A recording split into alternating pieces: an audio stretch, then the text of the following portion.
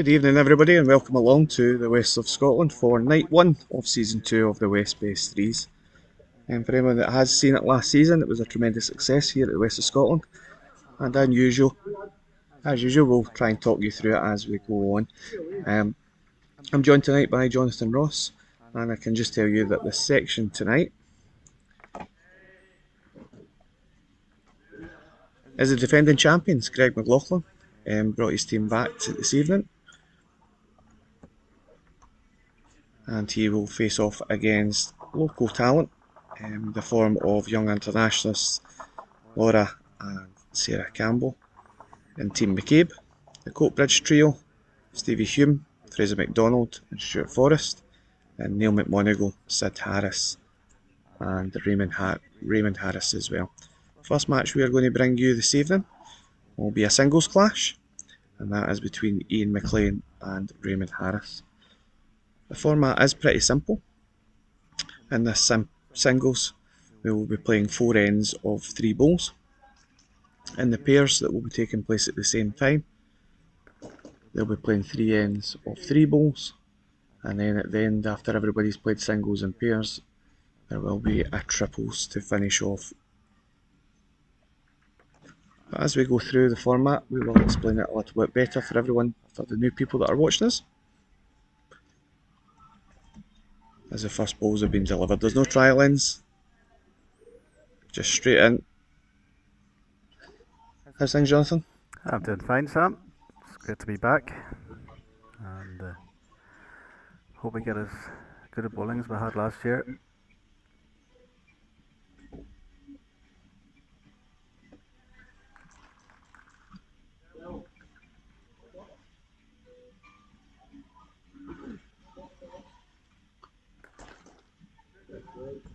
That's a good bowl by Raymond.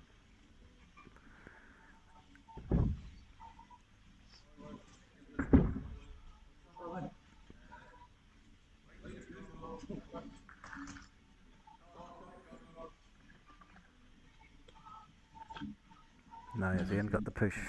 He was short with his previous 2. And short with that one. Might have snuck in. Close for the shot now.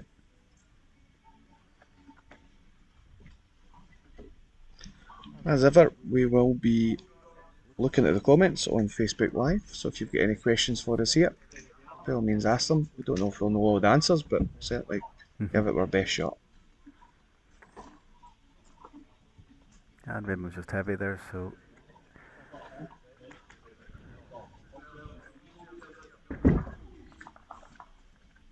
looks like we're going to get an umpire first end.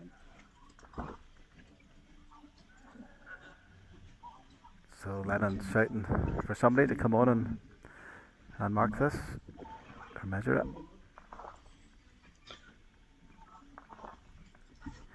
So we've had a full entry this year, I believe, Sam.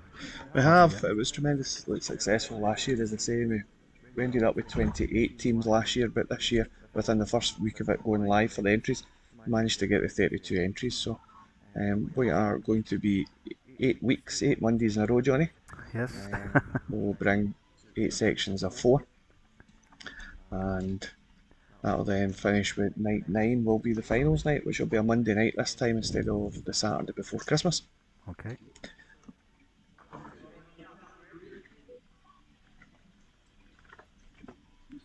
And it's 1 shot to Ian McLean.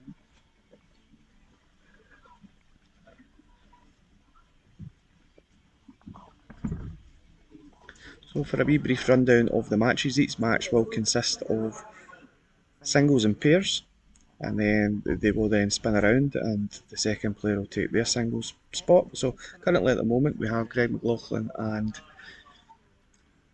Stuart Anderson playing against Sid Harris and Neil McMonagle on the other rink, and we'll keep you up to date with that.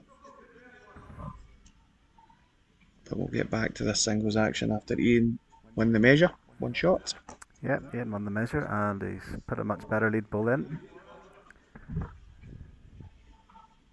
Now let's see what Raymond can do. Sticking to the same hand as Ian. His line was great. Just going a wee touch.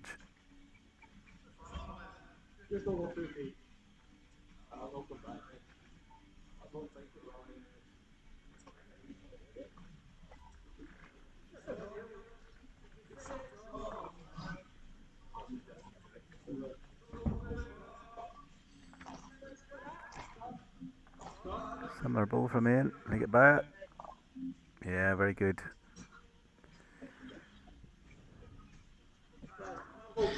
So we will be trying to introduce some different camera angles this year as well. We've invested a wee bit in some more equipment. We're not experts by any means, but just keep it off me. Trying to get more angles in, whether it be the player's delivery or just down at the head. Yeah, Raymond had the line again. So Ian will be trying to draw here. If he's a fraction short, it'll leave Raymond in all sorts of trouble.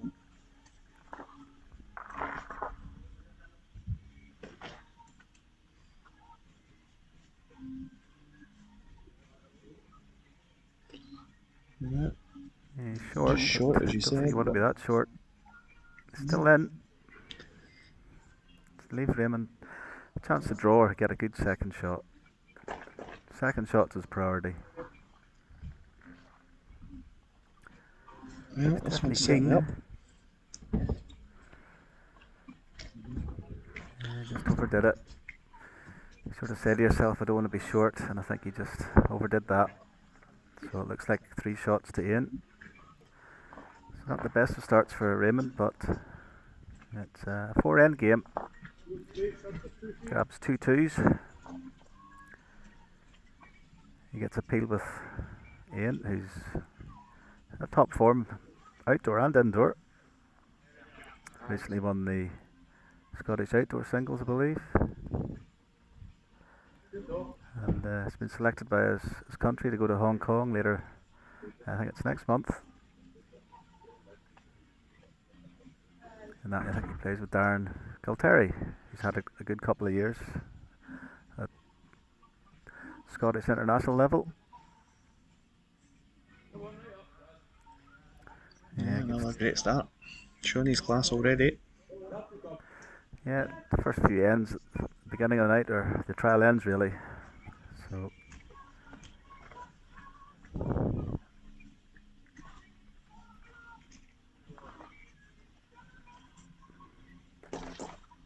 yeah, he's missed the line there and the length.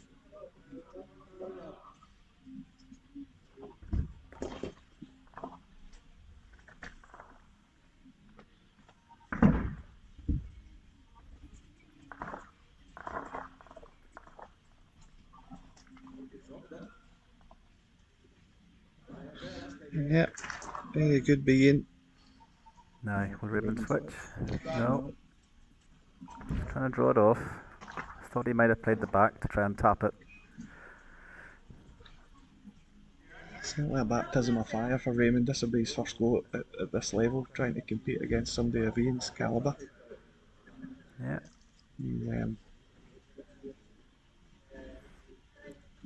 Well, Ian will have to cover, I think, just in case Raymond decides to play that runner.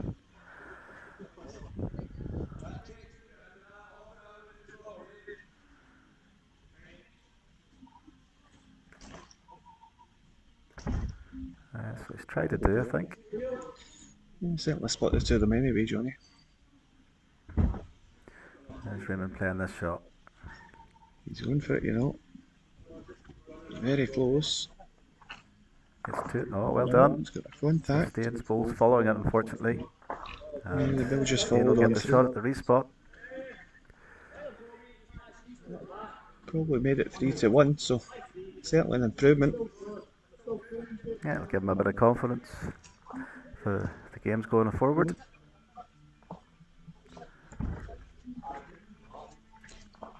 They can't play their joker this year, I assume. What's that? They can play the jokers, I would call it. Joker, their power play. Power play. Indeed. I'm getting old, I forget things. I think they would keep it on this occasion.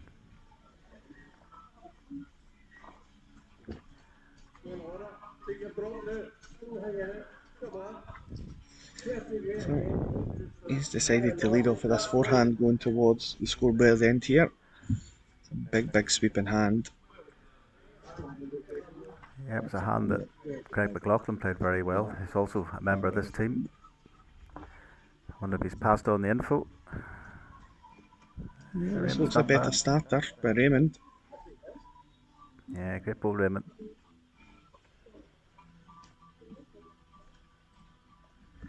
Foot and a half or so for Ian, just to turn the jack, sit the ball.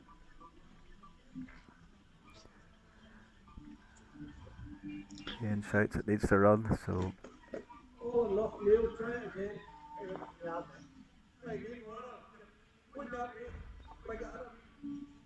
Now Raymond, can you make it a double?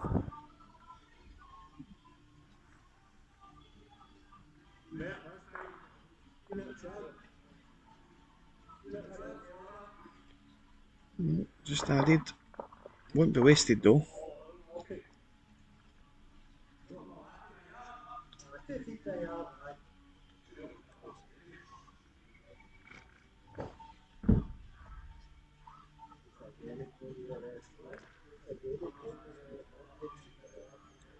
Well, Ian's certainly adjusted, but I think it might just be too far.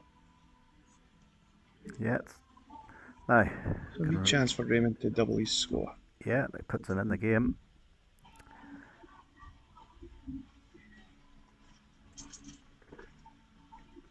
Line's okay, maybe just a touch heavy. Yeah. Goodie. So just like that, that's how short the format is, guys. That's the first singles game over. And it's a victory for Team McLaughlin. And they win out this match 5 shots to 1. And that will put 2 points on the board. We will keep you updated with the scores and the doors, but we'll be like Carol Vorderman from time to time.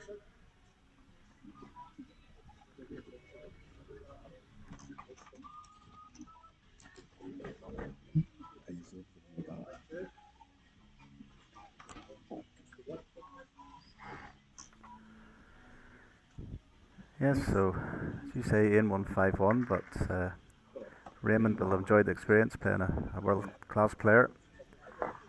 And he had a good strike in the third end and a good draw in that, so hopefully he'll build on that in the rest of the tournament. And as we're sitting here, the pairs are still going on for this team, and that's Greg McLaughlin and Stuart Anderson, and they're currently 5-0 up after 2 ends. And Greg has basically got a front and a back toucher. Yeah, he's kind of carrying on where he left off last season, eh? He was probably the star man throughout the whole competition. And he's came in business yet again. Super stuff. Nearly 3 touchers. Awesome.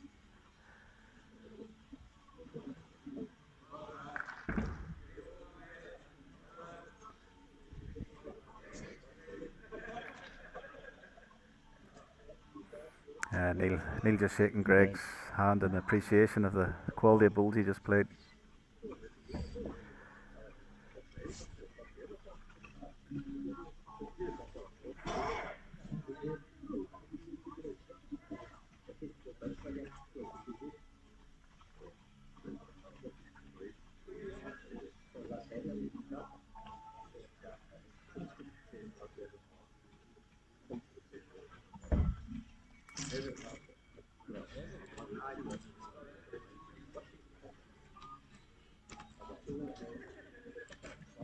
You had to be quite fit to play this tournament last year, so I wonder if the guys have been in training for it.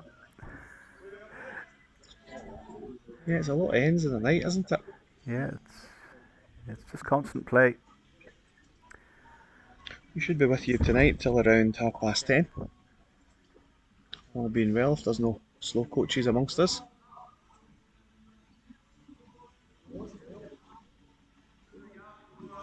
Big effort from Neil.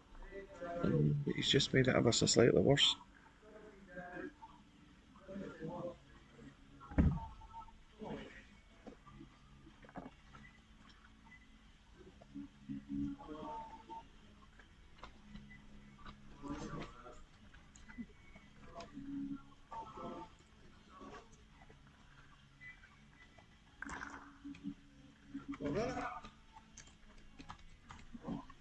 Stuart's just...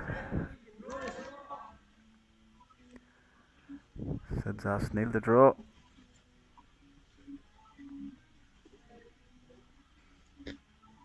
Dead weight off this line. Comes at the end. Yeah, needs to be dead weight. Decent effort. Oh, there A we wee edge. skidlet. Oh. West of Scotland draw, they call that one. You see Greg's fan club's already in the building. His dad's watching. That's my boy. Did Willie ever tell you the time he won the Scottish singles? I'm sure I've heard it once or twice.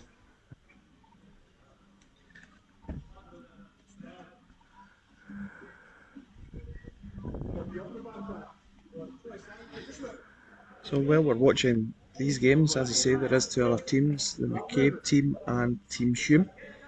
And they're also playing at the same time over at ranks 4 and 5 at the moment. And the next match that we will feature will be a pairs match within that mini match, and it will be Laura McCabe and Sarah Campbell. And they'll face Stevie Hume and Stuart Forrest on the stream rink. Oh, what a ball by Stuart. Stuart's played an absolute bomb there to turn Neil's ball out that just got in the side door. It's now effectively out the side door. I think there'll be white flags going up.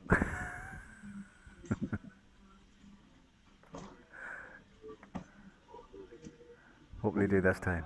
Similar draw to the last ball he played, or will he try a bit of movement on the forehand? I certainly think you're going to try and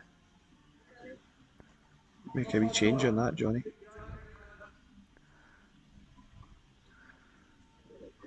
And he's a similar line.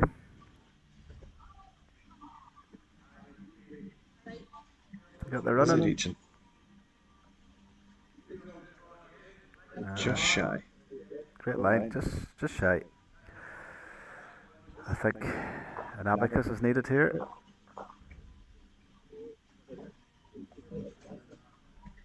Four or five.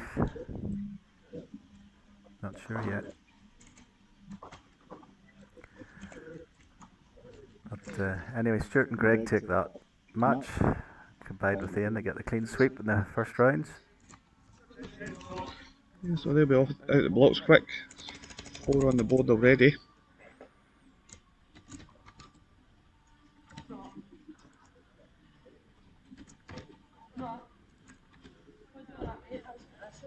And is there a man of the match or a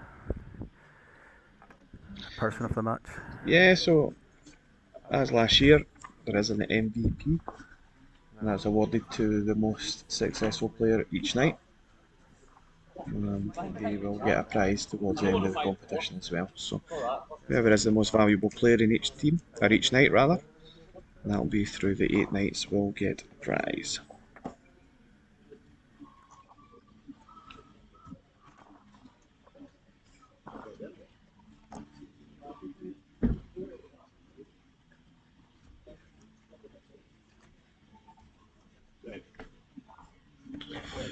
So the matches have just finished on the other side as well. So as soon as we have the results, we will bring them to you. But as we already have stated, Team McLaughlin have raced out to a 4-point lead against McMonagle. We'll now move on to different disciplines, which we'll see Sid Harris taking the singles against Stuart Anderson. McLaughlin and Hume McLaughlin will play against Neil McMonagle and Hume Harris. But we'll turn our attention to the other two teams that are here tonight. Next up will be pairs action. It will be 3 ends of 3 bowls. That's boys against girls here. Stars, Sarah Campbell and Laura McCabe. I'll take on Stevie Hume and Stuart Forrest.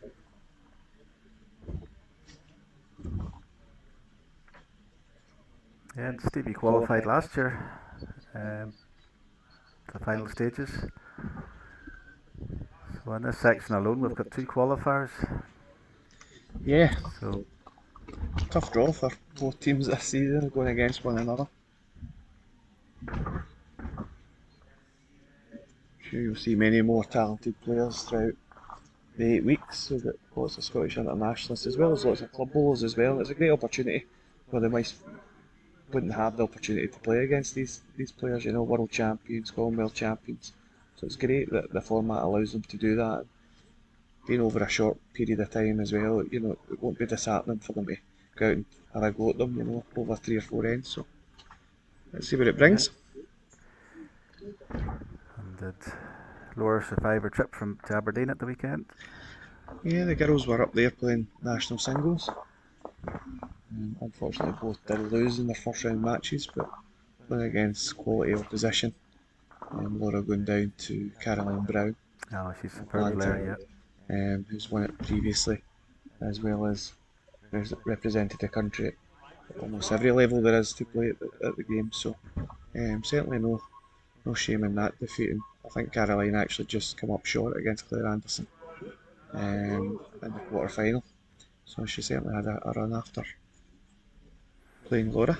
And Sarah had a match, I want to say against Paisley. No, I might be wrong. You should really write things down, shouldn't you, Johnny, when you're... So, this is Stuart Forrest. It's just slightly heavy, this first bowl.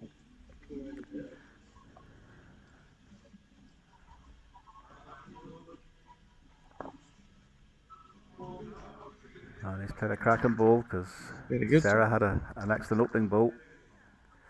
So I think this will force Sarah to change hand. And she has. Sarah was playing against Stirling. It was Amy Thompson from Stirling. Yeah, it's very good.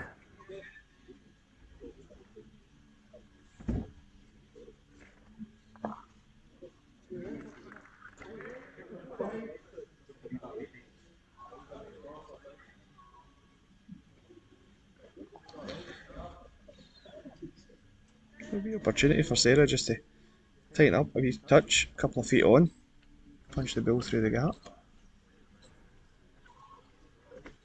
And she got enough temper. Track doesn't look too bad here at all. Yeah, she's coming back now. Big effort. Back enough. Oof, yes, well Some played. stuff.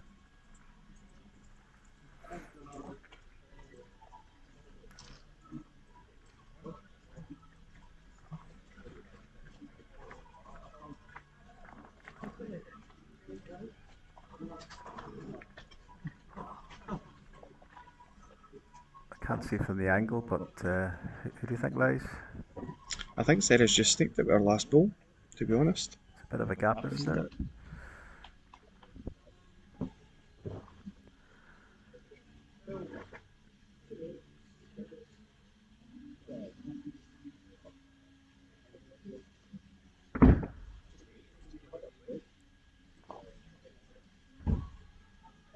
Just thinking if the jack was very close to Sarah's, it's just a wee draw to tap it, but if Stevie has to play with weight, he's a danger taking his own ball out. Just flicking it away. Laura's just indicated she was heavy out the hand, so just living with us at the back of the rink.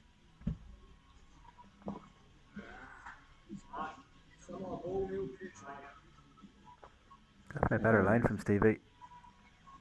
Yeah, just needs to hold up for a rock. Now, do you think Laura should change hand here to cover spring on that jack? No, she's sticking with it.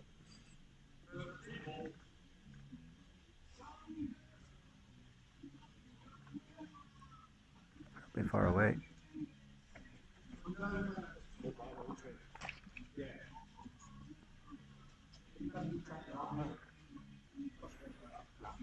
Stuart's asked Stevie to play with a wee bit more weight.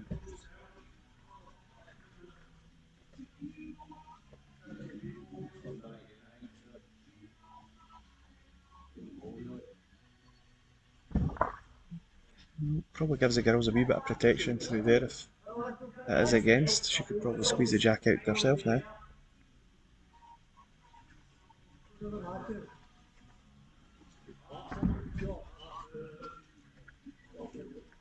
Just on the high side.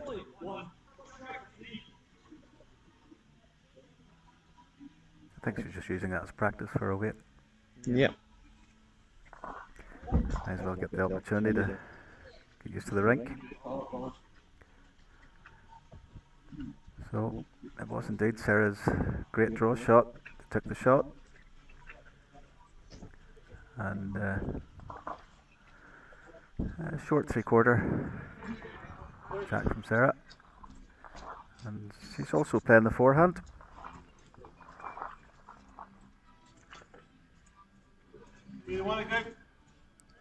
So nobody's played this backhand yet, Sam.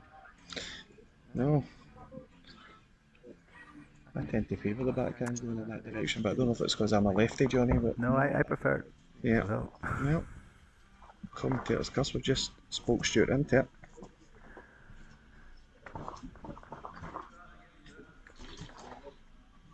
And just like that. Yeah. And when we get up moving that camera very shortly, Johnny, it's just too extreme. Can't really see the bill coming up, so I'm sure your dulcet tones will keep them entertained for a few minutes while I go and adjust that camera. It's okay, Sam. Don't tire yourself out.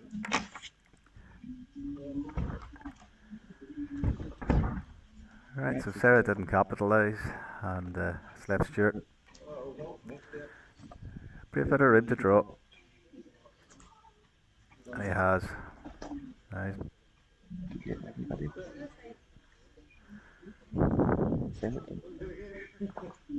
Right, Sarah just needs to add a good yard of weight.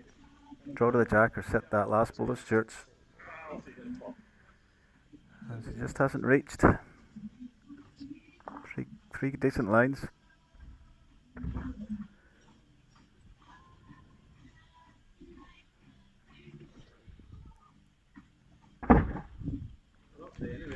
Stuart's heavy, but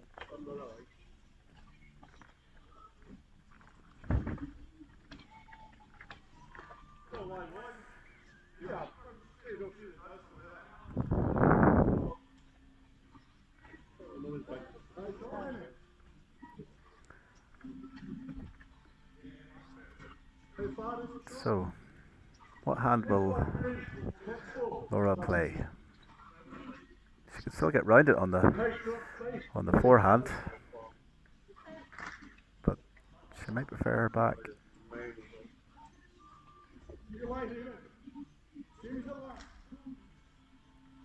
Forehand it is.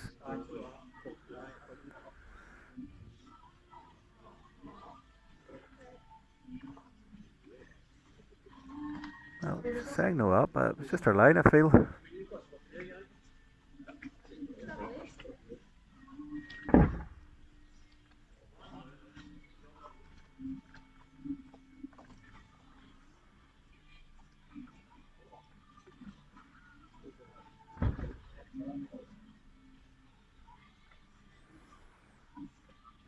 I think Sam's walked by. There's an earthquake. He's going to kill me.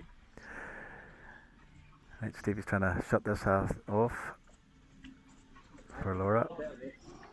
Has the line. Yeah, it's coming really well. Now, that might have changed Laura's mind. It's a good rest. She could rest the ball. Only danger is hitting the jack back.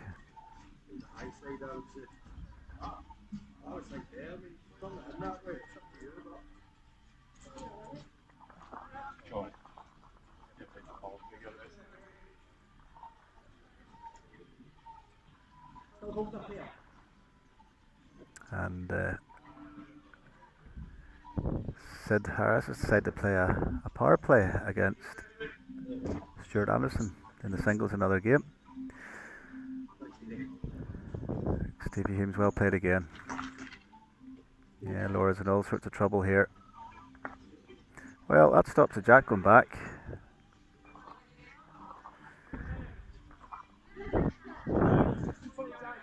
So whether with a wee foot of weight, just crunch the jack and eye the shot.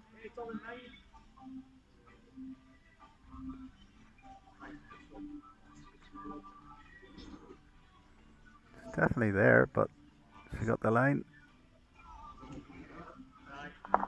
Yeah, just a wee shade. You don't want to touch it though.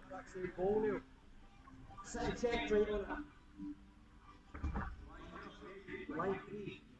You move the wing string to here today.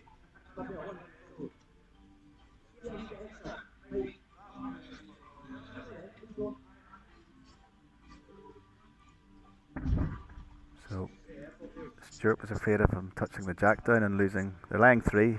Didn't want to cut it to 2. So Stevie's playing the safer hand, he feels, to try and draw for 4. He's going to curl back. He has. Yeah, excellent bowling. So that's 4 shots to Stevie Hume and Stuart Forrest.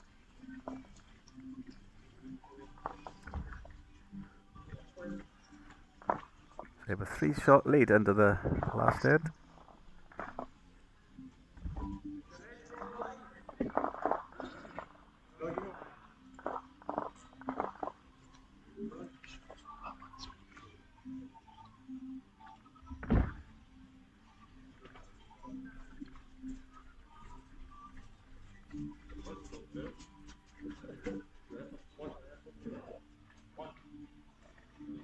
Yeah, good start from Stuart.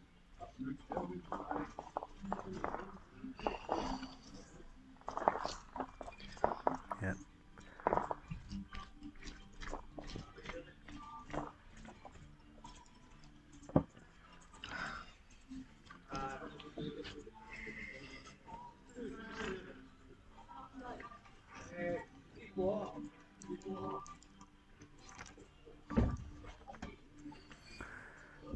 Not what Sarah wanted. They're chasing 3 shots. Last end they just had a couple of short bills while I was up there sorting the camera, Johnny. Yeah, that's what it was. It was a decent end, to be fair, by the boys, 3 bills within 5 or 6 inches of the white, the standard required. And you missed my wee comment. Oh, what did I miss?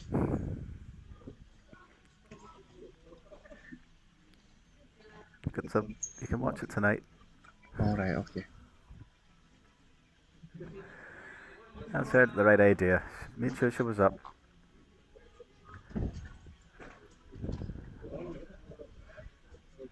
I'm sure somebody will post the comment.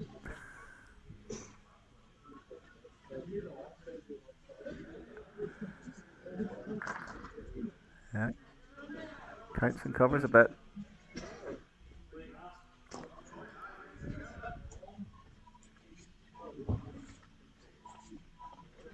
Right.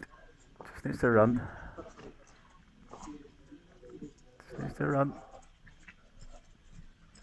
Yeah, pinged the line 3 times, probably in for second shot though. It's going to be hard for Laura unless she gets the jack clean, I think. Yeah, to make the 3. So Stevie could just draw to that pink ball, or if he's brave enough to run it off. But I think he'll try and draw it.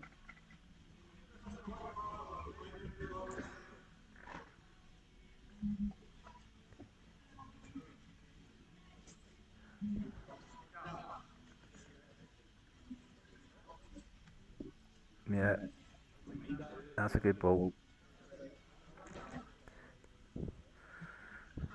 So Laura may have to start looking at turning the balls. She can turn the black ball. Yeah, just held off. Well, she's paired up her pink ones at the back. So is there a way of getting that jack to those balls?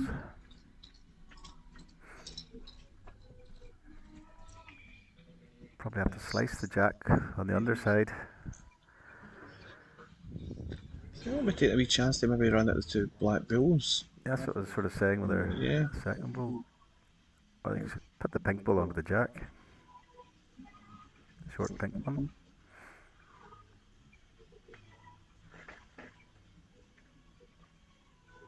closer to the jack. Looks like they're just drawing the winner. Cold.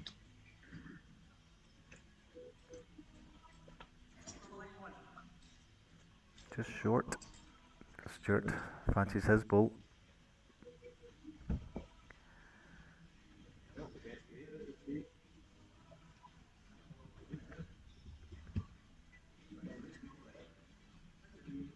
Yeah, he was right back off this. Very good. Splits them all as well, which is what the girls are Well, wanting. can that pink ball check off the last ball Stevie played and straighten it onto the jack?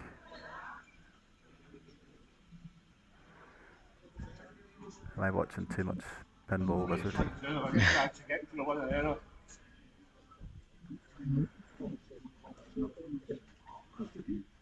The girls are just trying to protect the shots here. Fair effort, but just over the temper. So, So, looks like 2 to Stevie and Stuart. 2. Yeah. So it's a 6-1 victory for Team Hume.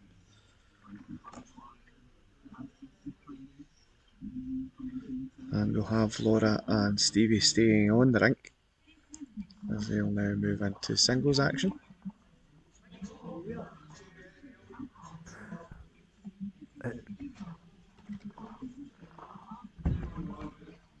I need my glasses. Who's right of the scoreboard in rinks 4 and 5? I can't. Team McMonagle are away. Well, I think Sid Harris had a shock win over Stuart Anderson there, 6-0. I wouldn't go jumping to conclusions. Knowing them, I did ask them when marking up the scores to do it on the right side. But No, it's just they called a power play somebody. Sid had them up. I'm sure once Grant collates the scores, he'll get it to us and update us.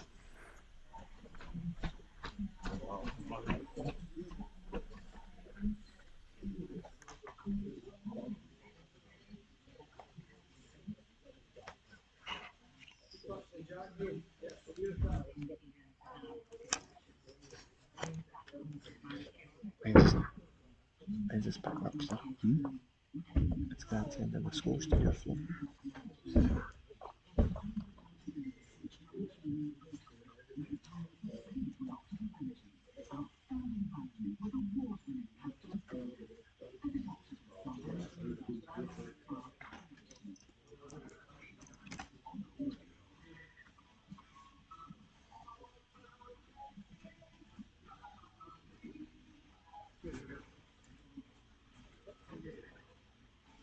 So in the first round of mini matches, as we said, McLaughlin won both the singles and pairs, and in the Hume against McCabe match, Hume also had 2 victories. So currently, as things stand after the first round of mini matches, McLaughlin and Hume are locked on 4 points each, and McCabe and McMonagle are yet to get off the board. But there's plenty of time.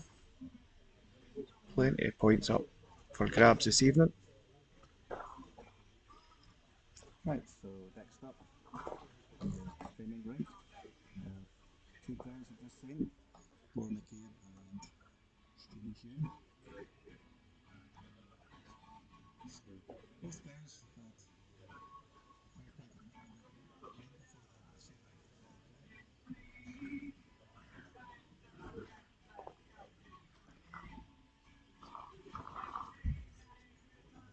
We're just getting results of the second round.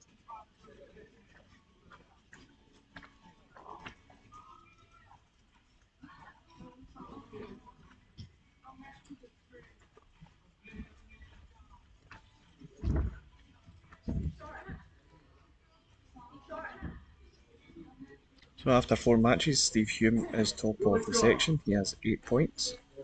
McLaughlin did lose one of the matches in that mini series there. So McMonagle moves on to 2 and McLaughlin on 6, with Team McCabe still yet to score.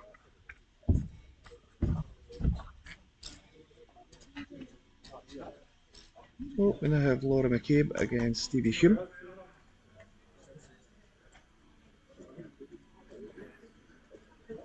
think I had my mic off there for a while. I was talking away. Is that a good thing? Always joy, always. Well, unlike the pairs game, Sarah led with a short 3/4, but Laura has opted for a long jack. Yeah, pretty decent opener as well.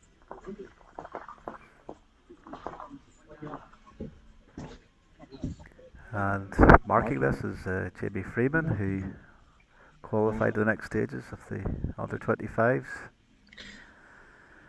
Yeah, Jamie had a good win in the morning, as did Lennon Hamilton, who was our other rep yesterday down at White Inch. And unfortunately, they ended up playing one another in the afternoon. But it was a great match. Jamie just prevailing 21-18 in the end, so both players bringing a lot of form. And we've also witnessed that in the Saturday games, Johnny.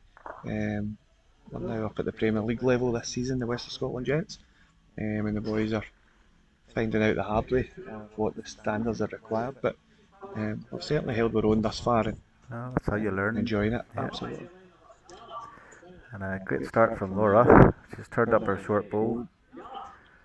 Stevie's just struggling on the length. Yeah, this long length has caught out Stevie on this occasion. As I said, the last game was all short 3/4 jacks.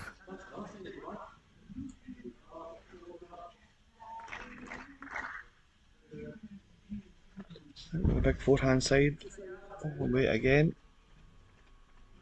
Yep, she's sliding past the front. Let's get back. Pretty good. Well, big questions being asked here in the first end.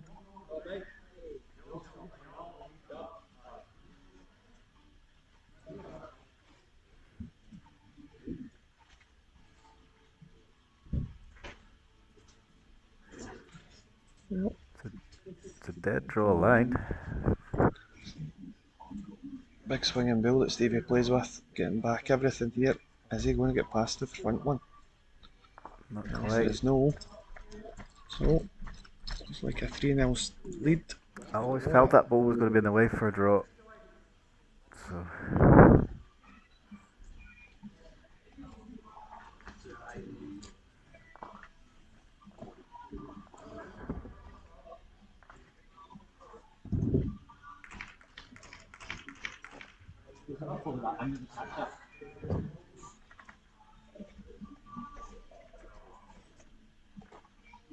So she's stuck with that long length.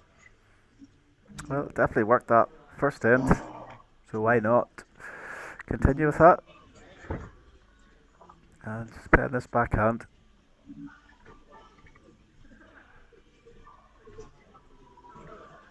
And she nailed the line, just a touch heavy.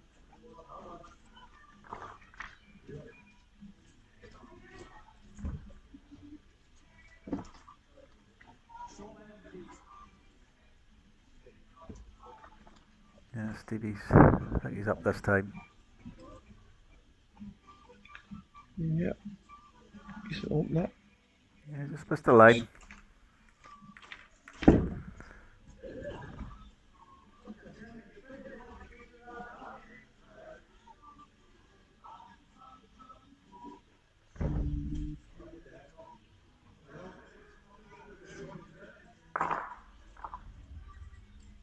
Yeah, Laura's made the adjustment. Very good. Yeah, it's a great ball. Very good. Falls down, it's even better, it has. Yeah, it just makes Stevie's ball a wee bit redundant now, doesn't it? Just chopping off the jack to that side. Still just a draw for Stevie. The ball will come back. Maybe just a fraction tight, is he? Yeah. It's probably the biggest hand in the club, isn't it? That forehand side going up there. Well, he's blocked Laura's hand. She'll change, but I think she should have been playing it anyway. This forehand just to take the shot away from Stephen. She just needs to run all over the track again. Very impressive Straighter start. ball than Stevie. She went a good home. Pretty decent. Stevie asking how many shots. Just one as a response. Oh. Bit of a surprise to everybody there. Jamie indicates one shot. I still don't think he can be too brave at it though. No, Just with the back position that Laura's got. he's definitely higher. Has he got enough weight just to carry it?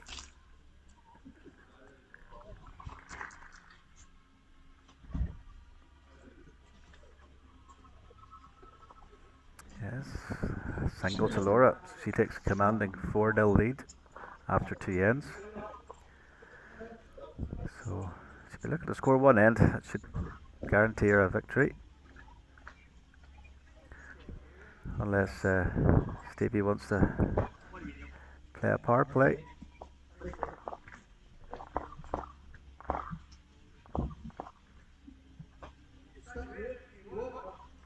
I've just been asked a question on the jack length. It is predetermined, so it's 3 spots in play, the tee being the long length.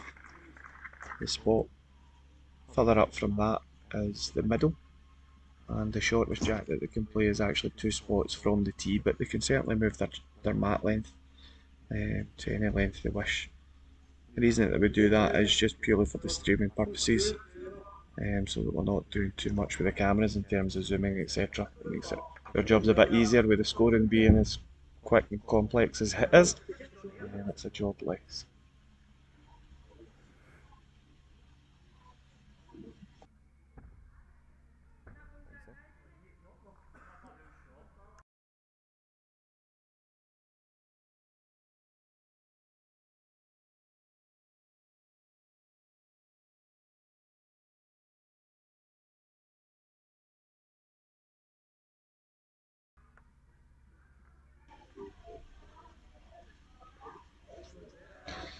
Well, just like the last end, Laura's made an adjustment with her second bow there.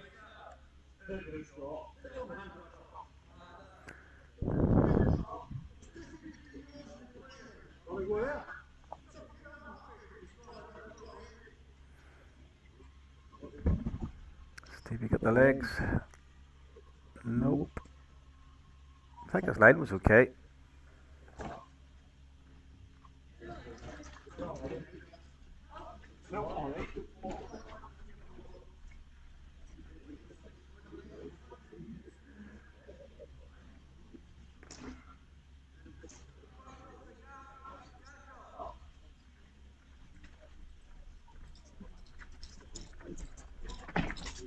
Looks pretty Doesn't decent, want to Laura. pair it up beside each other. I think she's down and in. And that's what she's done. Oh. So I think Stevie might have a run at this. Yeah, just at this stage of the Away. game. He's only got one end to go, so certainly be looking to score this end. He catches the split perfectly if you got all 3 of the pink balls actually.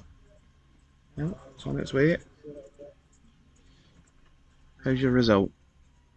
Oh, he was unlucky just to get jack movement as well. Pink But balls away. She's Getting 2 shots at least at the spot. Sorry, not at the spot. Sorry, jack's just alive. So it's 1 shot. Yeah, just stayed in the corner of the rink. So 1 shot, Stevie Hume. Well, he can tie the game. Team McMonagle's already played the power play. Yeah, there is a power play available as well. We've not heard of any team on the streaming rink certainly to have played theirs yet, and that is available to them.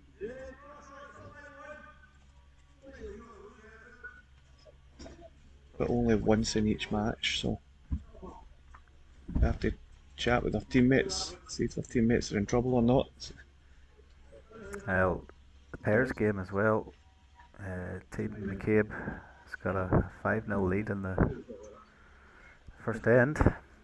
So Yeah, so we could see all change after this round of fixtures, Johnny.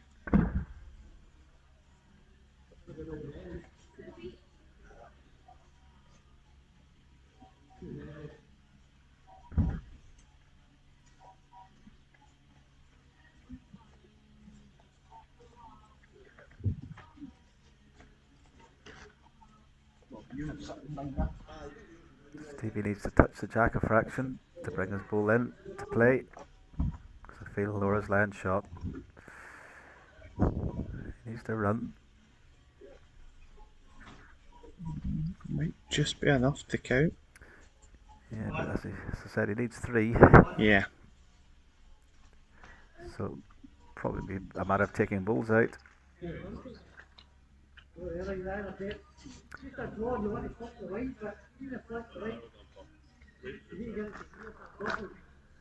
And Laura has went too heavy.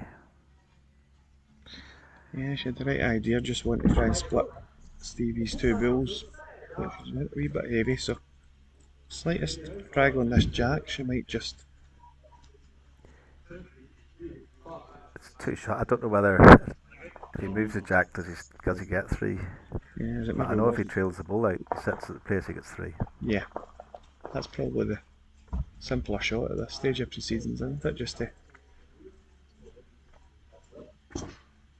Trying chat to the turn the bull through jack. the head. Yep, that's the shot, Johnny. He's on its way. Very close, you know. Is he going to get enough of it? Oh, what a bull! Oh, it's onto the He's back got one, it. but he's got it. Great bull. He's holding the 3. Great build there by Stevie. You would fancy yourself to draw this, but there's a lot of pressure on it. Yep, last build of the match. It's asking all the right questions. It's on its way. It's definitely high enough. Doesn't look too bad, Gia. Just needs to slow down a touch. She's inside the back one, I would think. Yep. That's enough. Yeah, well good. done. Just. Yeah. So, Laura McCabe wins that match there by 4 shots to 3 and picks up 2 points for Team McCabe. That's a good win for Laura. And as you said, Johnny, Team McCabe are up in the pairs match over there, 6 to 9 in the last end. I'm just trying to angle over to that one as well.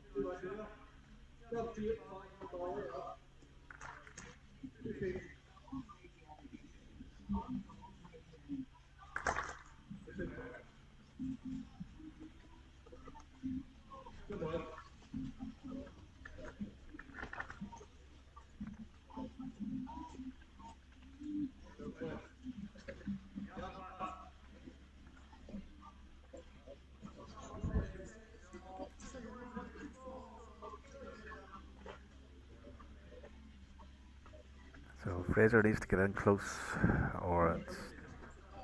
He has. But I think short bull's gonna be the ruination of them this end.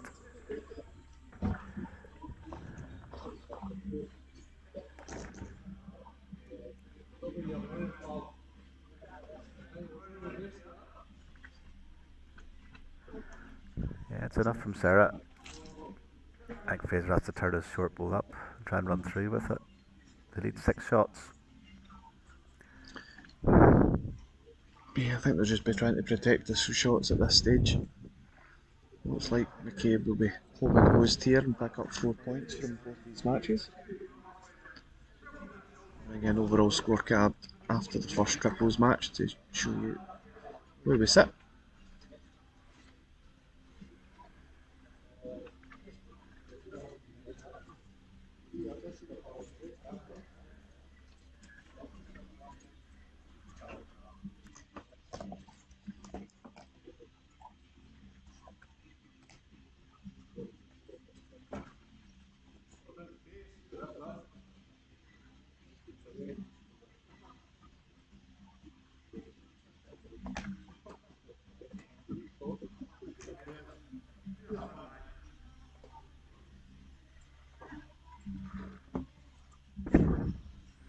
Meanwhile, Sean draws a shot.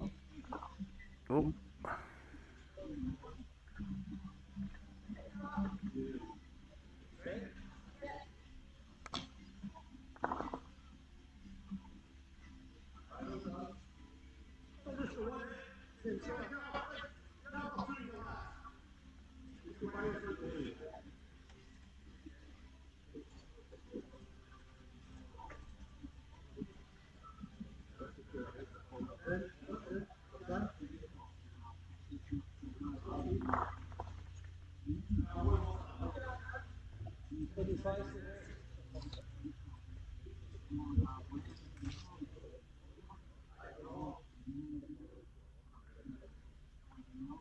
said, has shots come into play in the last year in any of these?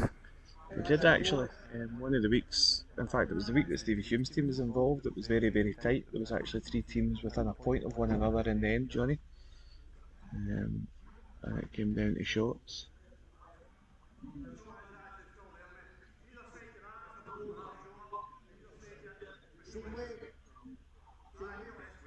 Yeah, Stuart's drawing the shot.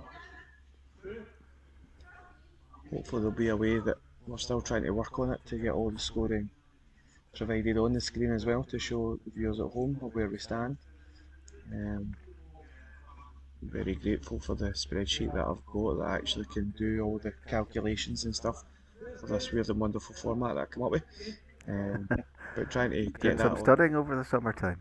well, yeah, but trying to get that on the screen as well can be difficult using technology. But as I say, the players in the stadium certainly know where they're standing because there is a screen that gives them live and up to date scores after each round. But trying to translate that to the viewers is proving a wee bit more difficult. So hopefully we'll be able to do that tonight, but after each game.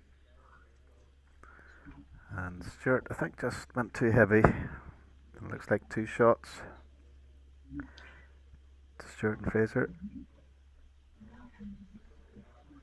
Well, they're looking for it's 3 shots conceded. So Sean and Sarah win 6-3 and collect the 2 points. So that was a setback for Hume's team, Team Hume. They were unbeaten going into this round of games, and have lost 2 of their games. The other players had all finished, they were just waiting in that game. So up next, we're going to have the triples, the last game of the mini sections.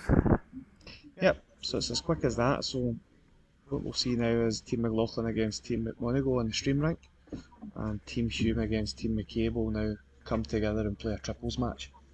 So we'll see the McMonagle against McLaughlin game here. And this is usually where they play their power plays from last year. But Team McMonagle has already used theirs.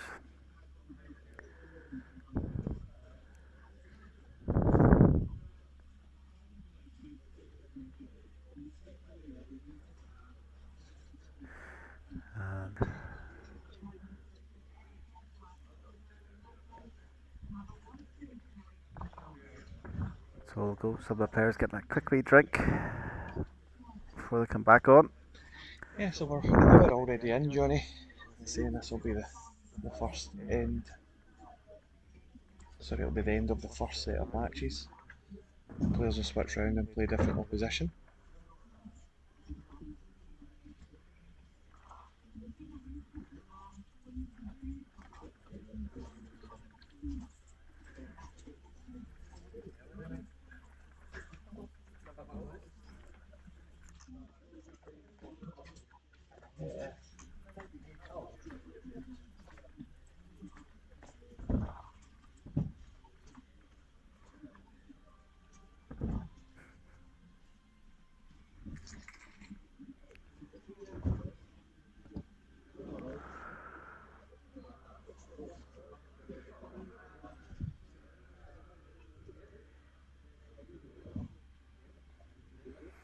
Right, the guys are shaking hands. And we have Neil McMonagle skipping. And I'm not sure who's skipping for Greg, is it Stuart?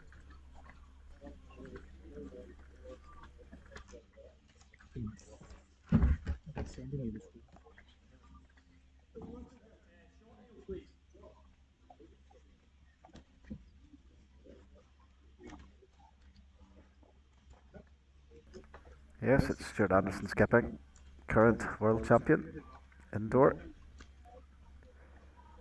And I could be here all night listing his achievements. Multi-world champion.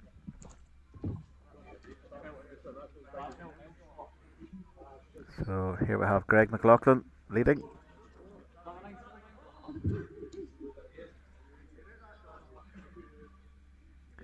Leading for Neil McMonagle, we have Sid Harris, who had a great win against Stewart in the singles.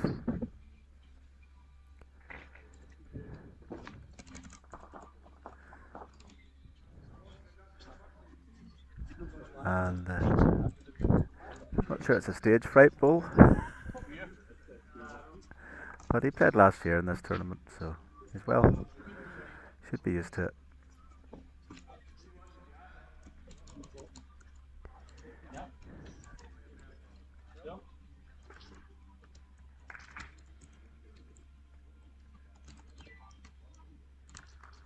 And Greg makes a good adjustment.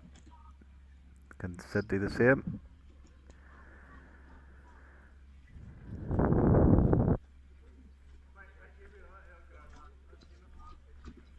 Yeah, much better weighted.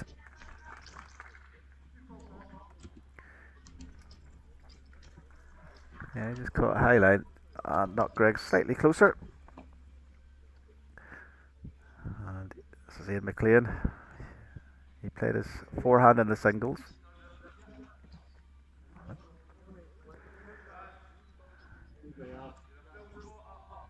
Yeah, just lacking pace. And seen Raymond on this rink as well in the singles against Ian. So they're playing each other again.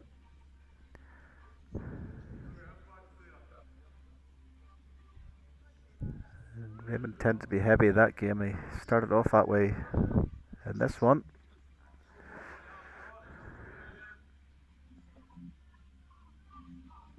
But perhaps he was trying to rest that ball out for a count.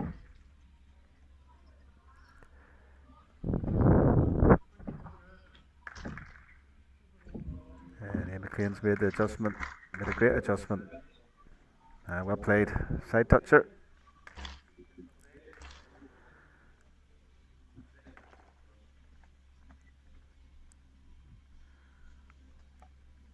Sid's put his foot out to indicate, I'm not sure what. I think it might be for his grass.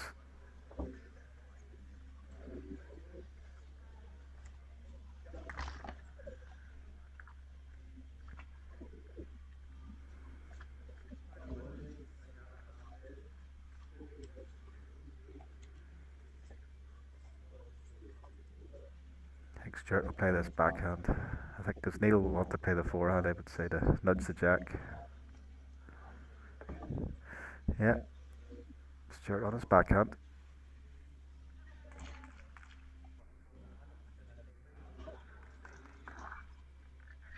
Just matches that ball of Sid's. He has, so that's another shot.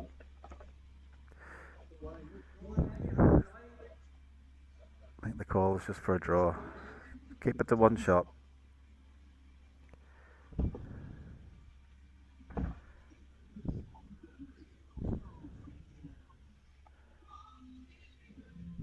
Shots are against you, you tend to push through it. His line was good.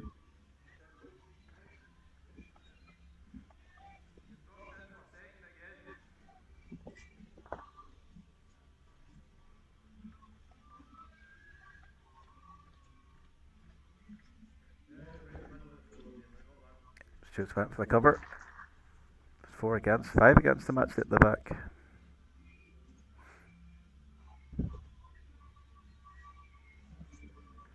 Aye, Neil. Just a matter of getting good weight. Second shot's a great result here.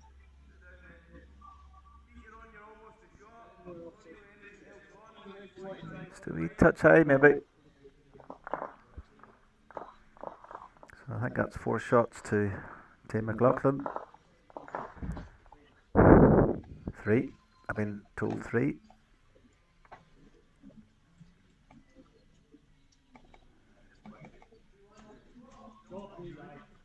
So, not the best start for McMonagle's team.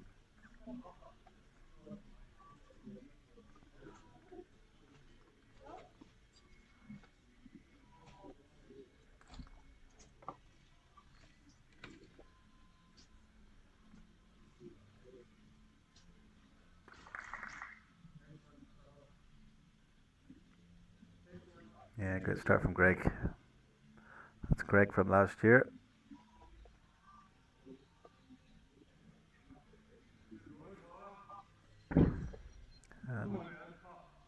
Sid's playing the backhand because you can see a bit more of the ball on that side.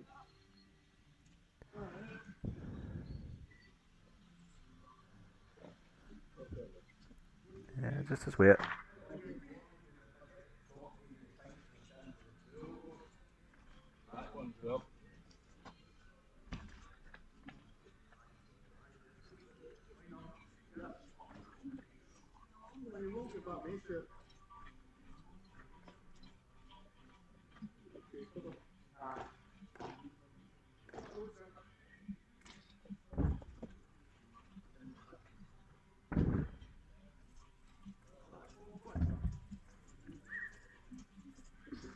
Well, Sid's definitely further up. He's chasing the ball. Certainly quicker. Not bad. Yeah, good try.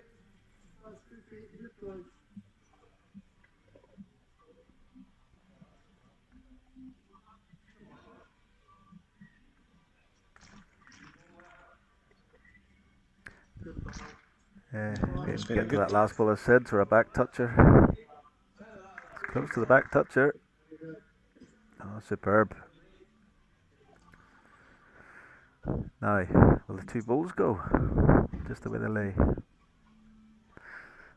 Raymond's just drawing away. It's not a big height. That's another ball in the area. Good effort.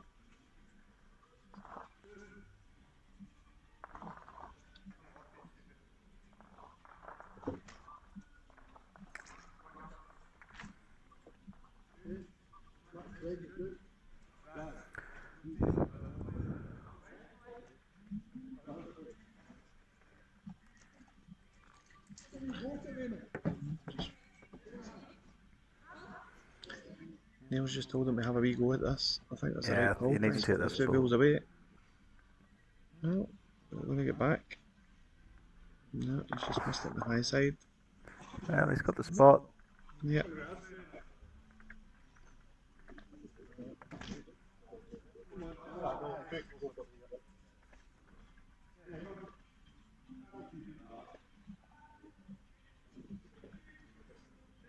Yeah, I think Stuart's drawing another one close. I think I heard him say if the two balls go, he's 3 down. I'm not sure how that. Oh. A bit of movement.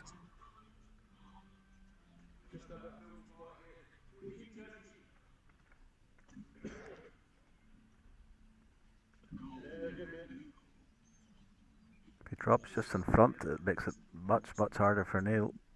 It's an absolute bomb. Yeah. Well, it's still there. Maybe giving a wee edge on the backhand.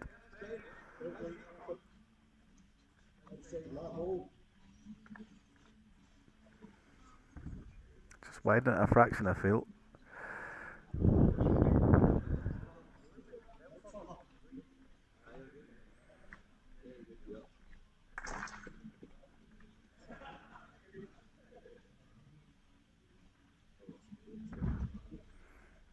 And yeah, it's backhand from Neil. Okay, he's in the area. Oh, Very unlucky. good try. Probably just half a bill away from getting all three there. Yep. Even the jack right back, he had the respot.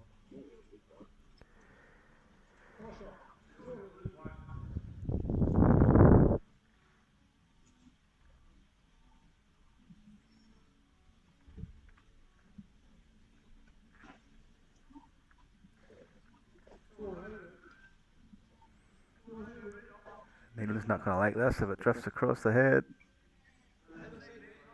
No, still there.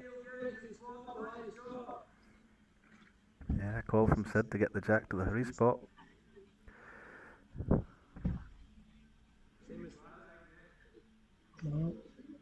In the area again, Johnny. Oof, close That again. last bill was Stuart, eh? Last bill was just taking. Two big efforts from Neil.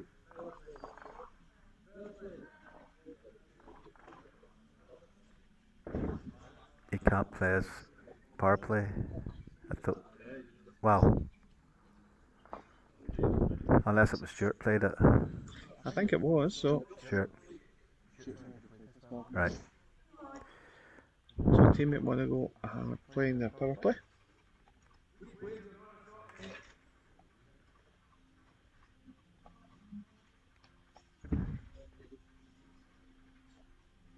Currently 5-0 down playing the last end, so score of 3 shots here over that round. Mm-hmm.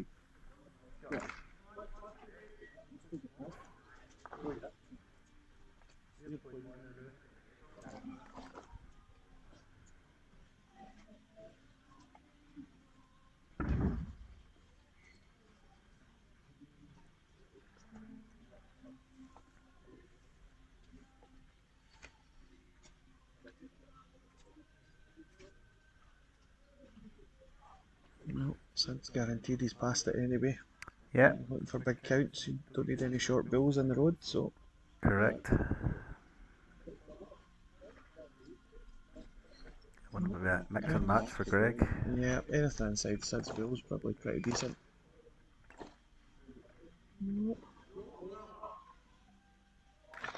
Decent bill. Who's changing Sid over?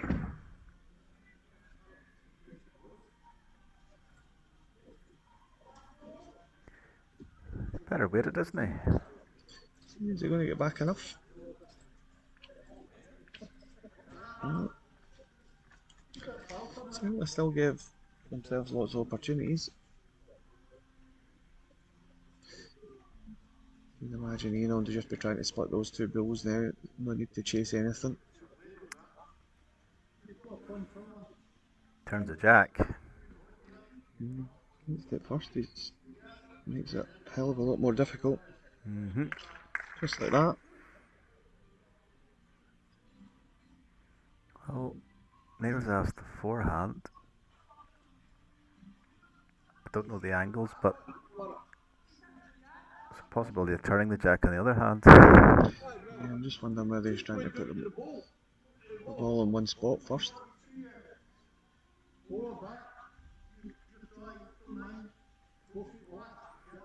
Stuart's asking for the cover. You see, the shot does look on the other side for Yeah. to get the trail on the white. Yeah, well, Neil's spotted it anyway. He's asking Raymond to play it. He's certainly not covered, but is he getting down and behind? Doesn't Thinned it down ever so slightly. Tickle on the jack's the call. It's a big tickle, right enough. It'll need to go 2.5 feet, probably. will the ball get back? Just don't think he'll get back on that. No, just holding off.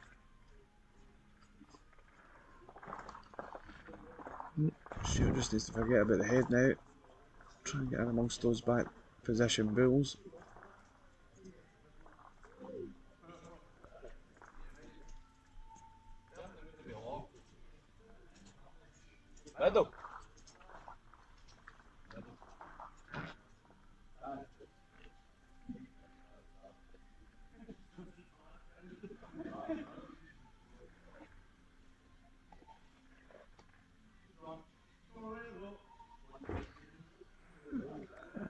Stuart doesn't have the weight, so Yeah, Neil does have a chance. Yeah, Not an easy one. Still there.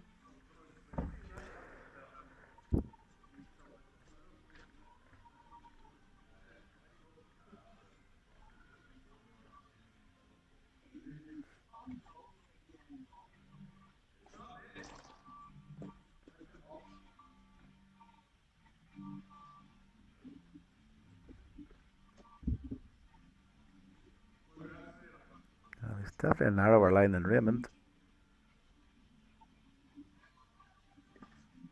Just a fraction under, I think.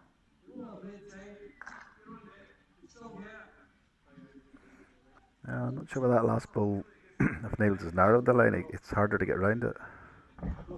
But does it create anything on the other hand?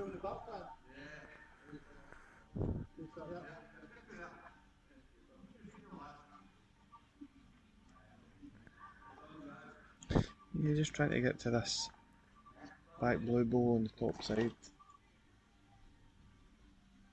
And they don't have any position behind it, Johnny. No, they don't. But I'm just wondering whether Neil has a chance on the other side now after leaving Stewart's bowl. This could kill everything here if he gets right behind it. Oh, great bowl. Looks like a burn. But, you know, if you hit it hard enough, Stuart's Red Bull might just go out the ring. You've got all the back plate. Don't know whether. Yes, Sid's talking about a burn. Yeah, I think the front blue bill just plants on. You certainly wouldn't be shy at any way, JR. No. Lots of opportunities down the forehand side, I would assume.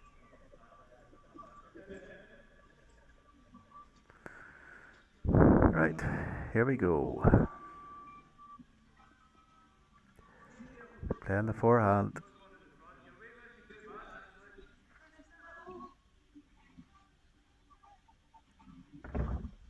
No, certainly on its way. Is it going to move? The answer is no. No. So, end up a convincing win for Team McLaughlin. But it could have been so different if that jack moved back.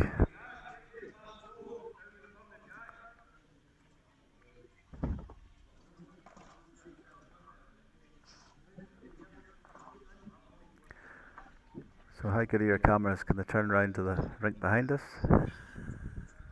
They can, but I'm just trying to get the scores, which I think is more important at the moment, so let's do that.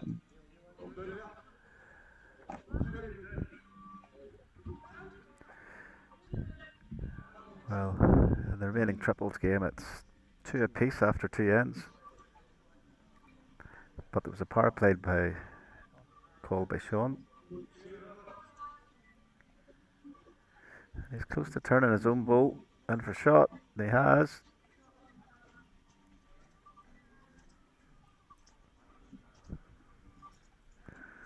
But there's 2 bowls each.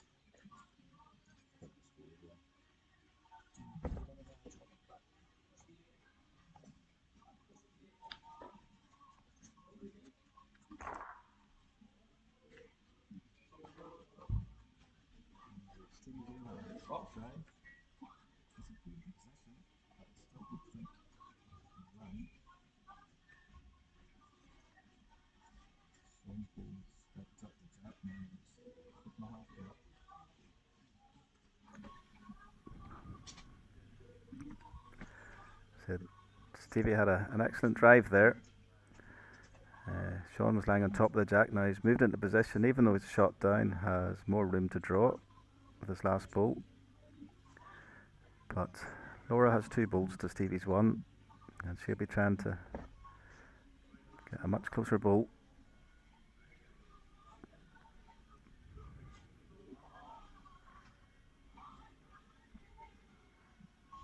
She doesn't want to slice the jack the wrong way. She might have given it away.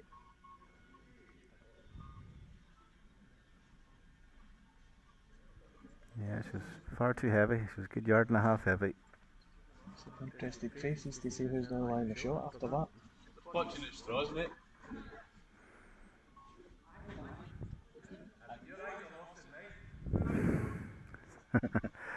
I'm not sure who's lying, and they don't believe each other's eyesight, so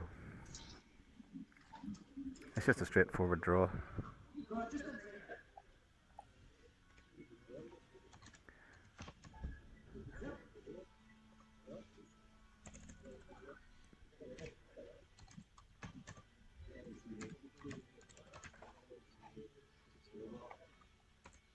Like curl around the back of it.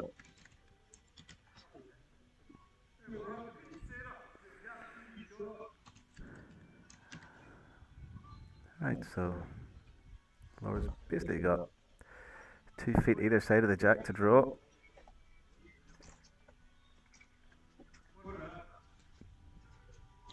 She's reaching. Oh no, she's not pushed it. Just squeezed it in. Just fell back. We'll be measuring here to see Yeah, who's the winner of this match. both scrambling around to see who's lying.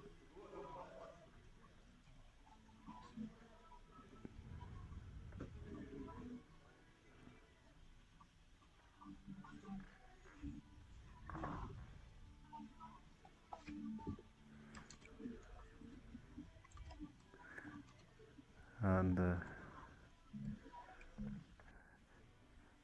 Ian McLean doing it on prejudice. A man of many talents. Which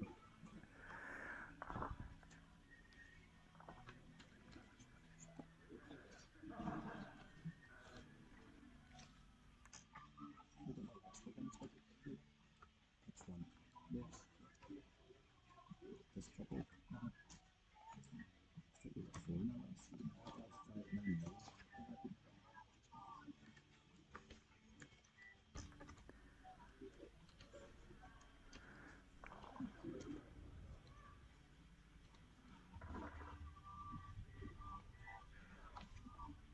So who lay? Good umpire would have turned the ball out. So Hume, Team Hume's got the vital shot in that end. That went right down to the measure. So that's the first round of mini games. Yeah, so on the screen now you will see how the score table looks. Currently after one round of games, Team McLaughlin won 6 out of their 7 mini matches against Team McMonagle, with a shock result coming when Sid Harris turned over Stuart Anderson in singles. That was a huge result, that.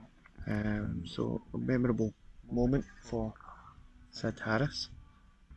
As I say though, McLaughlin is leading on 12 points. Stevie Hume had a quite convincing win as well over McCabe's team, winning 5 out of the 7 games there as well. So they're in second place in 10 points and will now face one another as the teams move around about. So it's Hume against McLaughlin and McMonagle against McCabe. And the first match from that series of matches we will bring you will be Neil McMonagle and Sid Harris, and that'll be against Sarah Campbell and Sean McCabe in a pairs match. And that'll be followed by Stuart Anderson against Fraser McDonald in a singles match. And then we'll have those guys staying on the rink, and they'll be joined beside Craig McLaughlin and Stuart Forrest for a pairs game. And rounding back off with a triples game between McCabe and McMonagle. So still lots to happen. That's us basically a third of the way through this evening. And it's tight at the top between McLaughlin and Hume, who will now play one another. Second round of matches.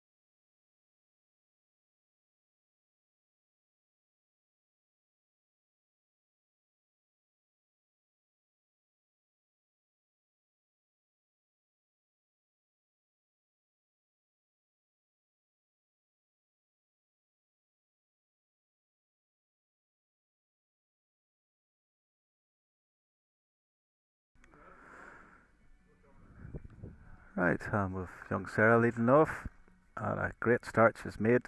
Back toucher.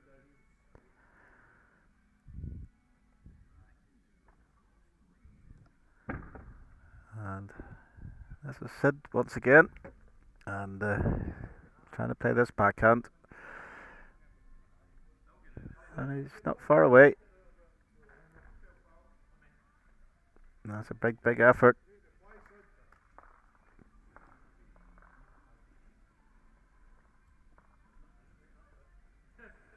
Alright, let's see if Sarah can get to that bowl of Sid's.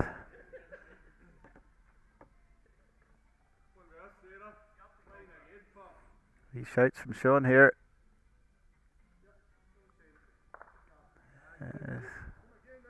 Just slightly shy, but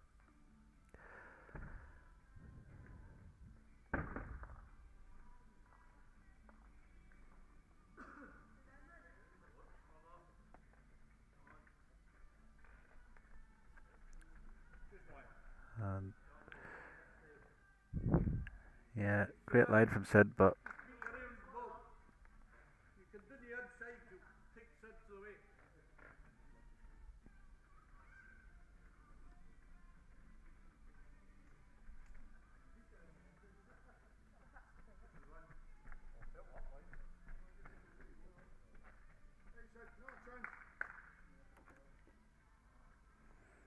I don't think Sarah was happy with that. She muttered to herself, but it is behind the head. Now, Sid needs a big yard in his last. Not sure he's quite there.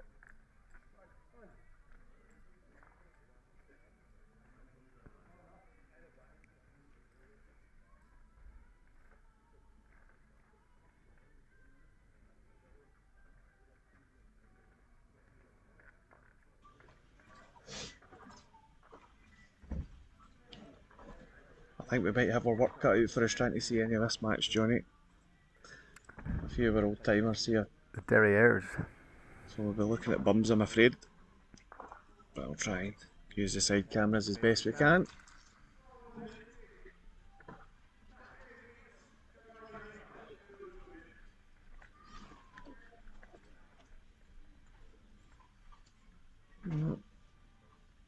Just over the pace, Sean. It's went to good home though. Yep.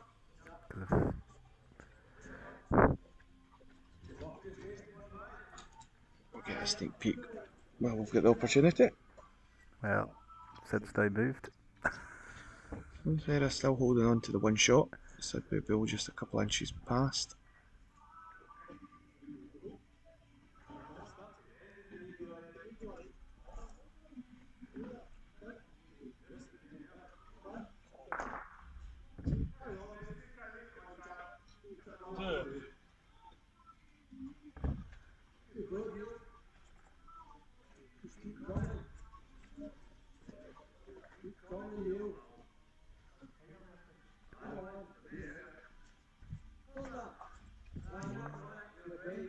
Just falling into the same trap. We've just been asked why we're showing the bottom clash. So obviously before the night starts, we don't know who's going to be top or bottom after the first round of sections. But we do share the love here, so everyone gets the opportunity to be on the stream rink. We don't just show whoever's winning on the night. But be rest assured, the next two fixtures coming up will be between Team Hume and Team Anderson, or Team McLaughlin rather, so if you stick around, those matches will be coming back up, but effectively we show too many matches from each fixture on each round, so there's plenty of action coming from all four teams that are here this evening.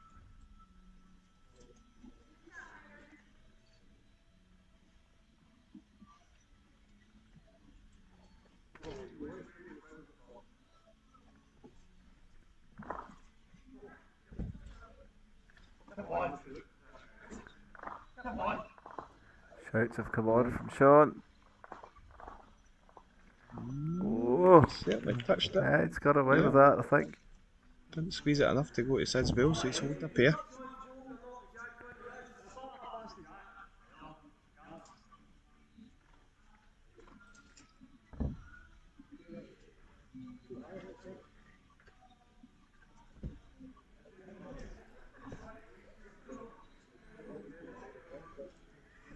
Yeah, Neil knew as soon as he let it go, he wasn't. Said trying to show what he should have played. I think he still missed. Still running. Still going.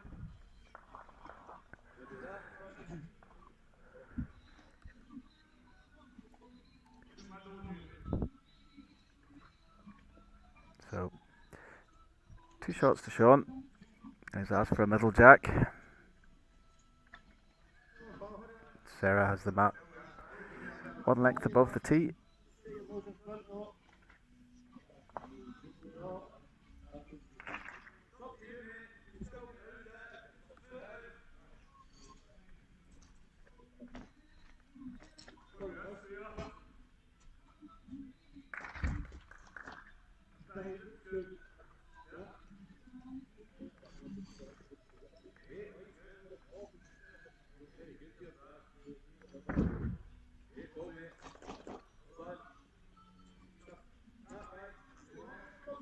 So Sid leading off the other hand.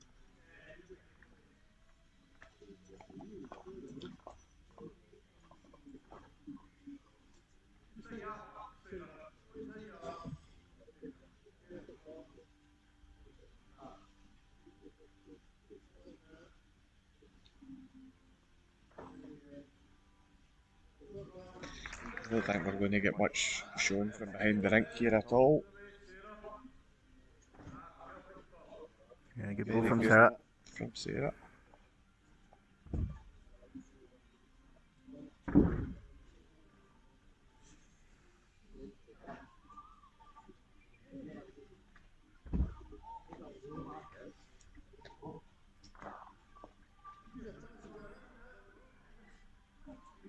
Oh, Sid. Oh, I thought he was getting that jack. Yeah, just sliding across it.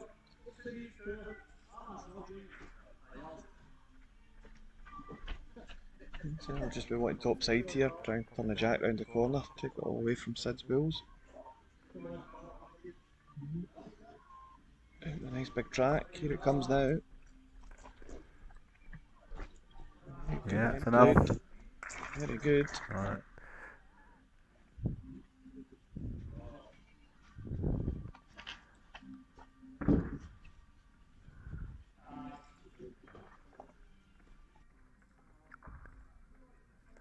Well, Sid's trying to squeeze this jack. It's quite hard to. Well, he's made a big improvement. Second shot, is he?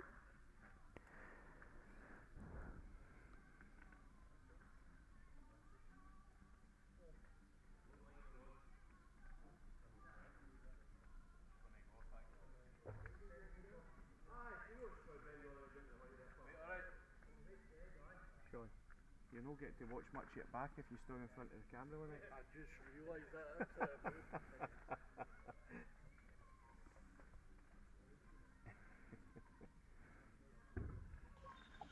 Just as a friendly word with Sean there.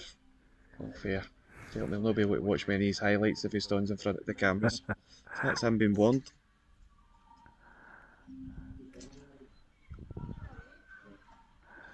Did you put him off? Wasn't it a bad effort to get to Gonna Sid's give it wheel? away. Ooh. Played for perfect there. Yeah, they're looking at it to see who lies.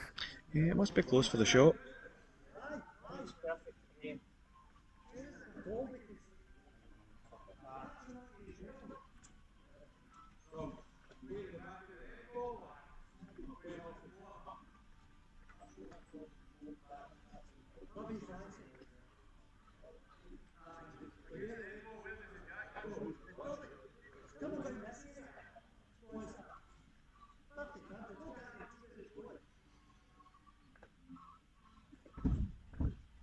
Bad danger for Neil as well. If he just slides across the front of it and checks the jack through the gap, he could be 3 down. But If you can get a backer side toucher here in this backhand. there he's a fair effort just to get a flip on it. Great effort. This was great just to flip Sid over. Sean just Could trying just to... throw to the back ball and the pink ball and fall back onto the jack to make 2. Yep. Sure, it's just a similar build to his last, just missed the track.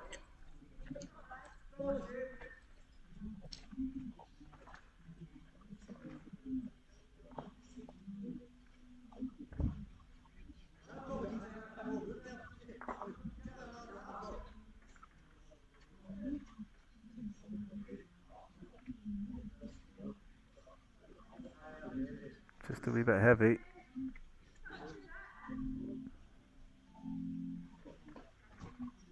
Sean needs to be much wider.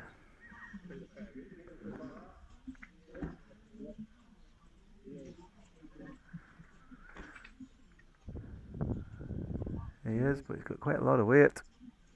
He matches those bowls to help.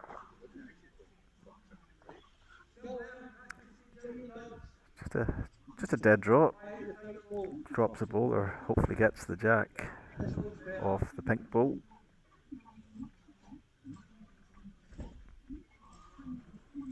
Something's different.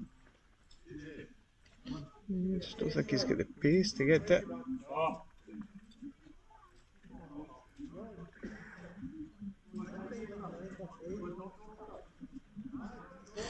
So, just conceding the shots, it's going to measure. So it's umpire.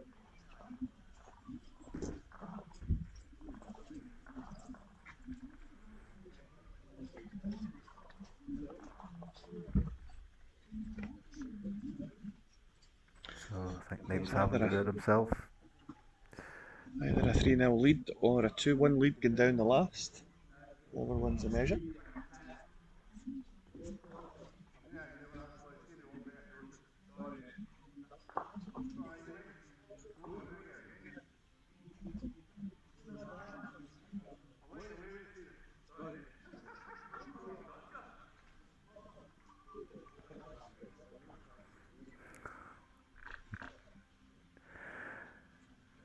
I've got a tape from. I think, did Ian have that by mistake when he measured before?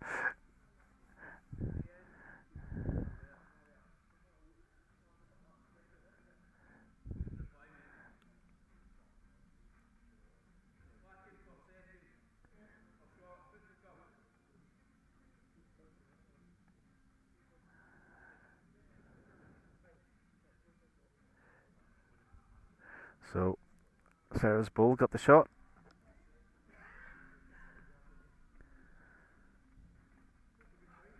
And they take a 3-0 lead into the last end.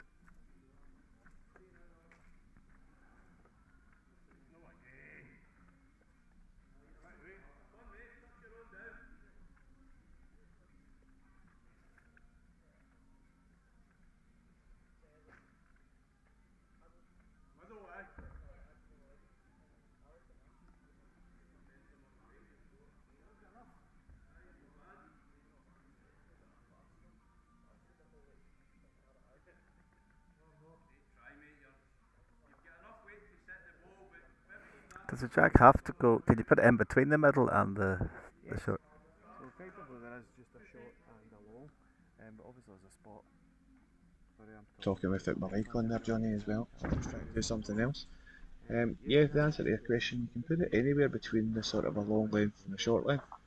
It just happens to be that there's a spot in the middle of it, so most people just go short, medium, or long. But you can certainly put it anywhere between that length.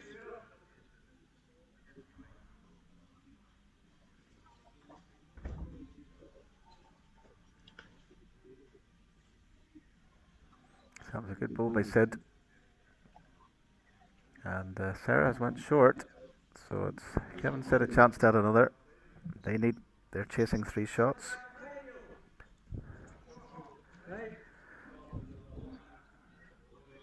So I think this is a big ball in terms of the match.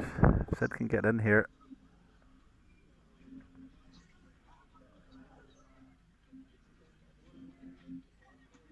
He'll not be far away. If he reaches, he's pretty decent, you Oh, know. look at this. Wee bit of lucky to finish jack high. So Sarah will be trying to rest that ball. It's definitely up. She's going to get back off the line. Oh, unlucky. Nope. There's the jack out on the other side now. So we're looking to try and shut the door on it. I Yeah, don't think I've shown any chances. he's high enough. It's a big line. Now will it get back? Coming back enough, I think. Yeah. Aye, pressure's on Sean.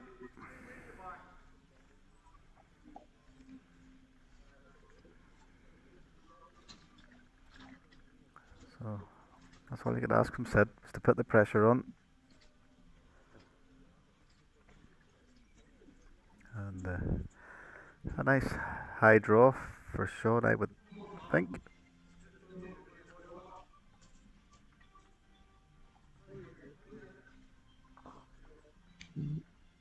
All in his weight. Has he got enough? Oh, he's just left it. For 2 feet of rhythm, probably. So Sid's asked him to play any hand, and he's chosen the forehand. Playing down the blind side, I think. Just trying not to give him any edges. Yeah, and he doesn't. It's very hard to move the jack of the forehand as well to that pink one. Yeah, it's 3. Well played. Pressure's building up in Sean here. He looks a wee bit heavy to me. Oh dear. I got the pressure. He just wanted to be up after his first bolt. They're going to actually lay match from 0-3 down. They could be holding 4. But are you up, Neil? I don't think he is, but Oh he dear, could oh be dear. a dirty one for Sean if he drifts across the head, which is what he's done. But he should be able to draw around it.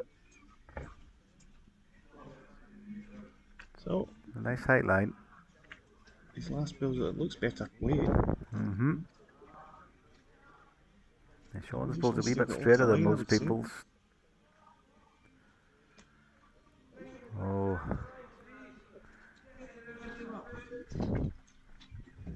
That's one Sid should have stayed behind the camera so Sean couldn't see it. I don't think Neil's here. Chance missed. But anyway, 3 shots, honours even.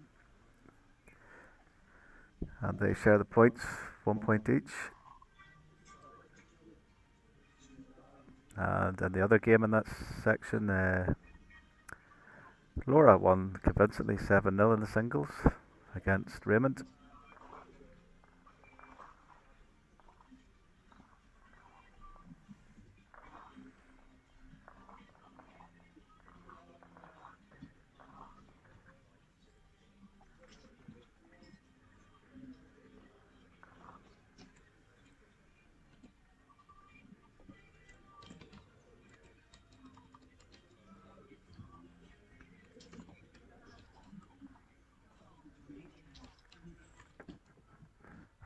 Just put my glasses on here, Sam.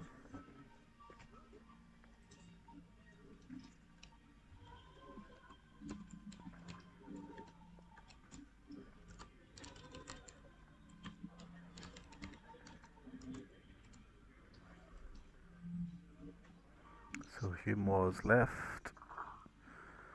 So it was point. Well, I wasn't sure on the rank 5. Only 2 ends have been marked up. Sam? Yeah, we're just waiting the results coming in from the first games of the second round of fixtures. 4-3 Hume on 5. And 3-4 to McLaughlin in the other game. So they shared the points. And next, we have another pairs game. This time featuring, I just see Stuart Anderson at the moment. It's just a singles game. Oh, singles, So is it's it? Stuart Anderson against Fraser McDonald. Yep, so there we have an updated scoreboard. After 9 rounds of fixtures, Greg McLaughlin currently leading on 14, Steve Hume on 12, and Sean McCabe picking up a few points there. Good 7-0 win for Laura in the singles against Raymond Harris. They're on 7 and Neil McMonagle currently on 3.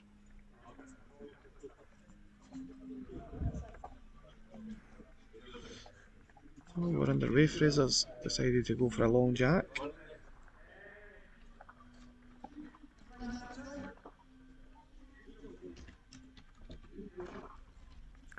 Yeah, he's nailed the line with first. Just a wee bit shy.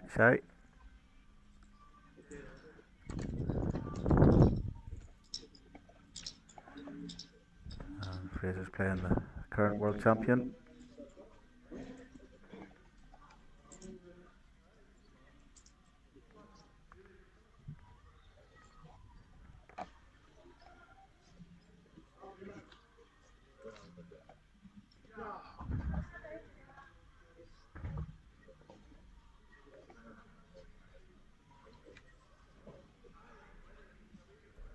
So, just get by your ball, Fraser. That's enough for shot. Still room for Stuart.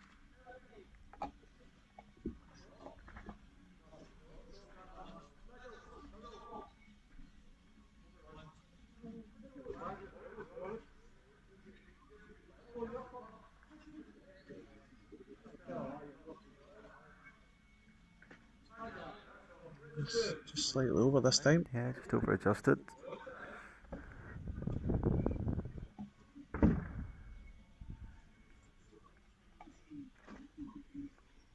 Fraser's definitely up. He's going to need to try and grab Stuart's back when he's just overplayed it. Now, does he come underneath for the ball or just a draw to the jack to make 2? So Fraser's front bill's currently line just now. He's going for the ball. Yep. Set it out for 3. Yeah, he's very close. Down a touch. Oh, He's got the that's result. enough.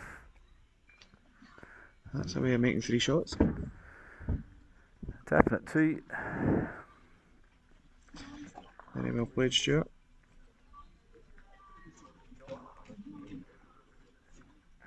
Three it was. Great conversion shot from Stuart. But Fraser will really not getting in with his last ball.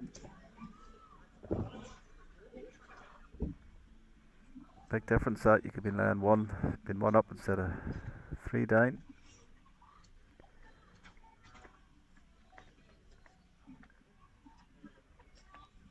Let's see how he bounces back.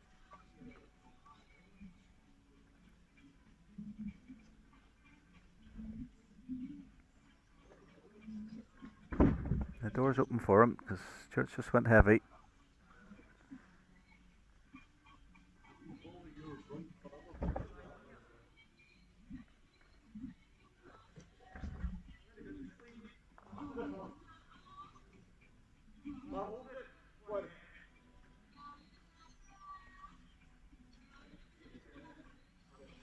Fraser just falling. Stuart just a wee pound heavy. Thanks, Andrew. Enjoying the coverage and the format. Appreciate that.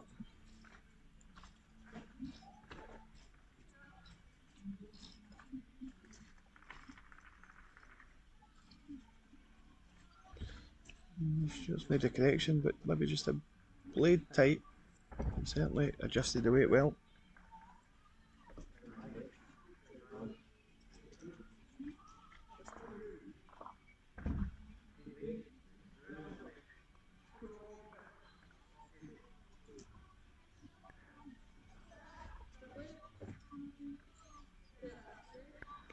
Fraser, you're going to see it out. Your trap is much better. Just shy.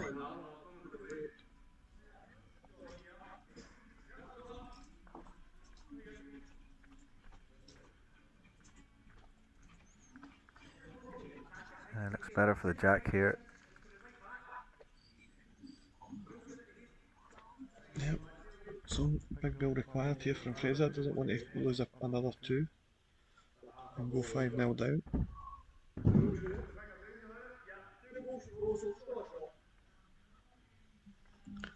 Well, Tighter line, but he's his heavier. His weight looks better, Jonathan. He's just about drawn this, you know. He's held up great. Yeah, massive build. Massive build. Great bull. What did he say? He walked past and says I was correct, so he must have been listening to my dulcet tones saying that I thought his weight was better. There we go. 3-1 Anderson after 2 ends. 2 to go in this match. Let's see what Fraser decides to do with it. Jack length. Nope. Opting for a shorter length as well.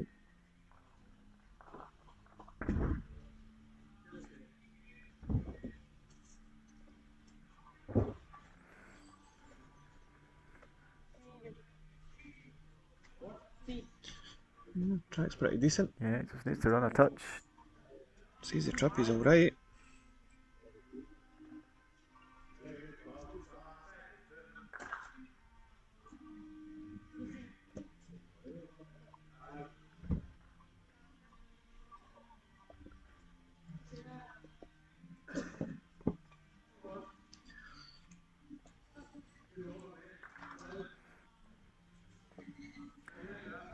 Right, Fraser, he's changing hand, is he?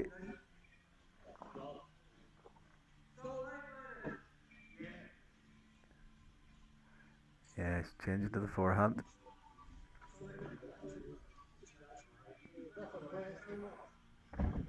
Changing hands always a different weight, or usually a different weight.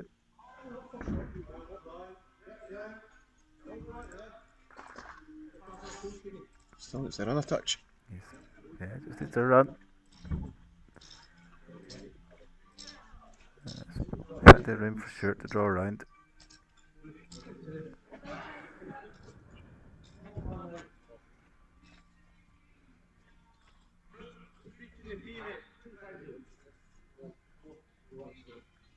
Yeah, Stewart making the adjustment, very nice. Yeah, Couple inch gap on that. Shutting it down now. it's just a dead draw for Fraser. He got the line last time in this hand, but he seems... No, It's alright, I thought he was tight there for a second. is he Big going to effort. get a wee nip just past, is it? Oh, What a try. just a blade tight actually, Lenny. Just a wee blade tight, you were right.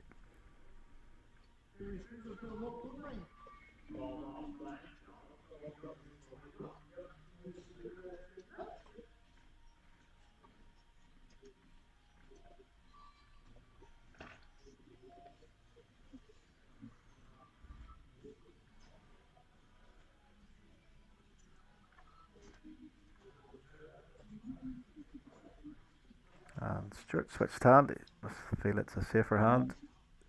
Yeah, less danger I would say.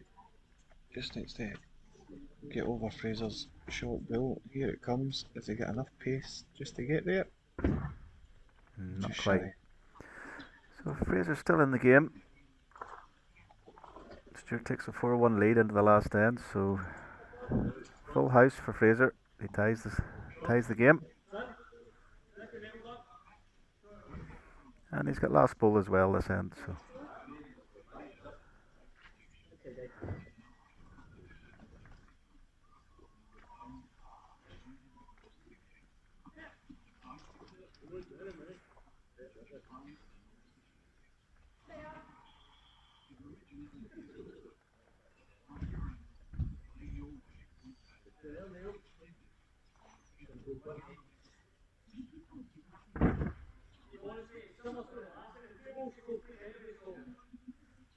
now Stewart's giving Fraser a chance here. Let's make it with his first ball.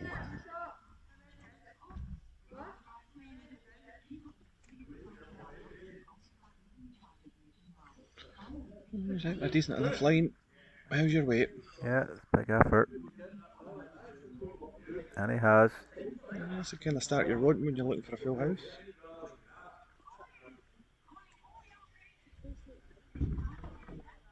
Should have just be looking for a blade on his last.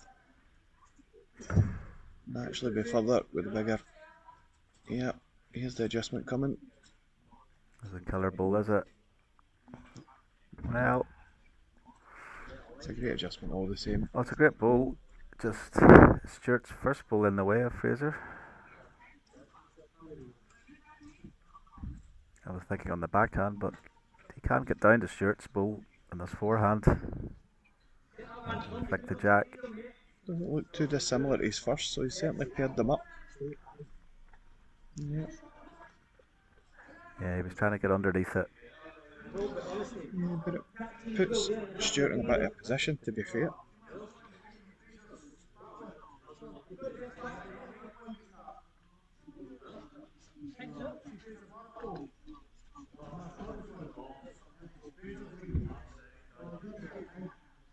Yep, so asking all the right questions. Who's holding second and third shot? I would have said who's third shot. Yeah. So James confirmed that Stuart is holding third shot, so it makes his life a wee bit easier. He'll probably just go for deep cover, I would assume now, because it means that his own ball's safe. He can't lose the three. Well, have you got enough weight?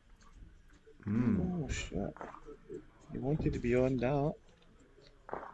Now. The problem is, can he get the jack without turning one of Stuart's up? It just fell there, Johnny. Hmm? It just fell there to make it slightly tighter.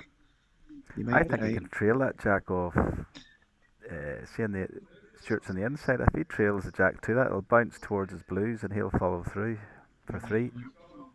Big ash regardless, but I don't know if I'd be Yard of tempted just weight. to play a wee bit more weight. See, yard of weight to get that jack. Yeah, No, he's not. He's playing big weight. Well, it's whether a a ball lap of the comes gods through or now. off the green. Is he going to get down? Good effort. So that'll be another one to Stuart Anderson if he wins the match. 5 shots to 1 and picks up 2 points for Team McLaughlin. Yeah, the difference in that game was probably the first end when Fraser laid a shot and Stuart played a superb forehand shot to turn Fraser's out for the three.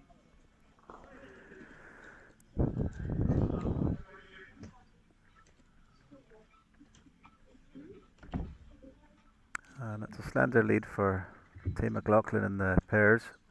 They're 3-2 up. But Greg has nailed one right in the jack.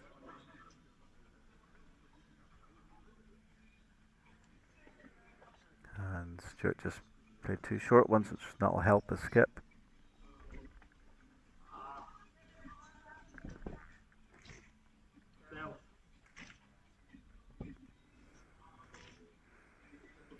Greg's kick at the floor, it didn't like that one.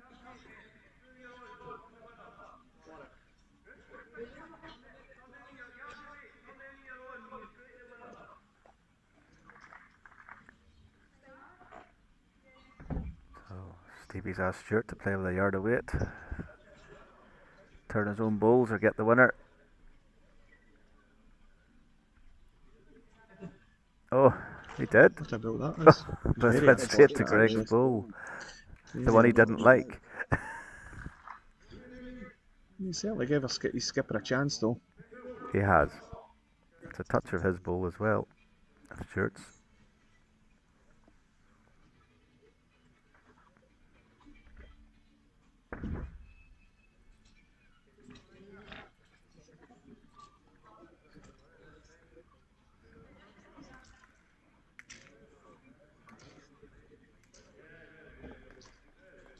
Yeah, good ball by Greg.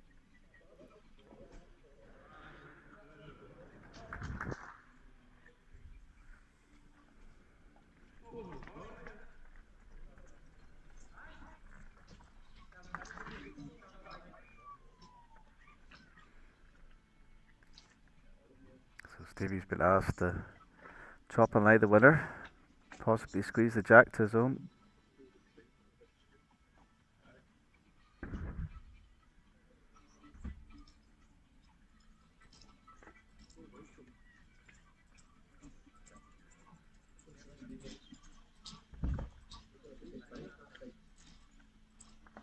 far away from it.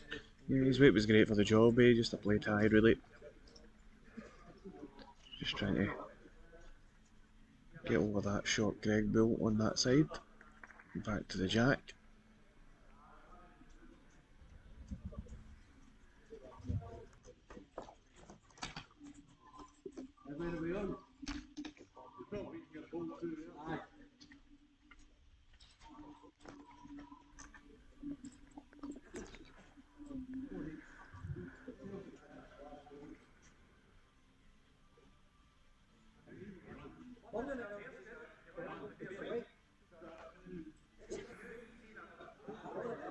Yeah. Stuart's given him another option to try and burn the jack. Stevie likes the same shot as his last Johnny, just to Yeah. trail the jack.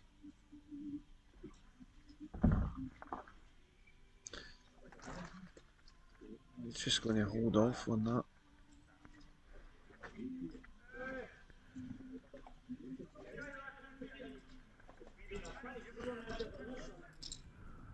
Probably just over the weight that, but it looks that way that ball's holding off. So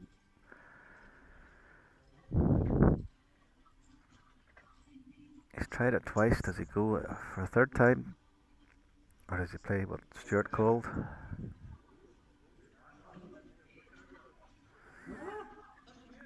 Two blue balls gets him shot if he's happy enough for a draw, but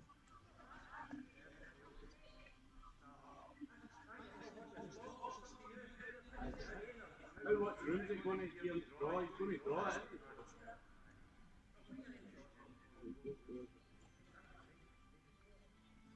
Let's try and do it.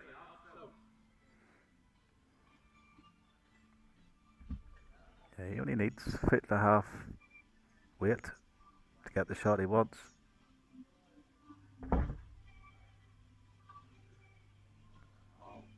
Yeah, just slightly heavy.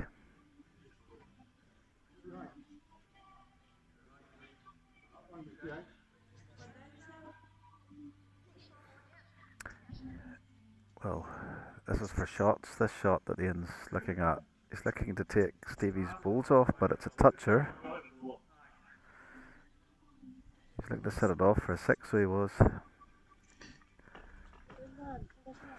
But he's been talked out of it. Yeah, I think with Stuart winning his game in the singles, it makes it easier to not play that kind of shot. That we're obviously looking at wee shot to that bull out, but looks like a 2 and a 5-2 victory in the pairs match there. So that sort of consolidates Team McLaughlin's.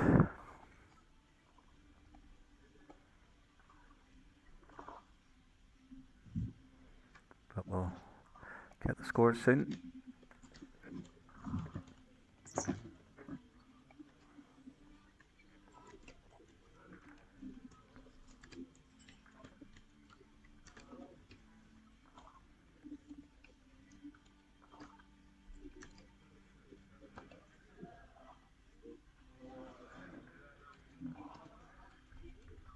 And up next we have a pairs game.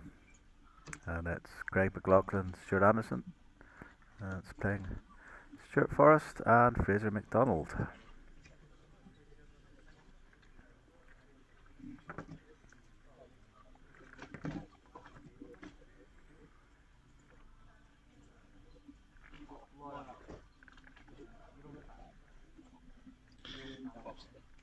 So there we have the updated table, and Greg McLaughlin's team have now stretched out to a 6-point lead after 11 mini fixtures. Steve Hume still bringing up second place and 12 points, so they'll be looking to try and change things round here in this group of fixtures. Probably crucial that they don't let McLaughlin get too far in front. And as you can see, McCabe and Mike Monagle, his honours even, they kind of tighten up theirs. 8 points and 6 points in third and fourth respectively, so still lots to play for. We are just coming towards the midway point in tonight's proceedings. I feel Team Hume must get 2 results here. Yeah, it's looking that way, that Even if it's a win and a draw, but preferably 2 wins. And Stevie Hume is playing Ian McLaughlin in the singles, so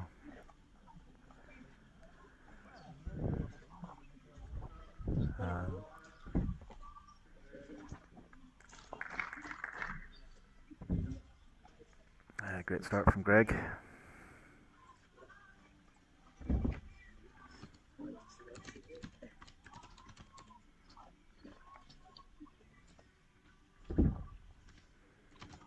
Now, can Fraser get down to that wee shoulder? It's not quite. His weight was great.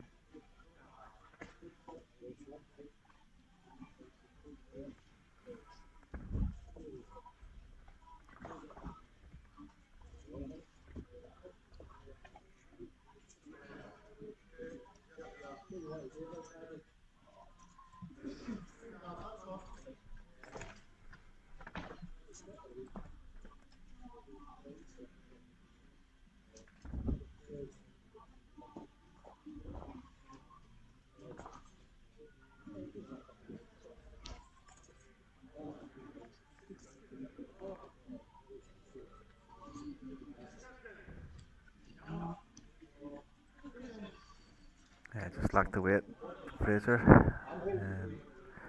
Poor ball by Greg's standard, the second one. So I fully expect him to rest his own ball, make it more secure.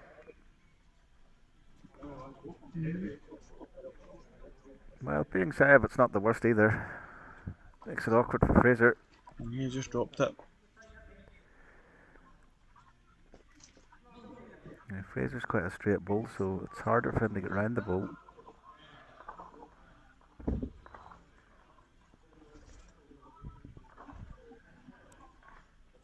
He just has to miss Greg's. And he has. Oh, what a ball, Fraser. Good. Great ball.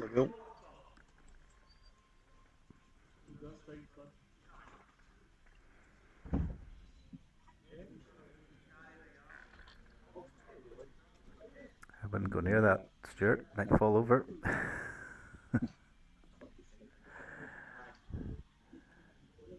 So what's Stuart Anderson going to play? Is it a forehand draw? Yeah, setting up the forehand. Just drop that ball or touch the jack for two.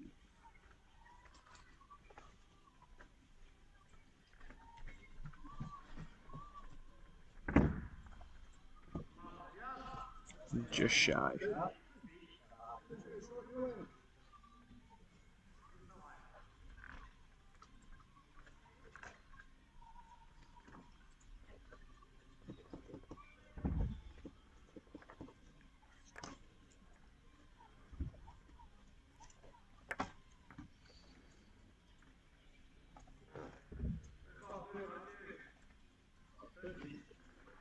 Right, so Stuart Forrest is trying to draw. A little bit of danger in it. Yeah, I just think he's just down. Weight was a bit right for the job. He's just turned up Fraser's. Oh, just rocked the shot ball.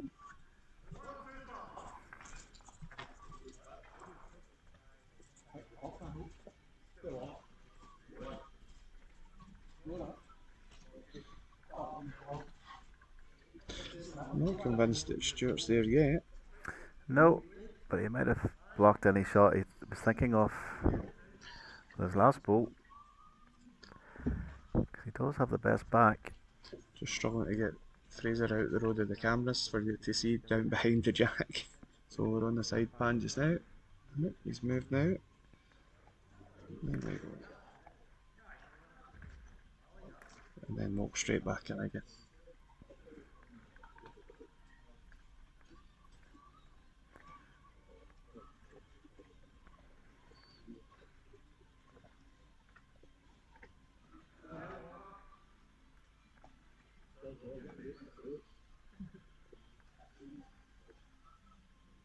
So Stuart was last delivery, but looking to make an adjustment, a couple of feet away.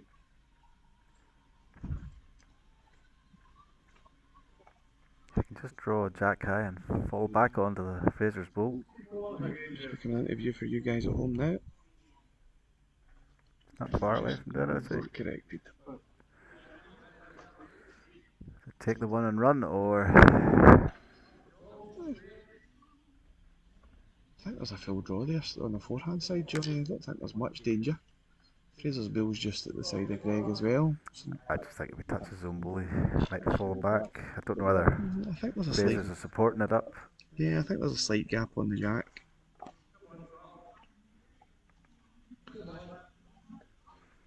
I can't see much action from behind it, unfortunately. But Well, you have to get your school teacher out again, tell them off.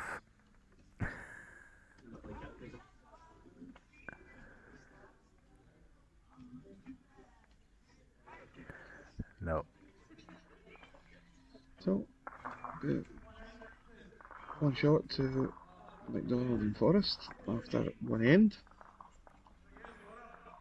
And in the singles, Ian McLean is 2-0 up after 2 ends against Stevie Hume. And Ian has got 2 balls fairly close to it.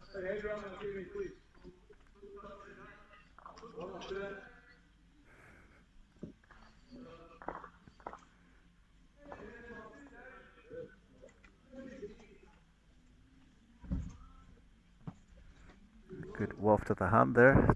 Yeah, there's always subtle wee hints, Johnny. You don't have to all shout at people, you know, to do what you want.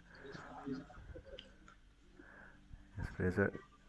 Listen, you're always trying to promote the game and move it forward, but you've got to respect that these guys are out here trying their best as well, so it's easy to forget that there's cameras kicking around and what we're trying to achieve here. I'm sure the more that we do this and the more that people get accustomed to streaming things over the country, hopefully, it'll come naturally that we just stand down the side of the jacks and not over the top of them.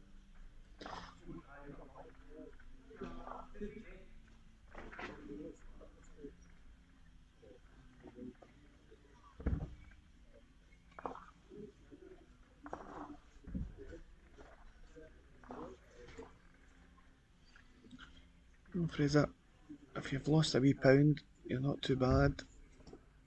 Just needs to hold up. Yep, Just needs to hold up a wee bit it's more. a fair adjustment. He has. Very good ball.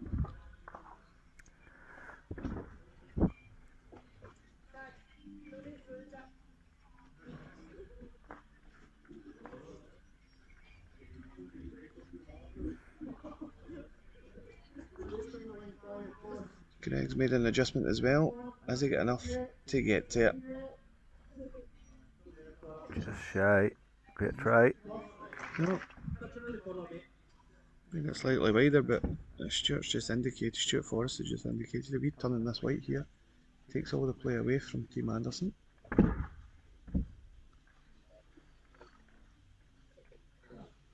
Well, you've certainly got enough temper for it. Are you on the right line? Just needs to hurry. Oh, I thought he was better for big as well. Well, it stops a direct shot, but it reduces the chances of it.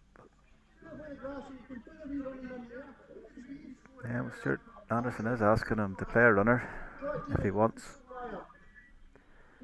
He's content to draw, he knows the hand.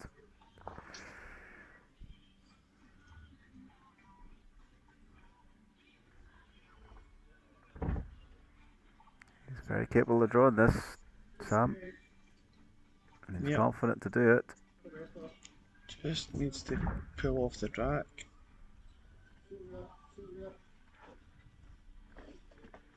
Yeah, just a wee touch keen.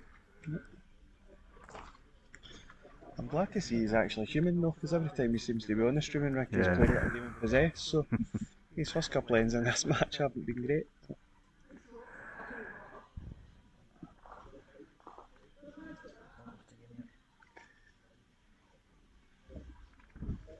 And just to prove that we're actually correct and we're a summary of how things are going, Greg's actually not lost a game so far this evening. No, what's Stuart Forrest getting? Well, he's matched the balls. Just a wee bit heavy for what he was looking. Still gives him maximum opportunity though to turn it.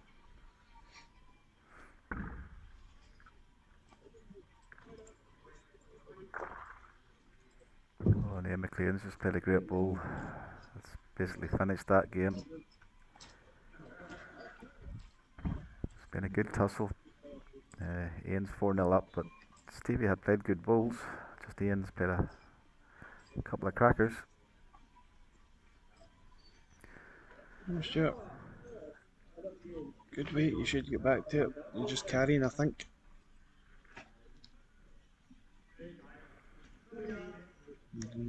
Just about 2 feet past.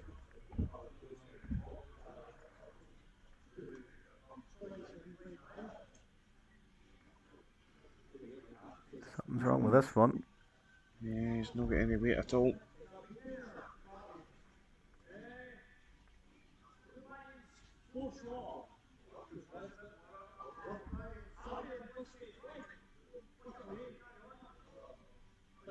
No, we change a shot here, trying to play through the gap. Get rid of the shot built. Yeah, I did ask Greg to do that earlier, but Greg chose to draw.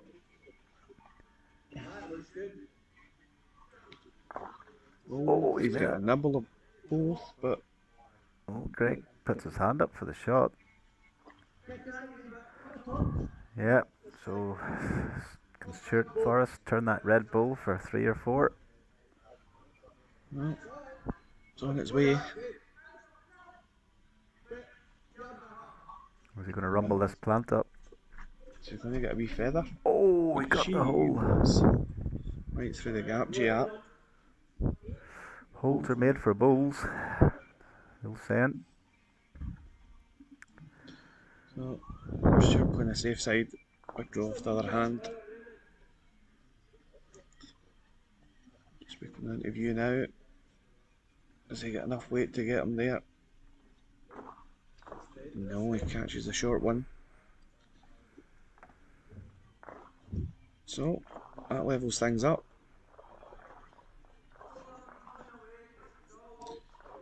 After 2 ends, that's 1-1.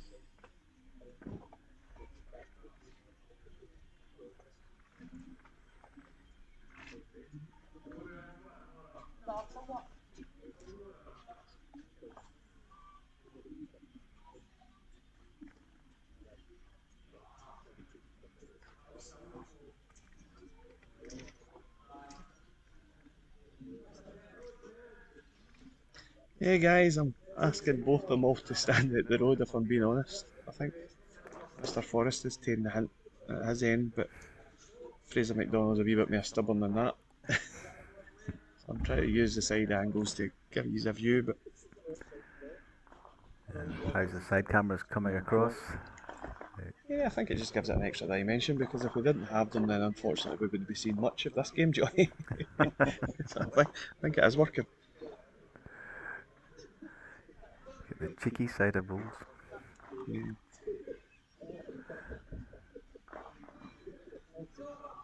So Kev's asking what we're using on the ends now for the cameras, so I'm using iPhones, Kev. The club kindly allowed me to purchase a couple of iPhones, so season by season we're kind of trying to improve it. The next stage is to get gimbals so that we can zoom in and do all that jazz from the back of the rink as well. So, and there's also maybe plans to try and get cameras on the actual roof, so I'll never stop trying to improve it as we're going forward. It'll take time and money obviously, but I'm certainly committed to giving it a bash. So Yeah, let's hope Santa's good to us this year. Indeed. I really can't fault the club or its members actually in supporting what we're doing here in the project, because they've also been putting their hand in their pocket, joker money and stuff like that, just to try and improve the facilities as well, which anybody that will visit the west of Scotland, we've had a big transformation in the summer. Yeah, it's a lot of hard work's been put in over the summer, and it's been fully appreciated by the members. Yep. So the next project is actually the lights down the stairs, Johnny. So we're hoping by Christmas we'll have new LED panels to improve the lighting down the stairs. Meanwhile, Greg's laying 3, but Fraser's trying to rest the jack high bull here for a shot. It's not far away. Well, That bend. it's a helper. Now it falls, it's definitely a shot. Stuart Forrest is welling it in. Yeah, pretty tight, but it does look like the last bull's maybe just sneaked up.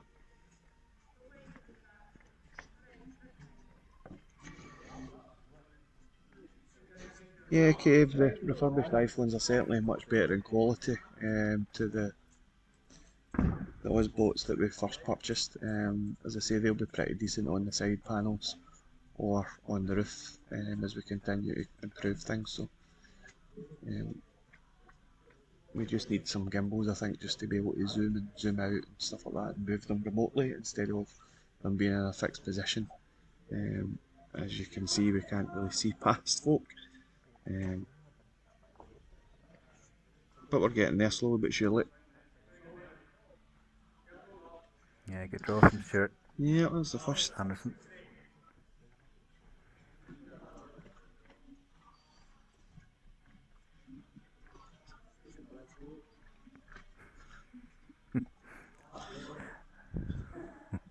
We finally got there with Fraser, I think. He's laughing now.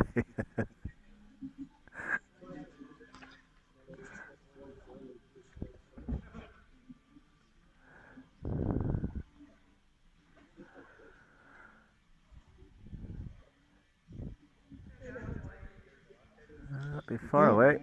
decent reply. Are you going to hold up to it? Ooh. I'm having a wee look at it. Not so sure. Yeah, Greg fancies his. Duncan said we should get Ron Bias in. The boys at Ron Bias do a fantastic job down south. I've got to know them over the last couple of years at the PBA stuff. And actually they gave us some inspiration to actually go and do it ourselves. So, yeah.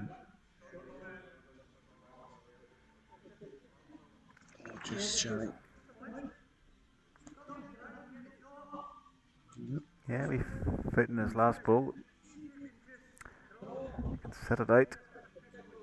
He's definitely further. Now will it get back?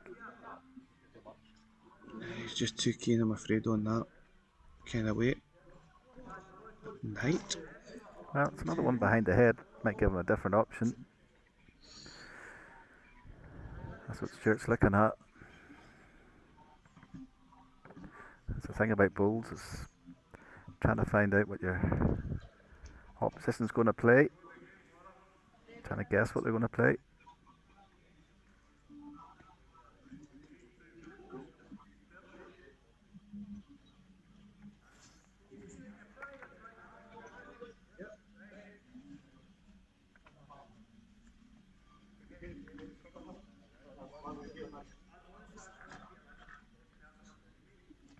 Well, Greg's made the call saying he wants to get a bull closer because the jack high bull is just vulnerable just to pop out the head.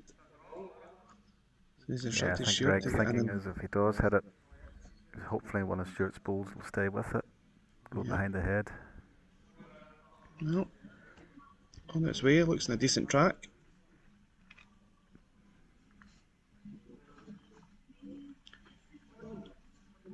Big effort here. Is he going to get in front of his short one? We just pulled on him. Now, he's looking at this backhand.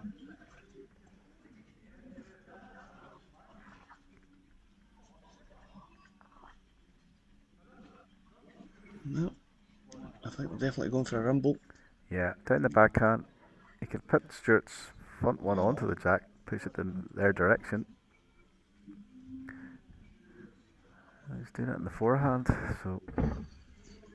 Yep, on its way. I'll tell you, it's not a million miles away, Hit Johnny. the ball away clean as well. Very close. What's he going to get? Oh, he's going to be unlucky. Well, Stuart's bull just followed it through. just need to get it at an angle.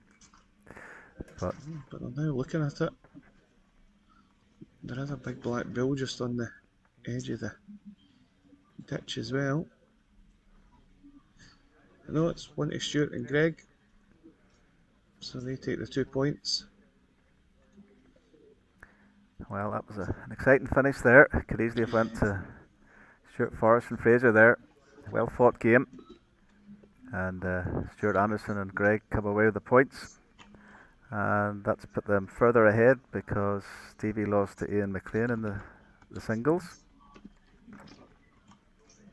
So that's an extra 4 points ahead. And Sam will collate the scores and update you in a minute.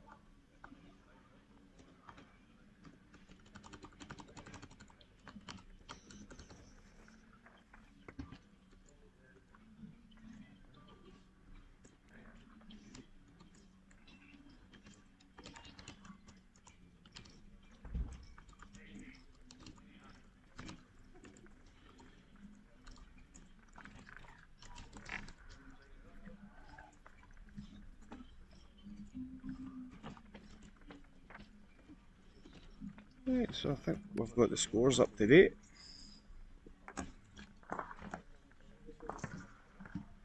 Bring them to you now.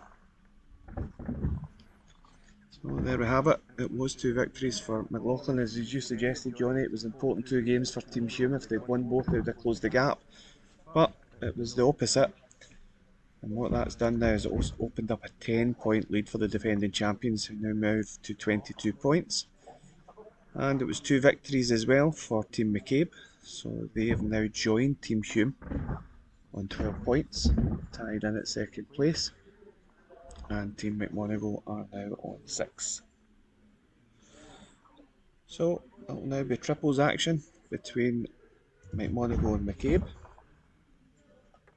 to finish off this second round of fixtures.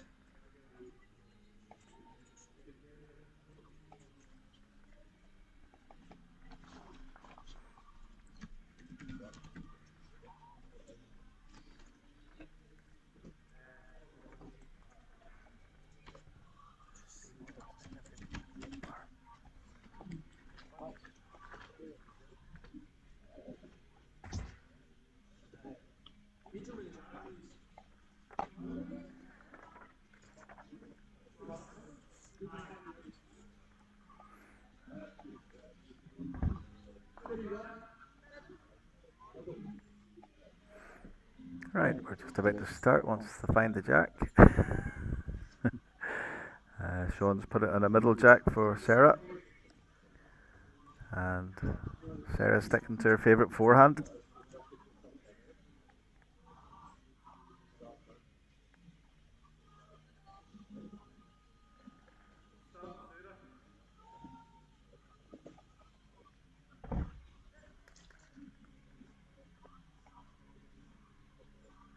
And Sid seems to like his backhand, and he's continuing in the backhand.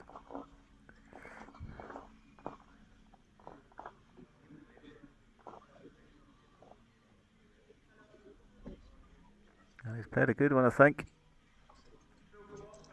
Yeah, great start. They're not change Sarah. She'll continue in the forehand, try and rest that ball.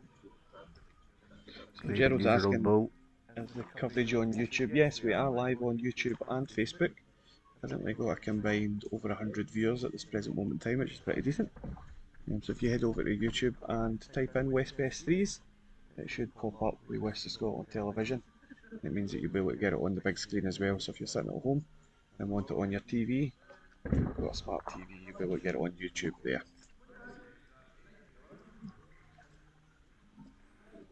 Are the subtitles working well for me? I think so. Well, I've got my phone in mute, but there's sort of not sure what they're picking up for you, to be perfectly honest, Johnny, but it's generally a load of swerking. Is it past the watershed, is it? Oh, it is. It's 9:30.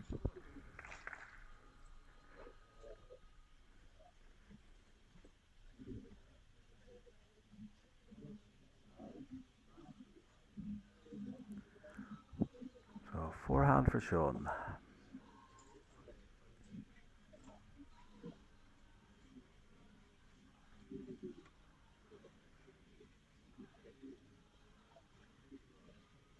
He's making a good effort off it. Oh, a great ball, Sean. Very well.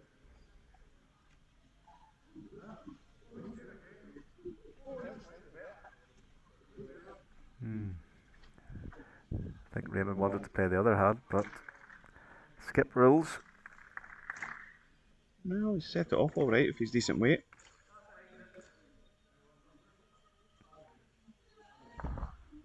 There you go. He was skipper now what he meant, wasn't he? Correct. Grant always used to have a great skip.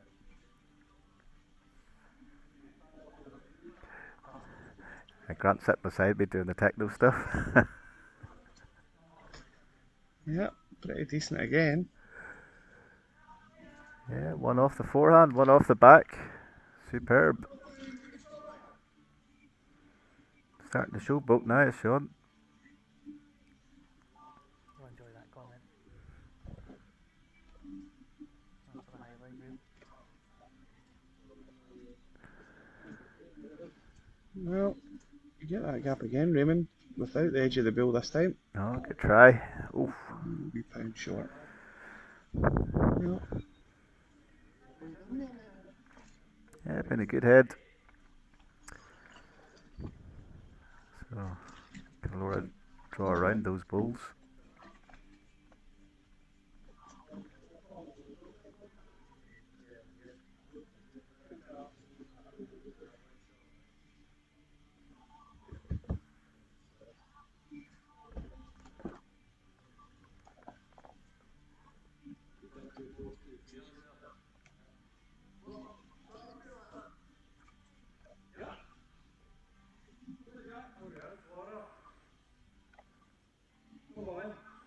Straight to come on, but I'm not sure she's there.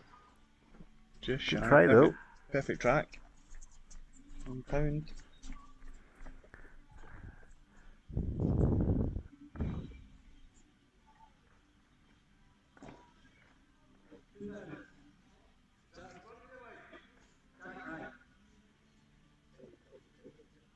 Nail's a bit short as well.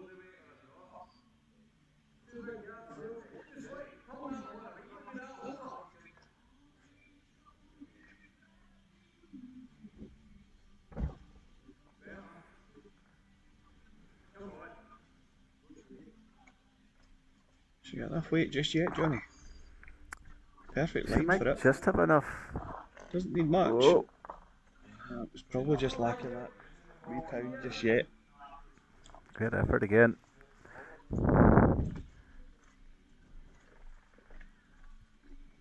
So Neil must be trying to draw in on the high side. Yep.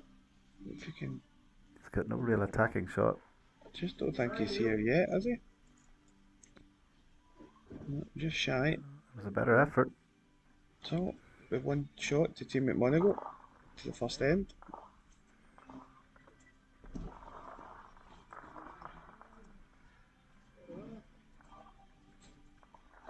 At this point, I will mention our sponsors as well.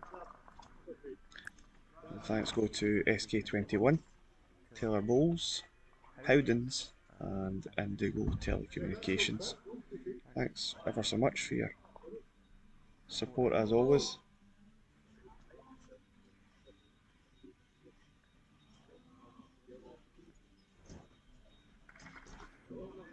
Right, we've got a full length jack.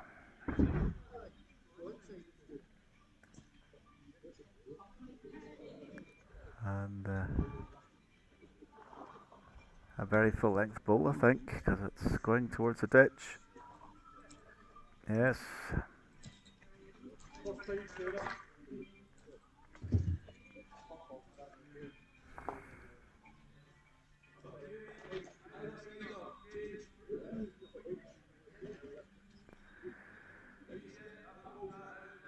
say that. I think you're just maybe a wee punch short.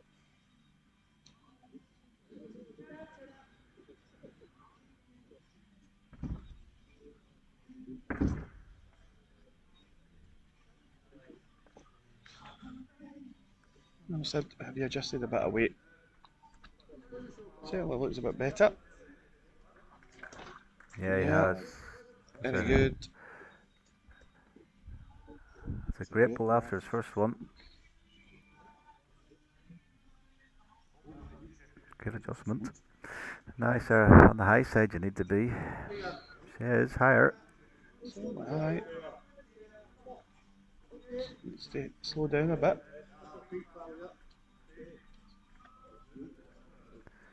Shouts of stay. It did. Knowing Sean's game, he quite likes the wee runner, so that's why he wants the back position. He's doing his As you can see, it's Barbara Woodhouse elbow. impersonation. Sit.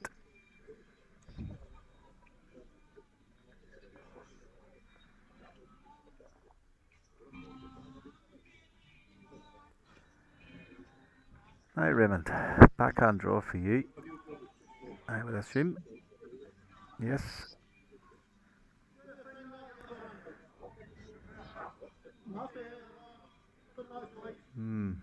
Something looks wrong with it. Yeah, I think it's just a bit lazy, Johnny. Is that little blocker going in? Does he know what Sean's going to be doing? Maybe he heard you.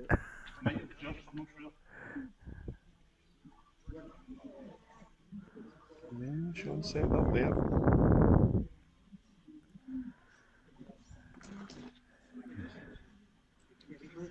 I think he's just trying to draw it off. Yeah. He's gave it a bash, you know. Turns Sarah up, it's just as good. Doesn't he need it, does he? Oh, great try. Great effort. Yeah, so Neil has asked Raymond to change hand to try and match that last ball of Sean's. I think the hole's getting bigger as I come up.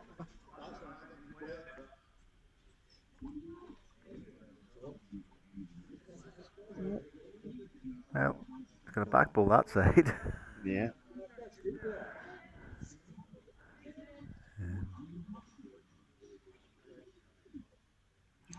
Laura's asked for the same again. He wasn't far away with his first.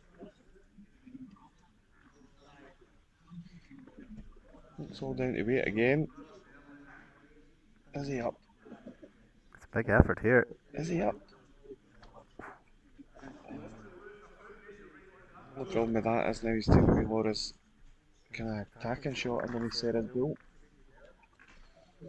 Well, probably got 3 seconds in there.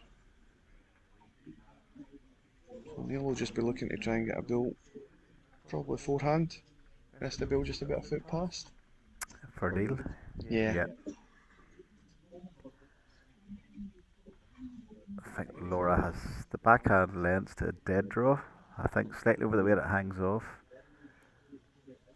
But I think I don't think she can play a runner to half Sid's bull out. Yeah, the way the On the forehand other comes hand, back, yeah. Well, Neil's trying to avoid any of that. doesn't want to snick the jack. Yeah. So, dead draw back or runner on the 4.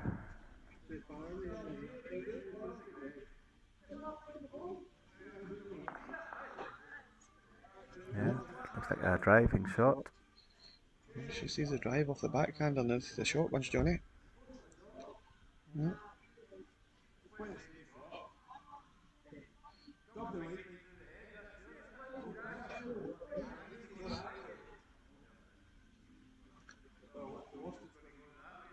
I don't think it's a bad call, but I think you need to be a lot firmer I think you do, yes. to hold Unless you that. had a chance of pushing Sarah's short one onto it, I don't Yeah. know. On this angle.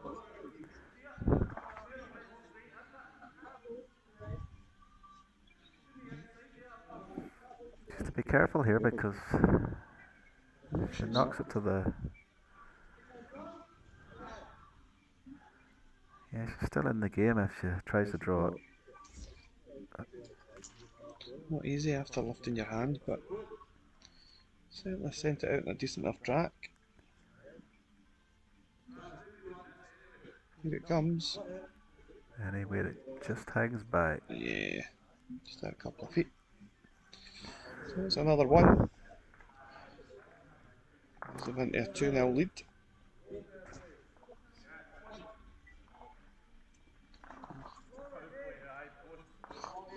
Both of them playing a power play.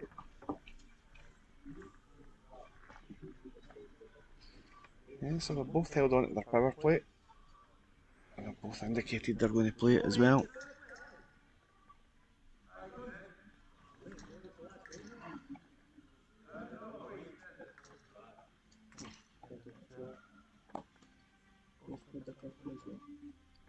And our technician, Grant, has indicated the other guys have played the power plays. but they've only played, well, I don't think they've marked up their second end.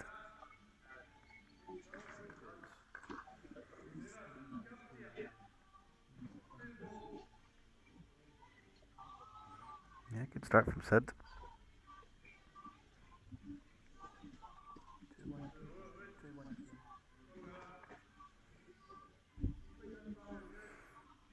Hi, Sarah. Not bad here. Got their legs. Yeah, it's enough. Fair reply. Sid won't change his hand. We're being referred to as Archie McPherson and John Watson. How does that sound? I don't know what one you are. They both did. Archie's still kicking, is he not? Is he? Woof! Oh, what a bull, Sid. And he's famous. Just as a bomb, we give it the old woof for Archie McPherson. I have all the stats for John Watson. You've certainly lived long enough to see most of them. I don't have my big sheepskin jacket.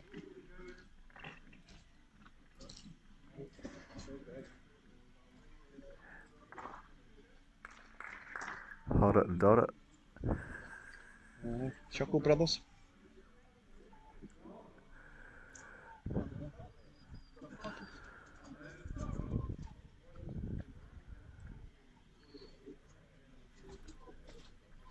Well, Raymond, I think will be on the forehand side here. So line one just down behind the jack.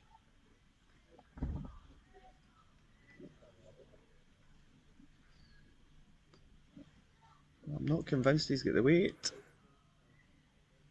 Oh, he's left that dreadfully short. Oh, the opportunity for Sean.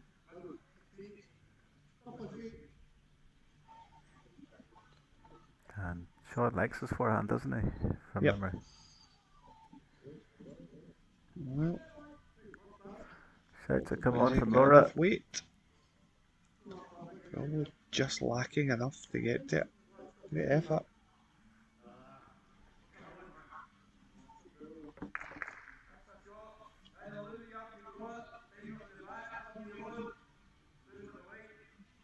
Raymond, you are further, but by how much?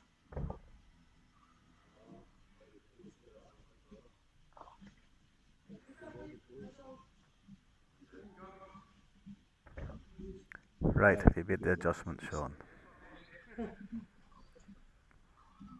Definitely further, isn't it? Yep, is it just too much?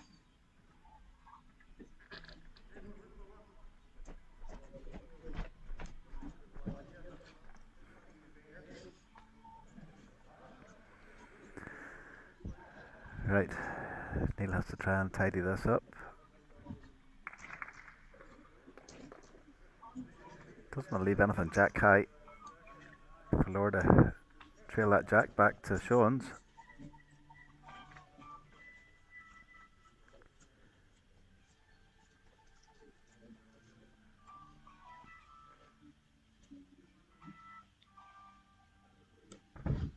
Brian Ellie suggests we're more dumb and dumber.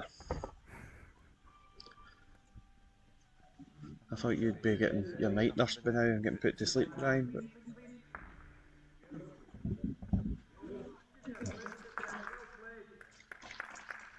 should be here to be doing your usual bit on the spreadsheets, but wishing you a speedy recovery, pal. We'll see you down at the West of Scotland very soon.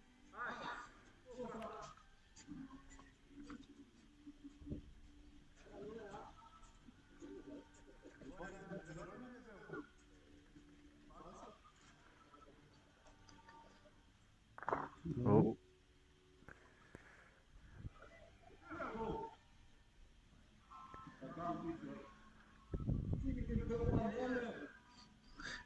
It's trying to make 4 knocks in front of Yes, it. China wall. Yep.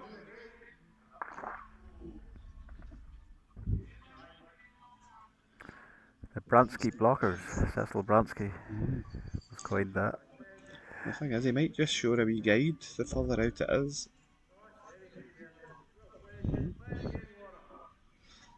She can just nip the bill without the jack. She makes a double. Well, Yep, so it's going to no. be 3 singles. Fresh air by Laura. And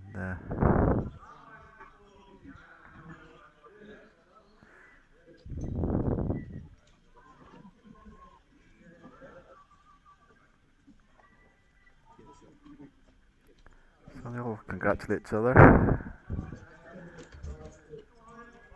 And the last ball's just been played in the triples behind us.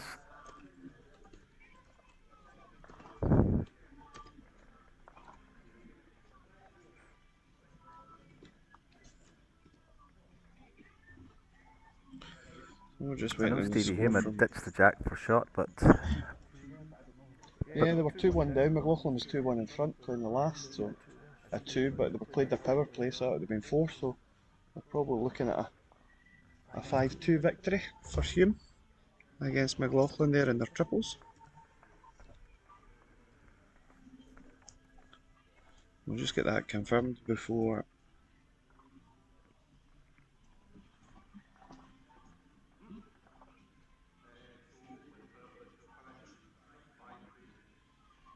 Yep, so I was right, it was 5-2. So what that means for the big board, which I'll bring up for you. So currently, McLaughlin is sitting on 22 points, Steve Hume's on 14, McCabe's on 12, and Neil McMonagle bringing up last place on 8. So there is still 14 points available in the last round of fixtures, which will see Team McLaughlin come up against Team McCabe and Team Hume against Team McMonagle. So, still an outside chance. yes. It does look like the defending champions will make it through to finals day, barring an absolute shocker in the last round of fixtures. Well, fatigue can set in. My second portion of lasagna is starting to play up me. Glad to hear that, Jonathan. I'm sure the viewers at home will be glad to hear that too. So, first match coming to you in this last round of fixtures is Laura McCabe and Sarah Campbell will play against Greg McLaughlin and Ian McLean.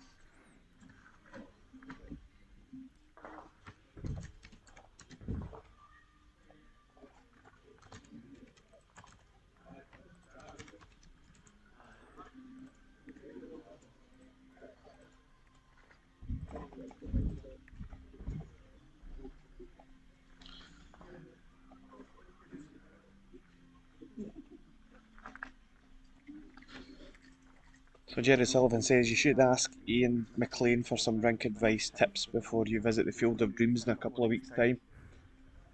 I think Jerry forgets I was a member at Blantyre for half a season a few moons ago with Mr Shea and Mr Bishop. I certainly know how to play it. It's tight and tight and tight and tight. I think Jerry also forgets the exhibition he gave in Ring 3. Or was it Boys, Ring 2, was it? I'm sure the boys will be raring to go. I managed to purchase an old set of Vectors myself during the week, £40, got them at a bargain. I think you need that bolder than the Temple of Doom. Yeah, if we could throw 16 jacks we'd be doing alright. No, we're really looking forward to visiting Blantyre in a couple of weeks' time. We've had a great start to Premier League life again. Some tough opening fixtures. Obviously, a lot of the viewers would have probably seen the game against Midlothian, which we were right in up to the last couple of ends, where we just fell asleep. And similarly at West Lothian, we were 2 shots down. We kind of 5 ends across the park to go and just fell by 12 shots. So.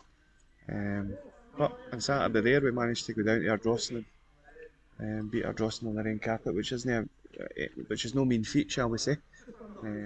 Last couple of seasons they've proven that they're pretty difficult to beat on their own turf, so we're coming to Blantyre with some optimism that we can certainly turn over the form book, and if we do that, by the way, the section's wide open again, so we look forward to our visit to Blantyre in a couple of weeks.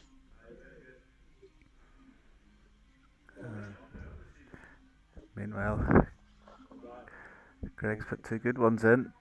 I'm glad to see that 2 of the players in this team tonight have actually moved from Blantyre to Glasgow, because it certainly makes it a bit more formidable when those guys were around. But I think Blantyre got Alex Kelly back.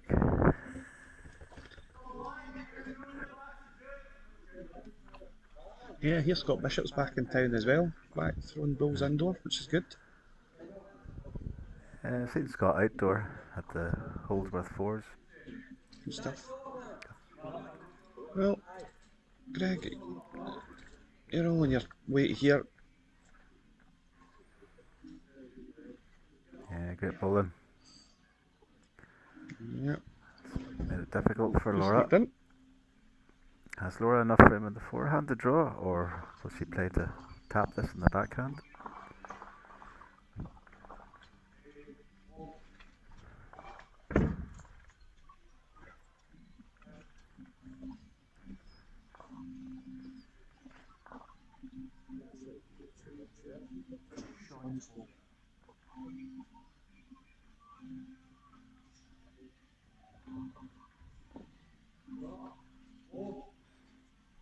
Yeah, Laura's trying to draw it off. I'm just not sure she's got away. Decent enough track. So Andrew's asked, is there anywhere that we can see the full schedule and format and rules? If you do go onto the West of Scotland page, you will see the full schedule for this evening. In terms of the rules and format, I'll certainly post them later. It was at the top of the show, where we showed that it's 2 points for an individual win. It's singles, pairs and triples. Short formats, so in the singles you play 4 ends of 3 bowls. In the pairs you play 3 ends of 3 bowls. And in the triples you play 3 ends of 2 bowls. Again, I can share them again later on this evening on the page, so that anyone tuning in next week will see them, but I do certainly present that at the top of the show, what the format is.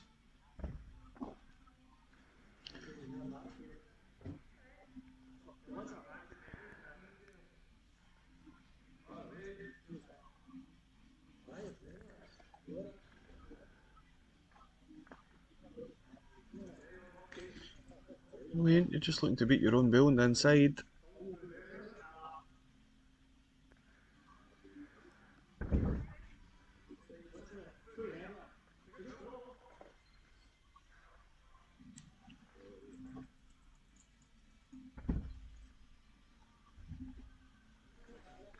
Oh, she doesn't like it. It's a bit tight. Pretty poor end at Laura's standards, to be fair. She'll be disappointed.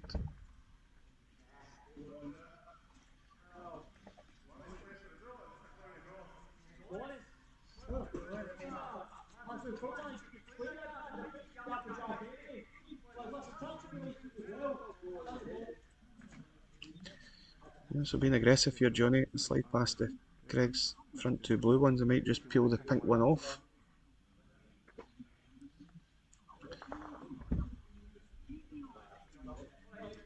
Yeah, because Sean's beating Stuart Anderson in the singles.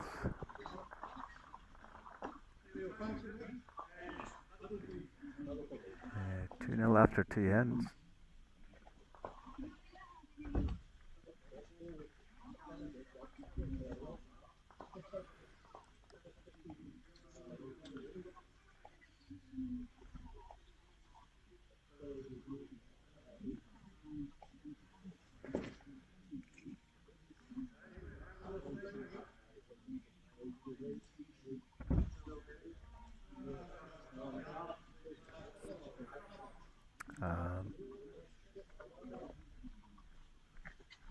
And I was asked about the score between Stevie Hume against Ian McLean in the pairs, and in that one, Stevie Hume won 4-3.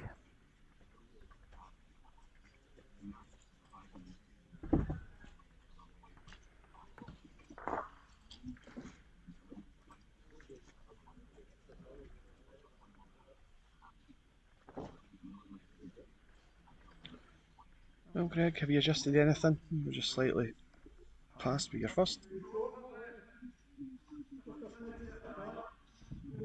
Just carrying. Well, this is your chance, Sarah. Get a good first one in, or second ball in.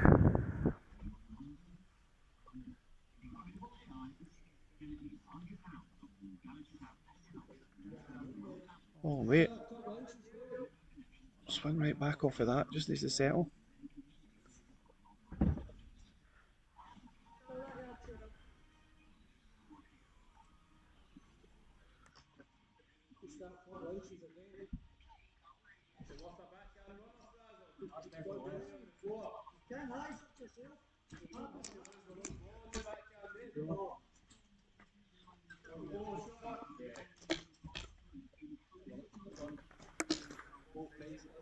Well, it's a shot, Greg, but Sarah should be hoping to beat this.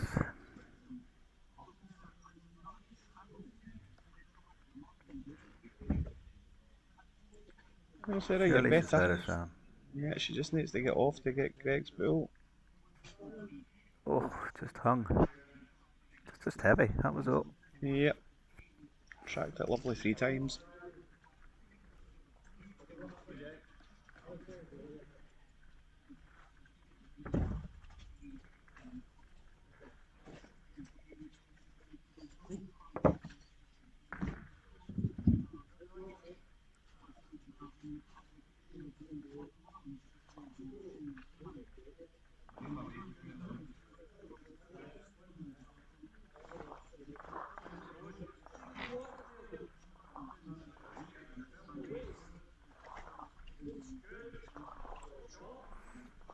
Well, number 1 from Ian.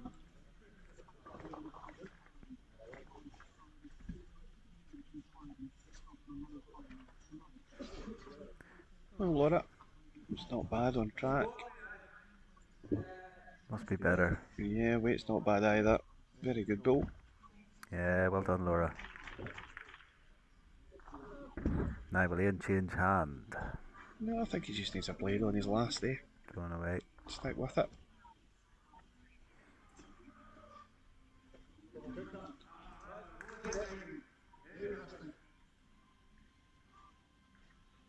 Just overplayed it, adjusted the height well.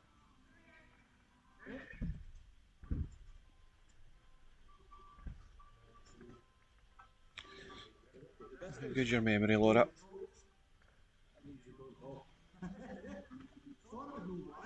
Well, she matches the blue balls is okay. Yeah, she's getting inside that for sure. Is she going to get back? Oh, just wriggled the other side.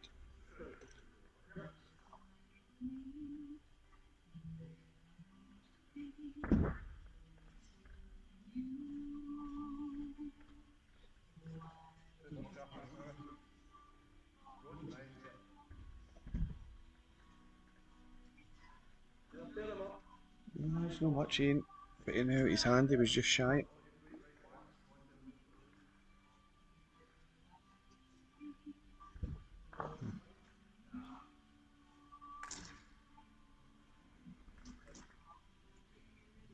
Another fine effort, Laura. She might take her own out. I think she's okay.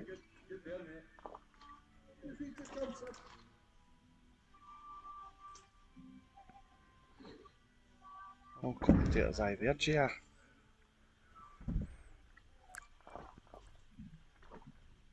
Well, Greg's went and got the bat, yeah.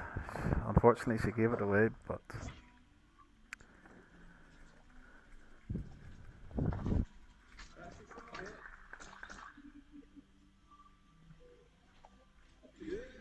So 3-0 playing the last.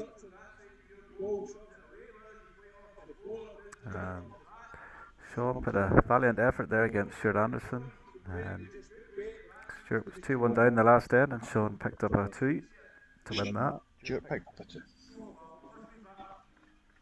He said Sean picked up the 2. Stuart. So. Oh, it's this time of night.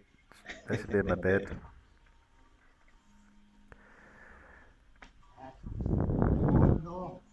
It's quite amazing actually the amount of games we can get in though in just over 3 hours, isn't it?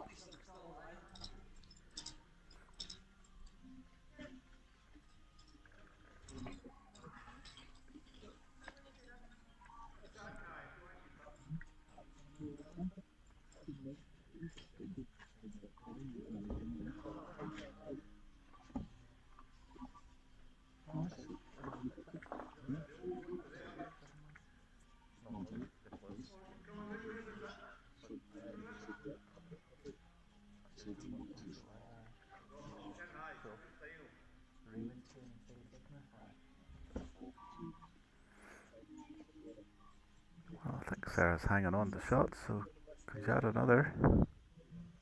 She just missed the track on this one.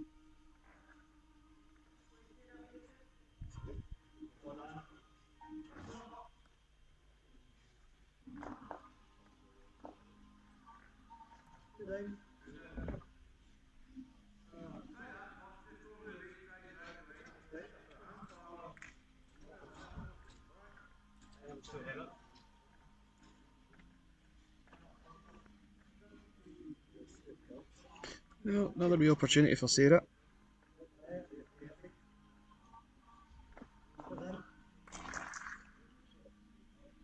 It's not the track at this time, but she played through it at the same time.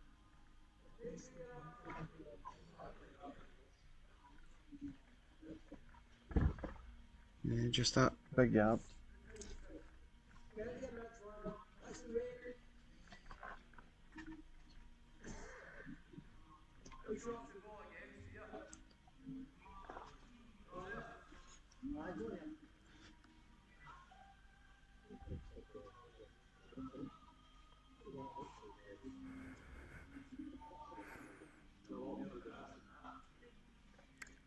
I just seen one of the subtitles.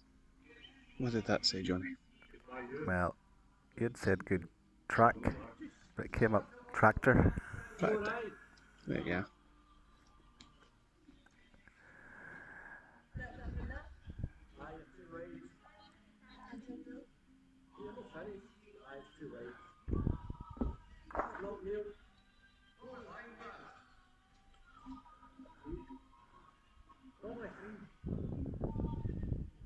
Oh, Laura, I think you've just left it. Yeah, just a dig. Your line would have been alright.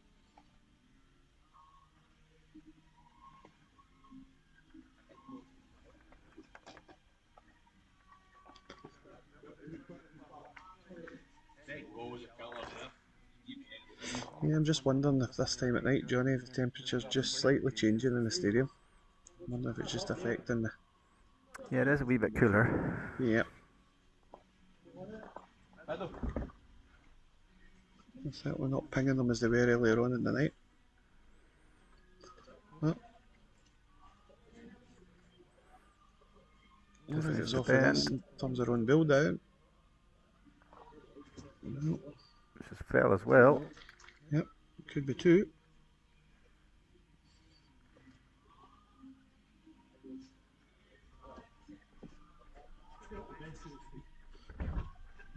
Bold statement, felt the best of the three, was a cry from Ian. And you know he's not far away. Yeah. Yeah, well played. Quality stuff. I think she's going to have to play this forehand and just get a piece of the white on the draw. It's hard at my angle to see.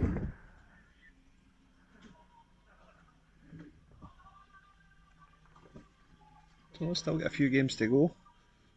We'll see Sarah Campbell staying on this rink against Greg McLaughlin in a singles match next. That will be followed by another singles match. That will be Neil McMonagle against Stevie Hume.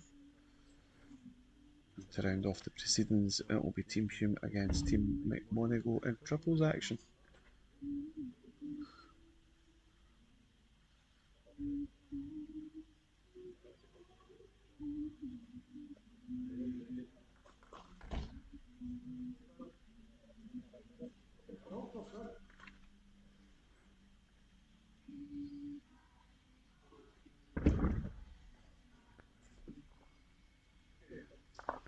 Yep, so that'll be one shot to McLaughlin McLean. This mini fixture by 4 shots to 0.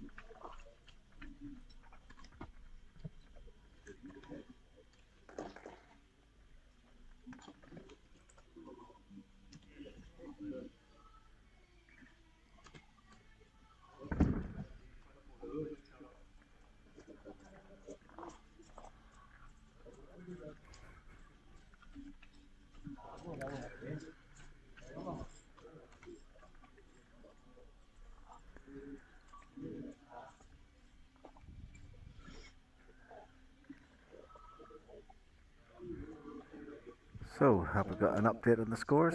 See whether. Just about. I'm just waiting on the scores filtering through from the other match, which involved Team Hume and Team McMonagle.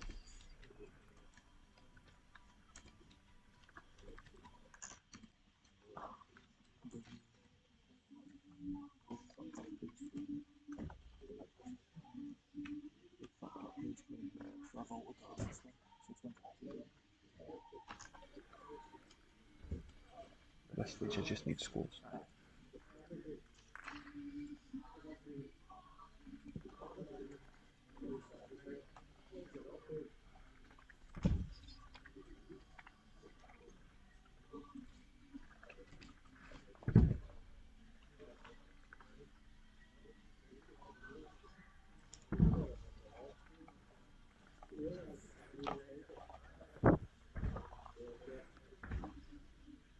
So we're just waiting on one of the pairs matches finishing over there, but I will show you the current scoreboard with one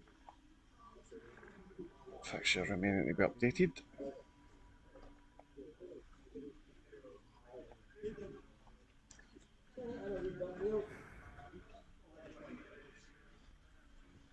So there we have it. McLaughlin now on 26, Hume on 17, McCabe on 12 and McMonagle on 9.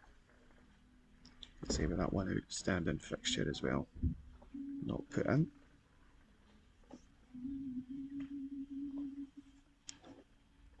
So we're underway, Greg's getting us underway here.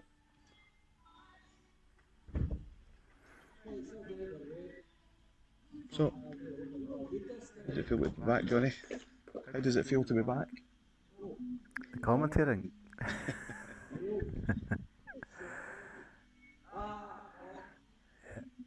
Well, this will be a game of backhand, forehand. And Sarah's played a great first one. And it's forced Greg onto the forehand. He's tended to prefer the back, and Sarah prefers the fore.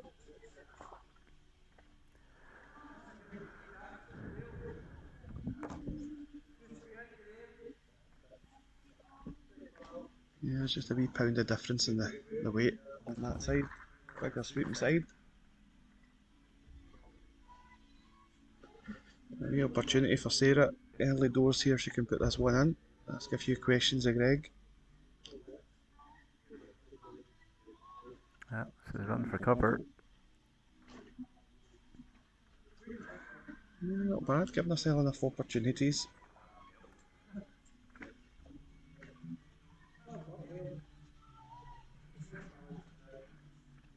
Well, Greg, all over the height.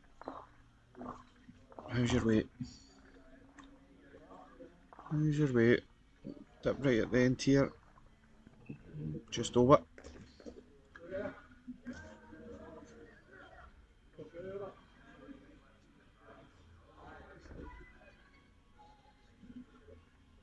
Well, Sarah, you're going to hold onto that line. Dangerous weight.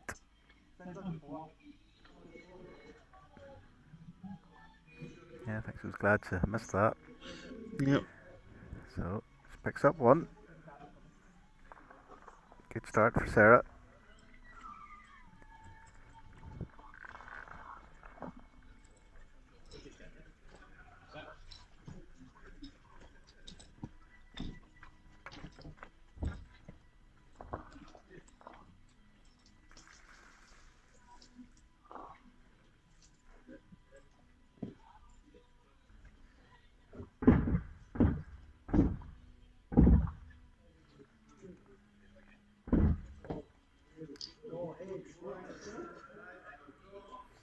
Here's another great start from Sarah. Yeah, very good. Ball. That's forcing Greg on the hand he doesn't normally play.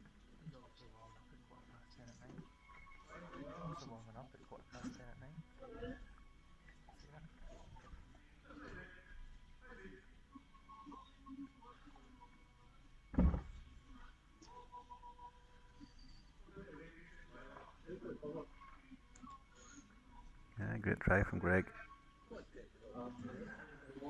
Now, Sarah's to be a wee bit careful.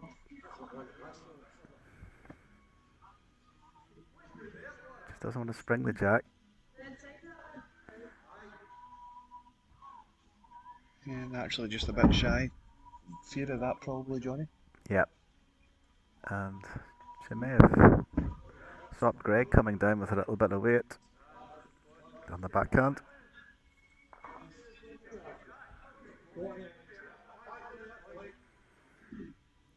So Lennon's telling us it's 1.5 inches off the jack, so quarter of an inch.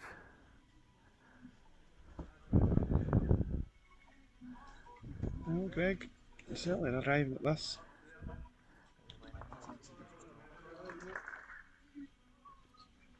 And he's stalking it. Down to his own bill. No, just passed. Played it the right way though, give yourself another opportunity. Better height from Sarah. Yeah, this will swoop right back. Fair effort. That's a very good ball.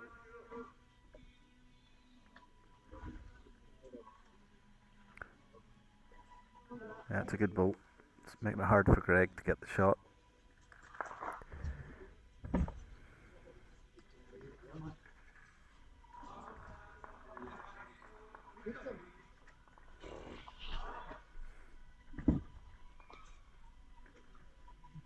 Just maybe, can he draw off his own ball just to kill the pace a wee bit? Staying on Fall that on the side. jacker ball.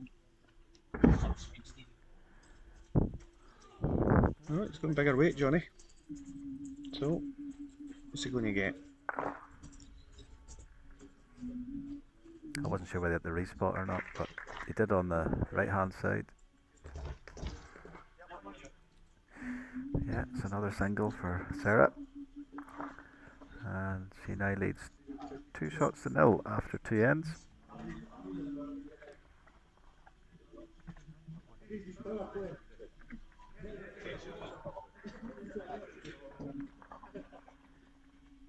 Shouts at power play. Yep. Who's Greg that? going to play his power play here up against Greg. Sarah. That's the best time to play it with last ball in hand.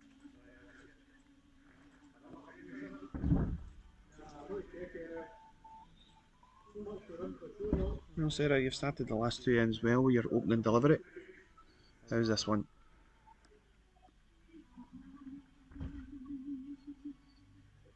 Yeah, perfect line, she's just left it.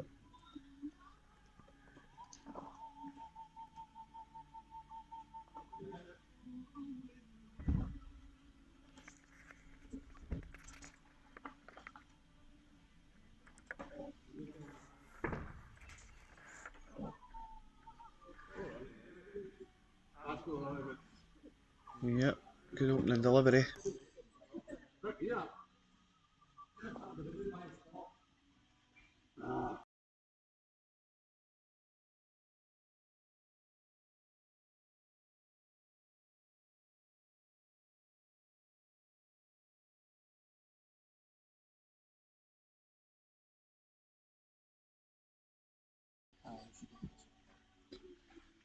Well, Sarah slightly better, but still a wee tad short.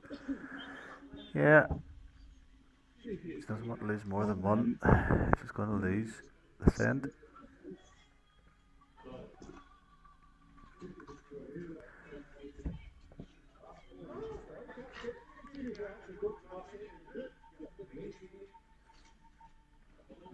And Greg's more positive, but what's he getting? He doesn't want Sarah's.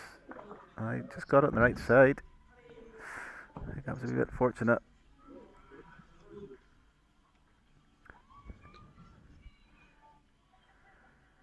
So Sarah's backing herself in the dead draw. Yep. Well, I'm not sure that she'll know at this point in time, but I've just had a check on the SIBA Facebook page, Johnny. And the under 18s mixed international trial team's been announced. And Sarah Campbell's been included, as well as Abby Harris from the west of Scotland. That's fantastic news. Good to see Sarah getting her chance. I think Abby's been there last year too. So it's great to have two youngsters at the club performing at the international level. Yep, absolutely. Power play playing its way there. That's 3 net 6 to Greg McLaughlin. So he's turned that round. So I wonder if Sarah will play her power play. Or if they played.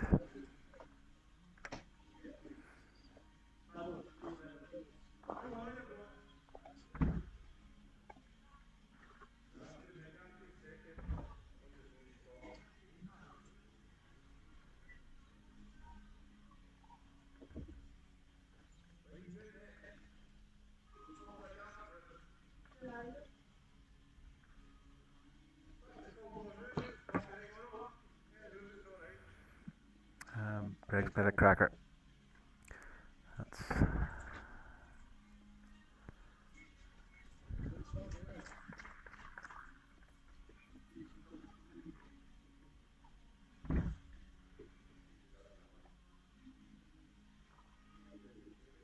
Yeah, Sarah, good reply.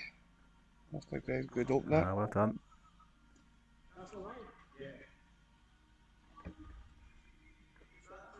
So talking to Abby as well, Abby's managed to make it to the national finals again after last weekend's heroics at Glasgow Indoor.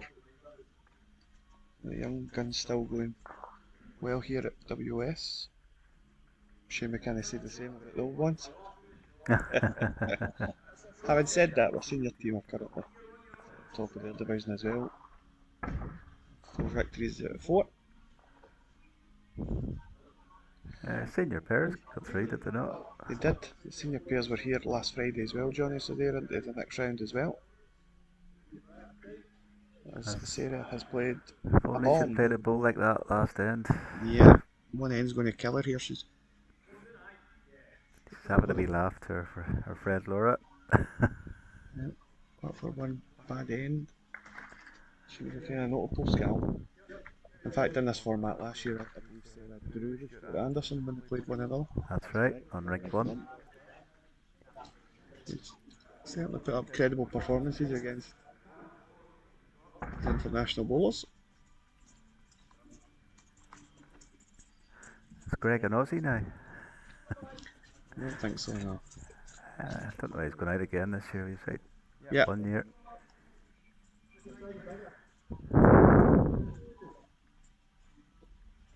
It's a shame that all our bowlers need to go over the other side of the world, isn't it, to showcase the talent. Just wish there was more here for them to play in and achieve. But tremendous opportunities out there, and you can't fault any of the players for making that choice. It definitely is.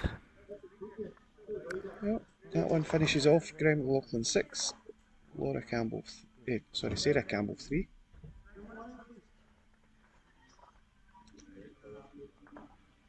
Another 2 points on the board for Team McLaughlin.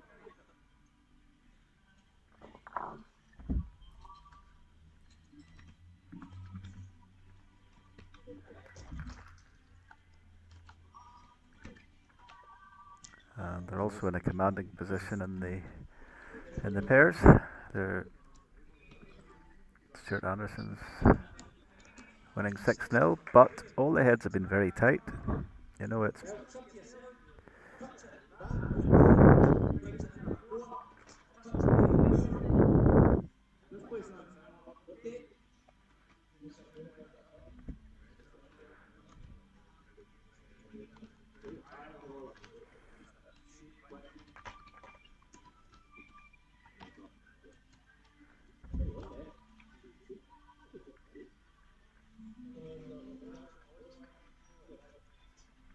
So we'll get a wee little proceedings just now while the other matches not in the streaming rink are finishing off. I'll just tell you exactly who is going to be joining us next week. So for pool number 2, next Monday night at 7 o'clock, we have Kev Wilkie as part of one of our sponsors, SK21, Johnny. We've got Chris Ritchie and the gang back from Falkirk who managed to make it to finals day last year. Chris Billy from Blantyre, and then the local club John Hamilton's team from the west. So, well, I think Chris is at East Kilbride now. Is it? Yeah, I think so. Oh, so Anyway, you're right.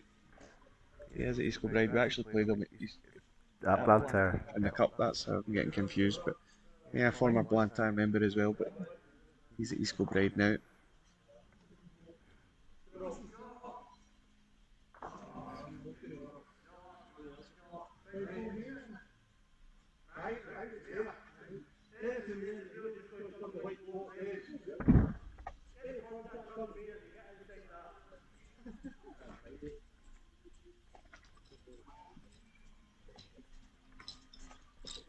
Excellent.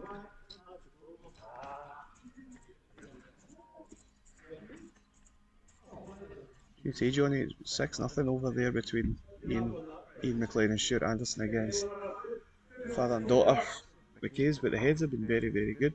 Yeah, that's what I'm saying, and there's been a few wee shakes of the head that they've been slightly unlucky, but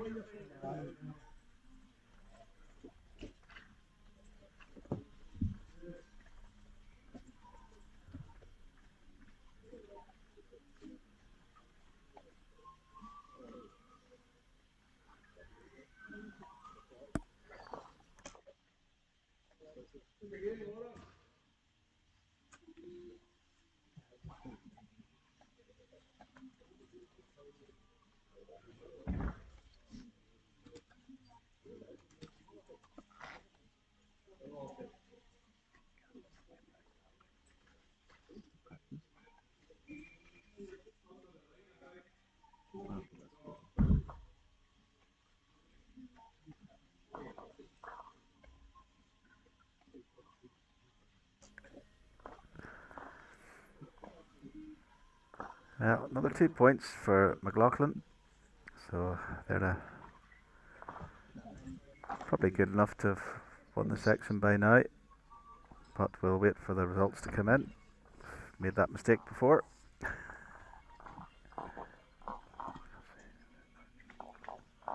So meanwhile,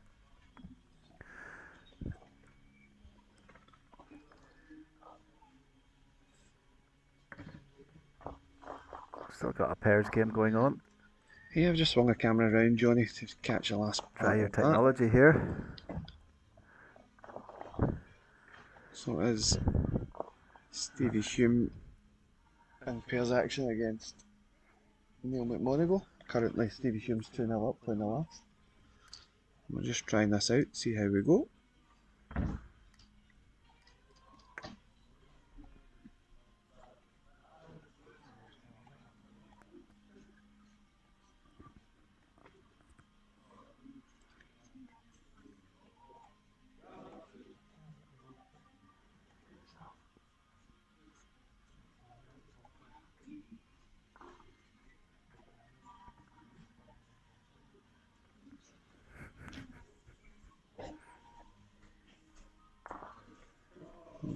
Got Sarah hogging all the limelight.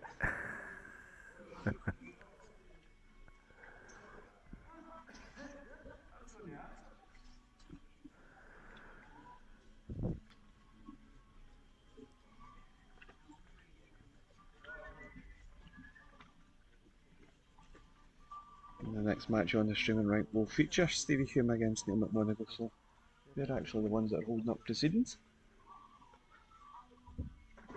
I think Sid's getting tired.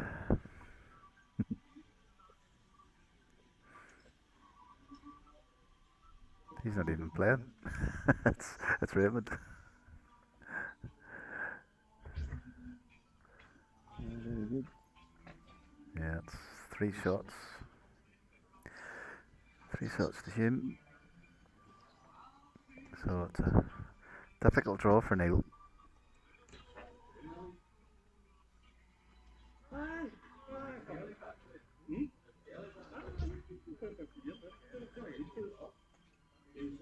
It wasn't a bad effort.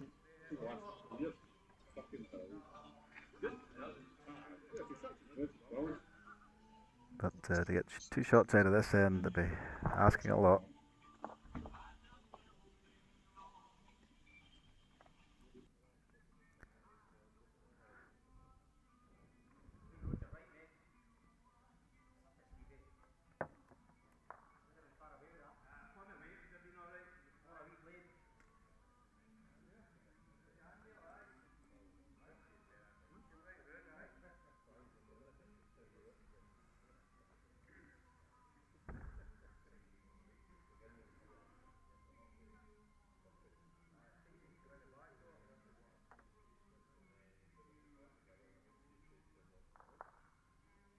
Oh, 3 wicks and a. He's still 2 down, but I don't know how he gets 2 shots for a Peels or a tied game.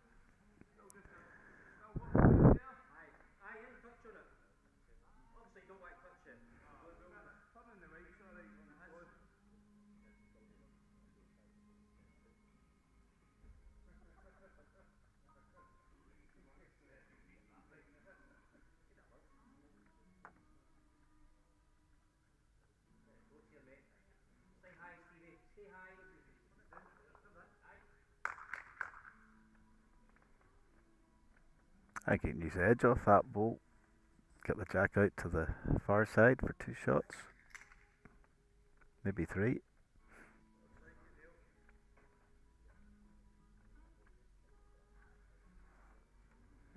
Last bill of the match.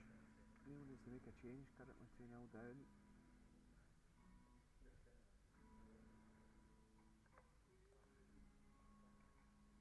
Rumble off the forehand side, I think.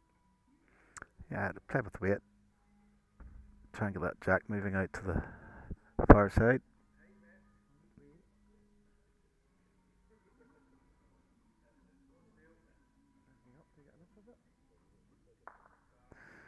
No.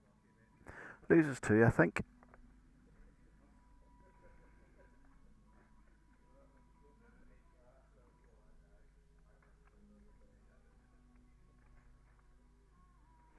Definite 1.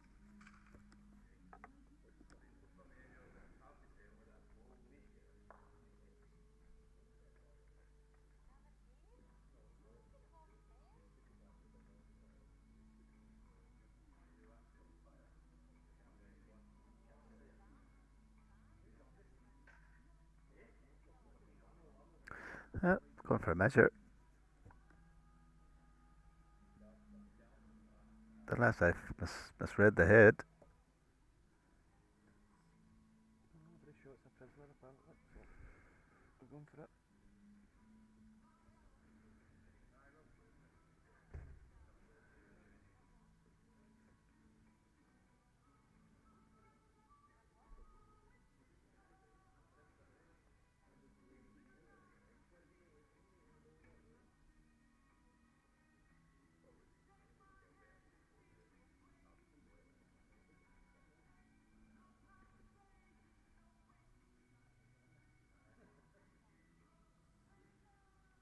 So Brian Early, what do you call the object to prop up the bulls? He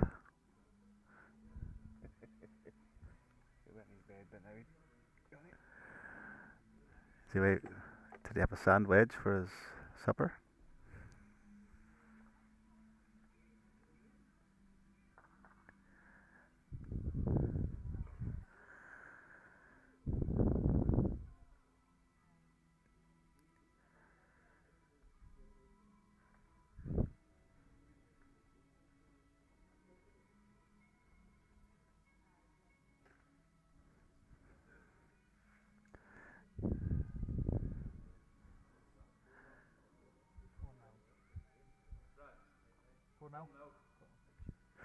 So I was right. It was 2 shots to Stevie Hume. That makes it 4-0. And they get the 2 points. so there we have it. Updated scores before the last round of singles and pairs. It's currently McLaughlin on 30, Hume on 22, McCabe on 12, and McMonagle on 8. So it's still mathematically possible. No. There's only a possible 6 points available, and currently they trail by 8. So the winners on night 1 will be Greg McLaughlin. However, we will play off just in case a team can't make the finals day. It will go to the best runner-up naturally. So we will see out the last couple of fixtures of the night, but we have our first finalist for the West Best 3 finals. That will be the defending champions, Team McLaughlin.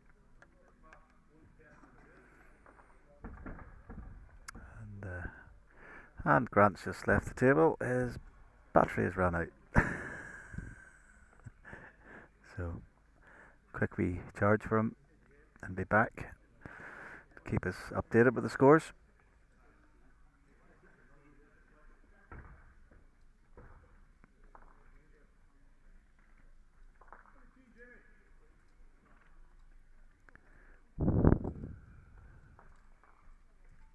We'll bring you singles action. This will go 4 ends of 3 bowls.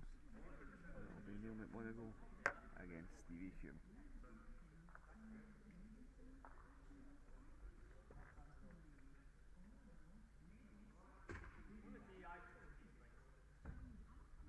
Anybody that knows Neil McLaughlin, he has been a club coach for, this will be him in his 30th year as a coach in bowls. A tremendous feat. Yeah, dedication. Service to the sport, and he doesn't get high enough praise. For me, I think he's an absolute legend. The amount of juniors that he's seen through it, not only here at the West of Scotland, but also at Shelton Outdoor Bowling Club. Absolutely tremendous, and he gets his just deserves with lots of the youngsters now getting international recognition and stuff like that. So, in fact, one of his youngsters is marking the game. Yeah. Jamie came through the school, as did I, many moons ago, which was yesterday. I believe he's also just went back on as the SYIBA Vice President again. So he's certainly done his duty over the years, formerly of the SYBA set up, which was probably the first youth set up in Scotland. He did his bit there as well.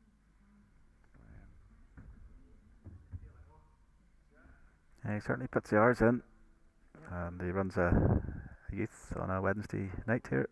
That's right, just changed to Wednesday night, so any parents that are watching and think that they want to bring their kids along and get involved in the sport, every Wednesday night from 6 o'clock till 8.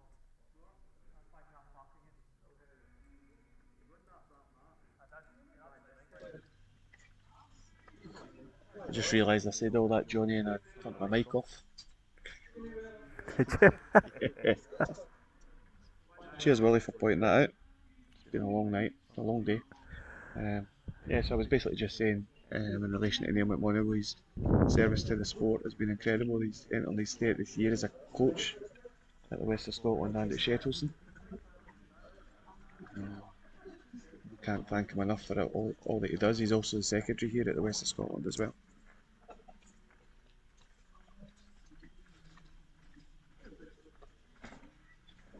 And any parents that are watching and think their child would like to get involved and come and try the sport, Neil's here every Wednesday from 6 till 8, taking the kids coaching.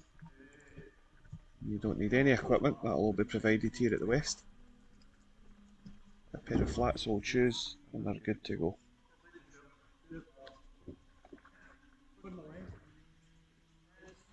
So, one shot. Yeah, Neil takes the first end.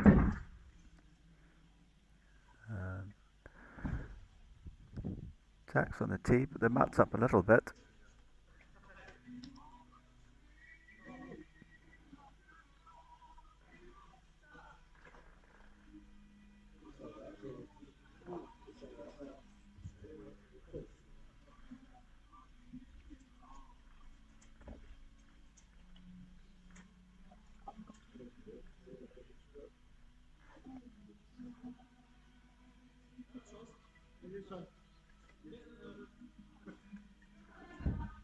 Yeah, good opener here for Stevie.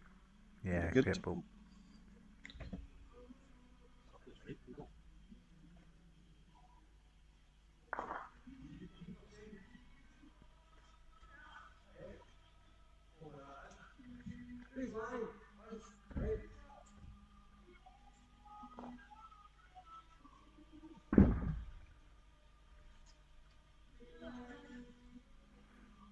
Not far away. Yeah, big effort. Just beyond.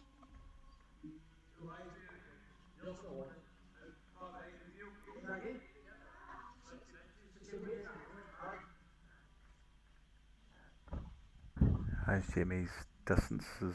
Is he? I think he leads for you, doesn't he, on a Saturday? He does that.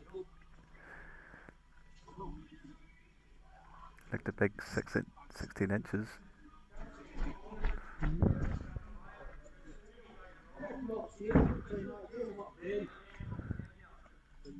Just the wrong side of Neil's bolt. Well, Neil's he's changing hand, trying to turn the jack, turn the bolt. Definitely more aggressive here, but Bailey's just missed the line, yes.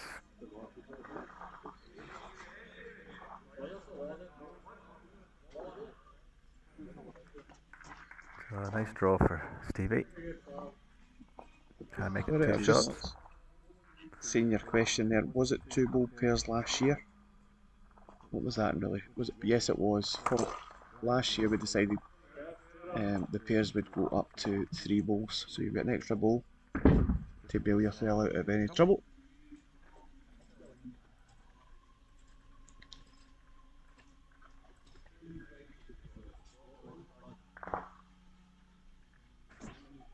So it was 1 to Stevie. So we are now tied up at 1 each after 2.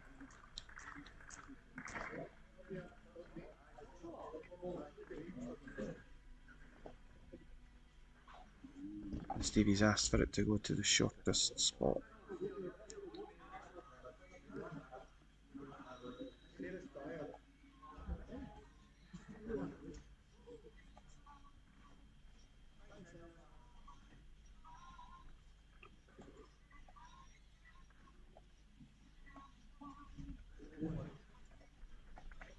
Yeah, Good opener. Very nice.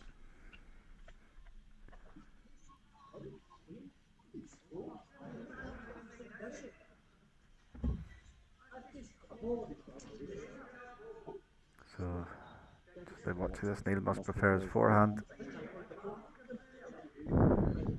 Reaching, he might just get a piece of it. Just under.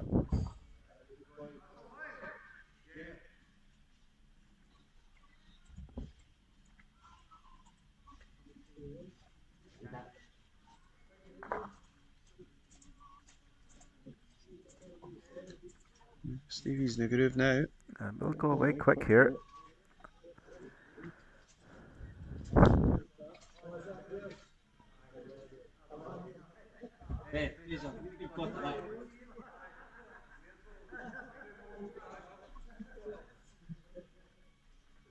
Well, Neil, if you reach it, you're not far. If you reach it, oh, it's a super effort. Super Just effort. shy.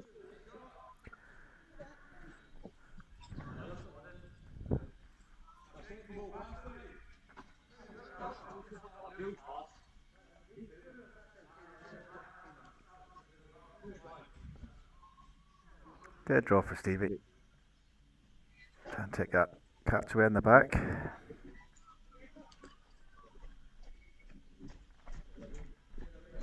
Just overplayed it. Now does Neil change?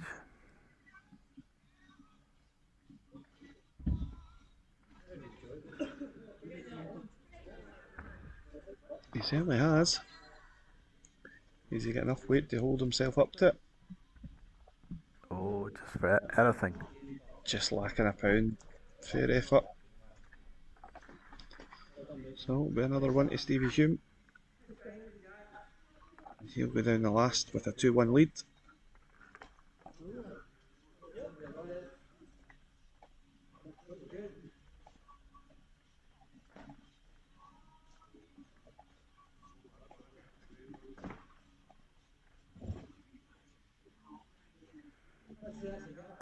Change of length.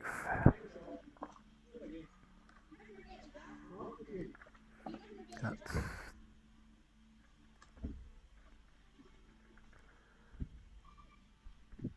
2 meters short of minimum length.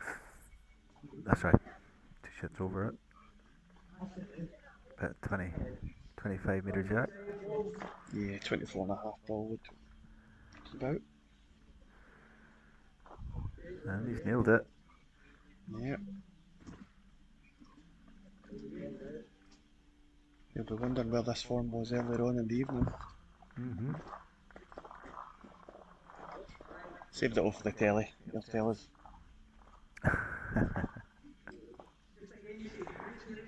Well, let's put a good reply in. Yeah, it's been decent standard this game. Neil's bowl is just a fraction tighter than Stevie's bowl.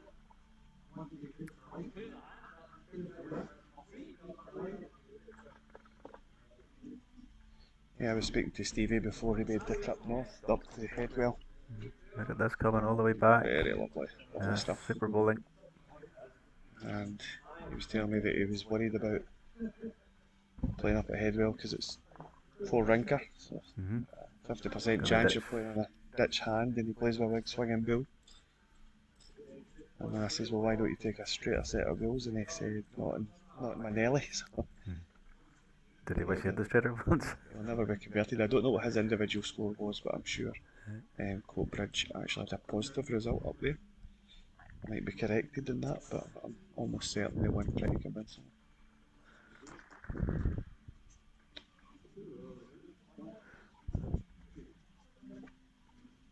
Yeah, good bowling. Difficult for Neil now.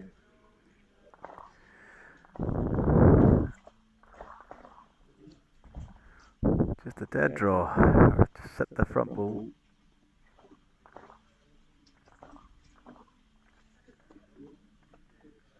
Just missed his line. Whip's great for it. Yep. With 2 shots, Stevie Hume. In the match, 4 shots to 1. Yeah, I wish I played with my swinging ones at West Lothian, and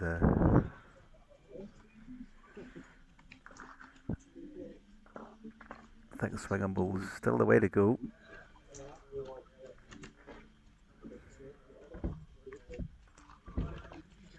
Yeah, last season I was probably chopping and changing too much, if I'm being honest, between different sets. And I've decided just to grin and bear it, play with the same set. Yeah, I play the same set, indoor, outdoor. I play the same. The only thing I do different is just to play a heavyweight, but it's only if it is a bowl tighter. The problem is it's when you play the yard on it, holds up much longer, which infuriates me at times.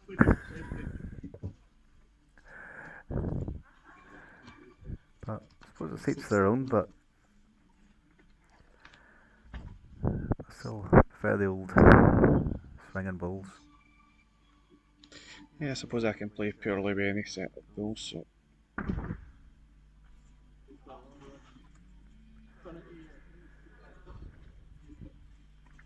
I was just double checking where Coatbridge did win quite convincingly at Headwell, 111 to 65.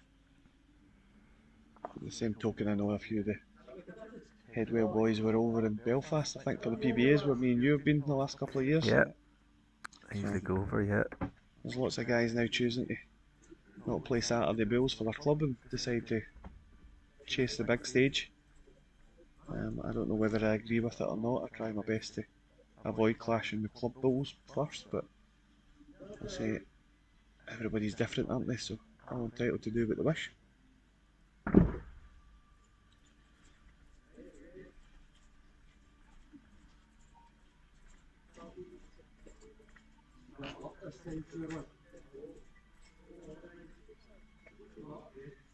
Oh. At the same token as well, Johnny, I think there has to be a serious conversation about the sport in general. You know, is it becoming a bit too stale in terms of the same format, same, you know, I will be trying something different this evening. Is there a complacency, you know, in terms of the product that we keep offering, keep churning out? Is it attracting new people to the sport? I don't know. I mean, there's people of my age group, but we won't be around forever. So the sport has to move on, and we're lacking numbers generally, indoor and outdoor. Yes, we've seen a lot of young kids coming through, but I don't think it's enough to heal up the hemorrhaging we've had, losing members. I've always said people finishing sports at the age of 40 or plus, rugby's, tennis, get them involved, the social aspect, clubs aren't as strict as they used to be, maybe putting people off. But yeah, on the social side, if it's shorter games, they can come and play and have a laugh.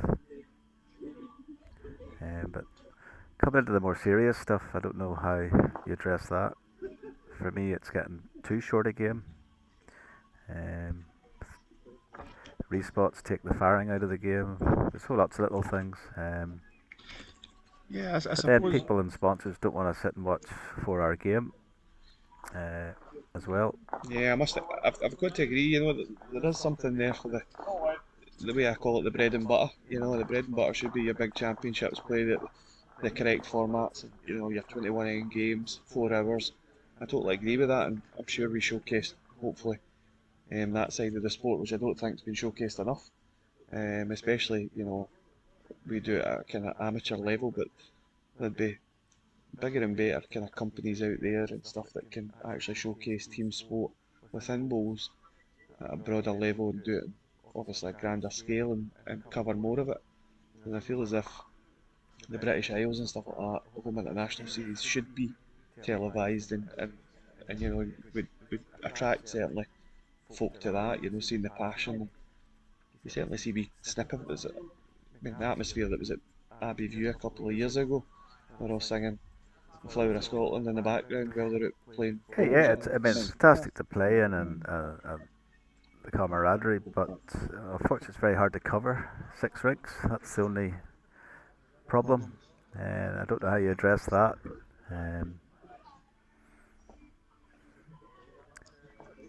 You probably have to film 6 rinks and edit it and not show it live. Yeah.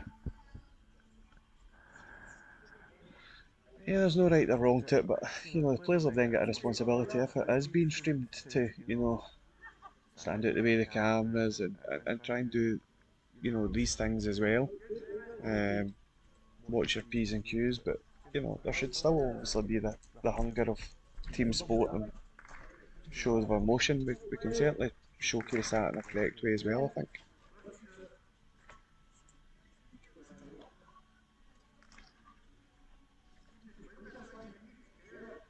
We've just got the last end of this pairs match going on in rank 1 at the moment. You can just see it at the corner of the screen between Hume and Harris. They're already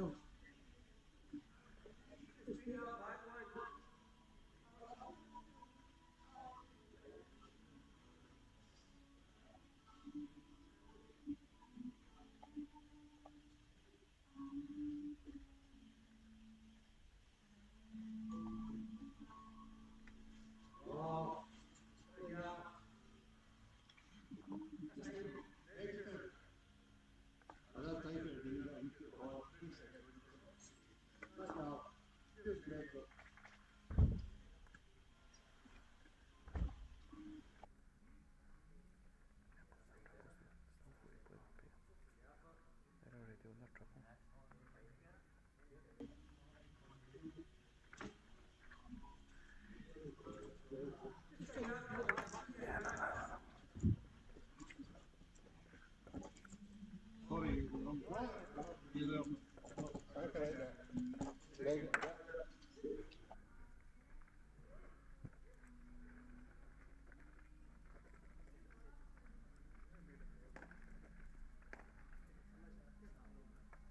I can't remember. What are the rules in visiting heads? Is it So you're only meant to visit the head before your last bowl. right? So it probably created a wee bit of an issue when I've introduced a third bowl into the pairs. It's probably added to the time a little because we're now at 5 to 11. Okay. We've still got a triples match to stream, so we'll be wrapped up for 11:15. But I have noticed a few of the players playing in the pairs games visiting the head more than probably they would if it was a 2 bowl pairs. So yeah, we've added probably 20 minutes onto the schedule. But that was the feedback from the players last year, Johnny, that they felt they just wanted that extra bowl in the pairs. Yeah, I don't mind the extra bowl, but sometimes both skips should walk together. Yeah, Where I've seen one stay back. agreed. Agreed.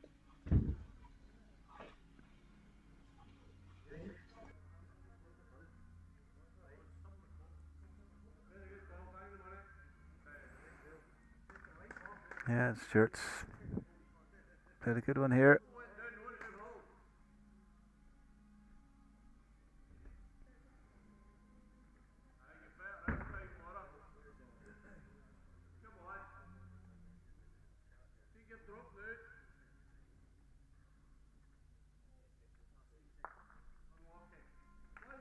And so is Sid. Oh, great ball, Sid.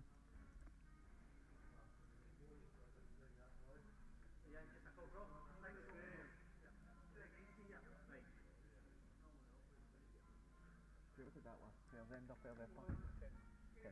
Cheers, Puck.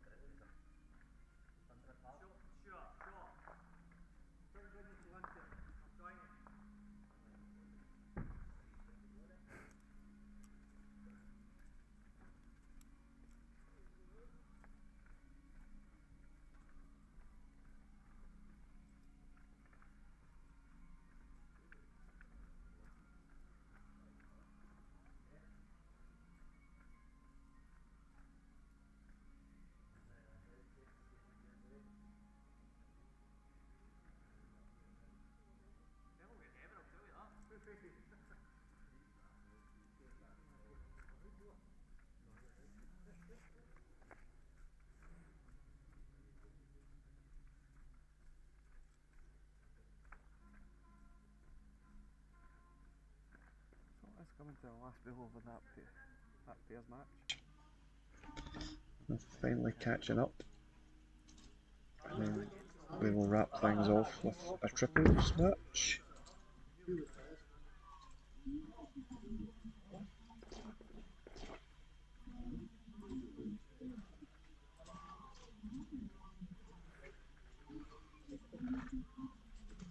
And it was worth the wait. Sid draws another shot. So they managed to sneak that game. 3-2.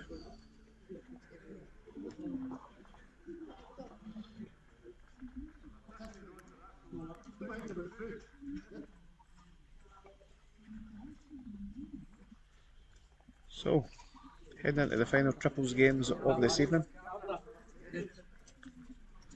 As you can see, our winners, as we confirmed just before the last round of fixtures, Craig McLaughlin's team on 34 points. Second place, Stevie Hume's team on 22. Sean McCabe's team on 12. And it might have been important for that third place. Maybe that's why it's a bit of local rivalry there between McCabe and McMonagle. They'll be heading into the triples games level on 12 points apiece.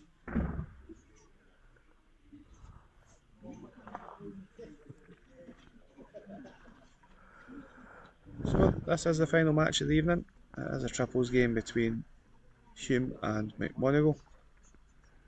Wrap off proceedings. Well, I can switch the heating on in my house. I better do that.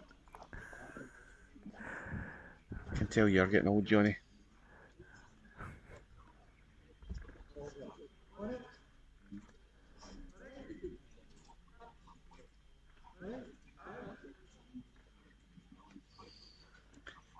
Well, my living room's 18 degrees. Bedroom's 13. It's amazing technology nowadays. It is indeed.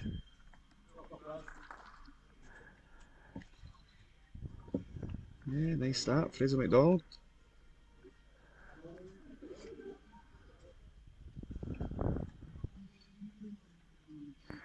I have to ask Jerry Sullivan what techniques he uses to heat up the house. And what's Jerry, about 80? Oh dear. You'll be off the Christmas card list for that comment, son.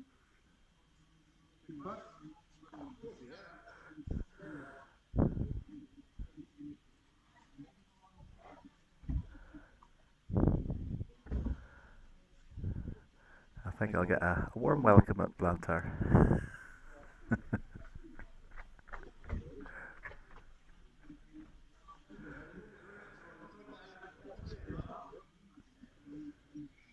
So this is the last match of the first evening. We'll be with you again every Monday night, all the way right through November and December, as we bring you the 8 qualifiers before we finish off with finals night, which will be the Monday before Christmas. There's a good top prize. Yeah, prize money's increased this year, so the winners will receive £1,320. Don't ask me to rhyme off the rest of them, because I can't remember. I think the total prize pot is over £2.5 grand. A huge thanks to our sponsors.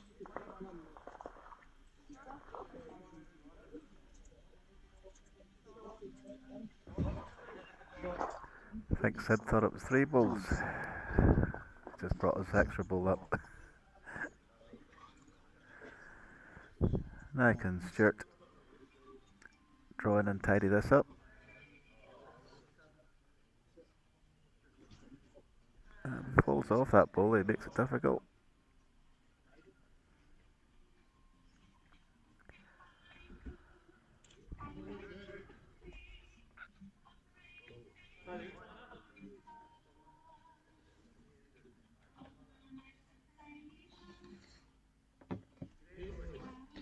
Jerry's just letting you know that he's a hive man. He's a hive man. Hive.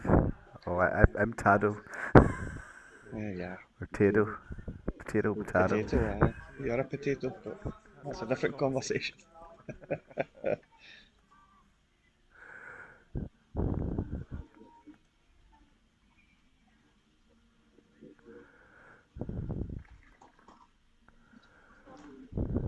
Whilst I'm all for technology in terms of this and streaming and stuff like that, I must admit I just can't deal with technology in the house.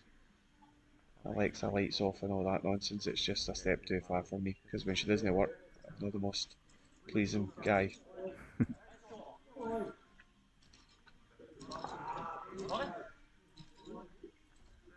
Get your oven and your washing machine and all the... Oh, couldn't think any worse, honestly.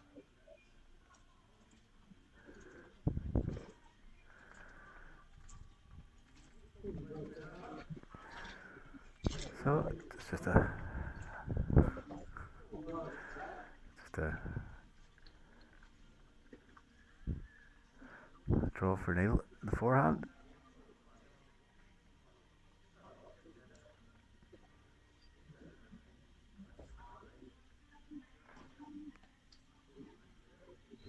So I'm quite surprised that we've stayed live on Facebook, because as we can hear in the background there is some music being played.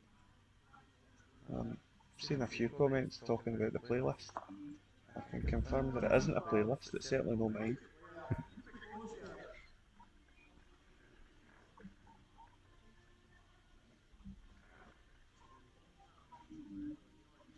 But we must just have it at the right level that Facebook and YouTube haven't picked up on it to kick us off here. Yeah, they're very strict on it, aren't they? They are. It's unfortunate. I know it's been spoke about it, you know, plotters and stuff like that they're trying to get some music played in the background, but the costs involved in that to actually get proper music played in the background is incredible. So they did try and put some kind of background music in it, but it's a bit monotonous to listen to the same tune all the way through the day. I thought Jerry would been used to Fairland. Yeah. It's certainly a radio station for the ages, that's for sure.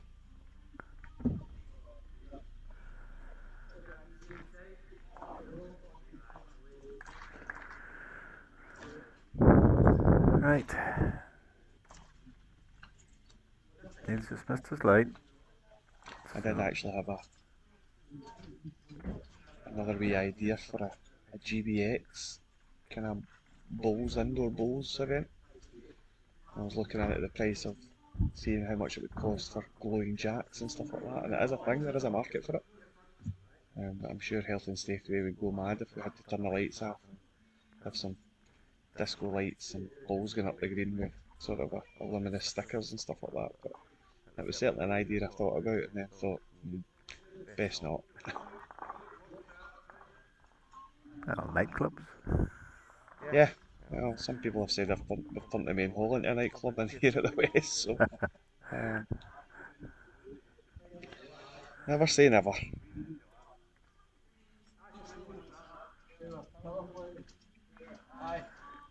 Right. So, Neil McMonagle's team have nominated a power play. So Stevie picked up a 2, the first end.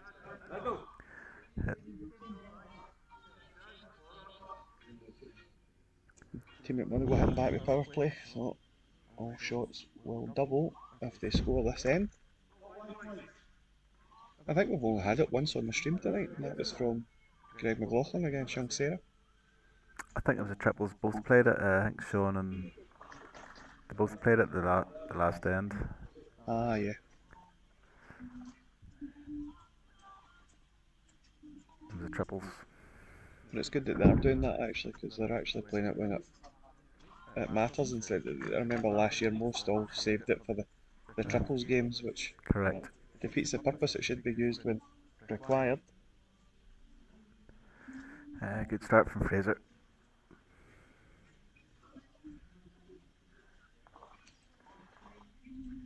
Over on the other side, the guys were a bit quicker in their play. They have finished their triples. Yeah, thanks. Fraser's well played again. 2 good balls, Fraser. Oh, Fraser saving the best till last. And Sid just won't play his forehand. He played it over in ring 1. As he draws a shot. Just not getting back. Fair effort. Yeah, cut the line.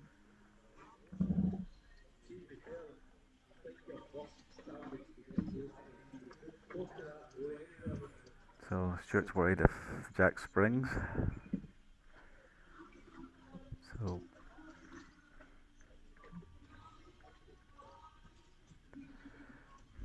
count and cover. Joy. The score. Down.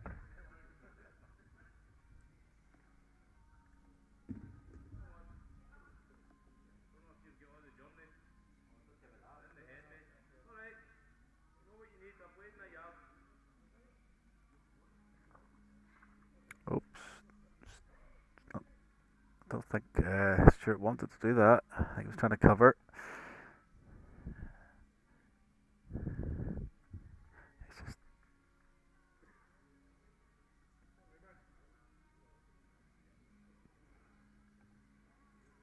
lovely weight from Raymond.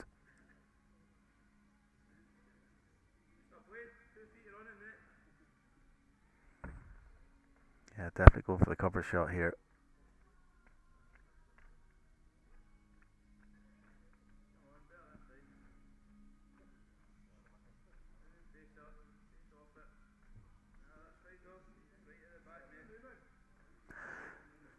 Best back, but not sure who has the spot.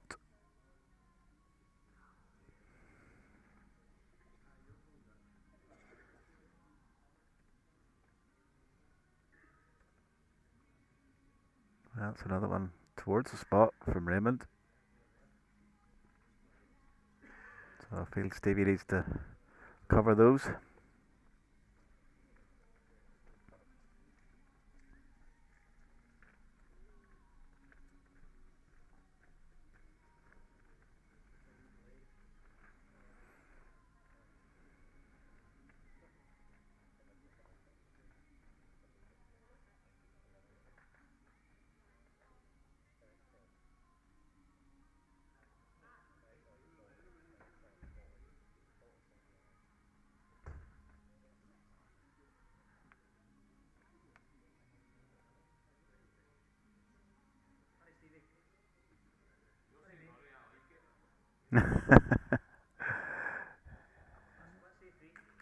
Yeah, he split 3 balls up. Second on the spot as well, yep.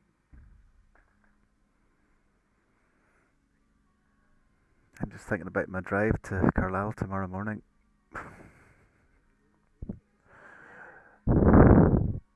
It's another one below Neil's. Taking this job to do less driving, Johnny. It appears you're doing it more. Driving on Saturday.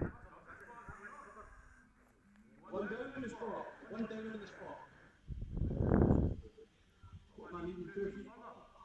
18 inches.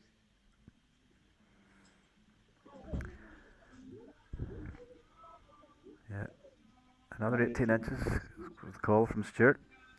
So he must be trying to get the spot. Ah, you're good, mate. Very good. Still a chance for 3-wheel. Yeah. Squeeze the jack there.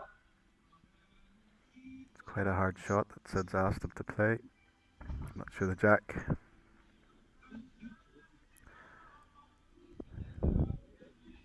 Well, come that goes, getting down. Good try. Good. Looks like 2 shots.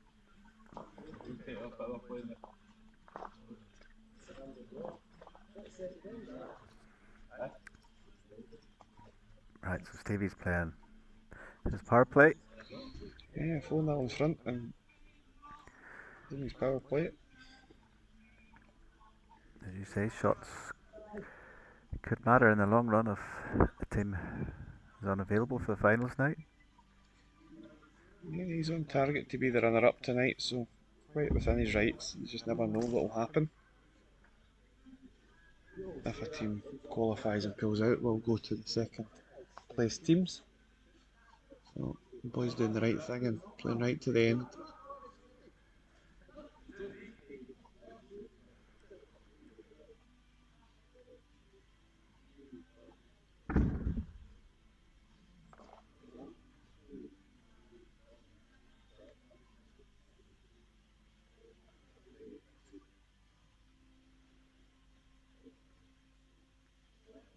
Another good ball from Sid.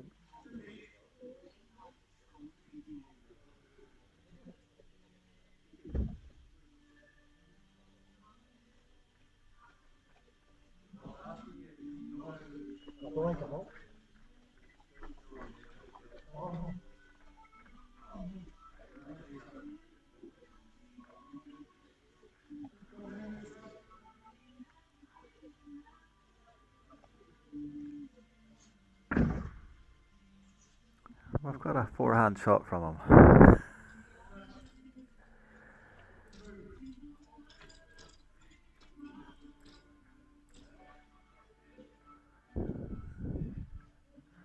He wasn't that far away.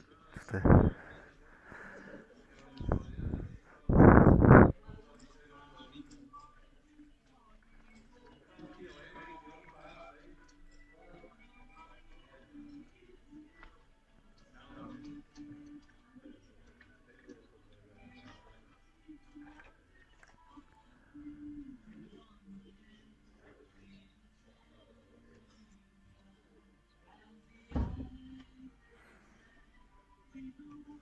couple of chances for Stuart if he's up. Turn his own or rest the ball on the inside. That's just was lacking weight. Yeah, track was probably right for the job.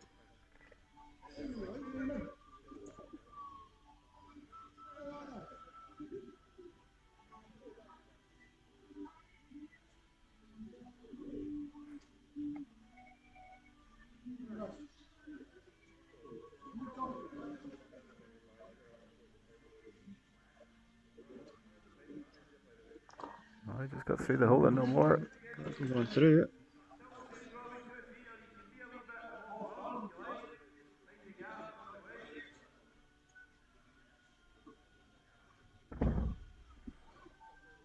Firmer shot.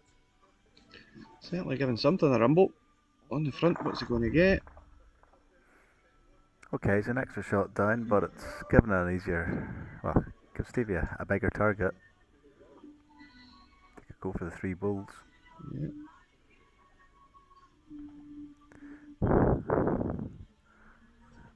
But Raymond could make this awkward. Yeah, he's just not going to make another shot. At 3-0 down. 4-0 down, sorry. Holding 3. Decisions. We'll see Stevie get down his forehand On a yard or two over, he's got 3 bulls to lock on to. A big trail in the white, I think, is the right play.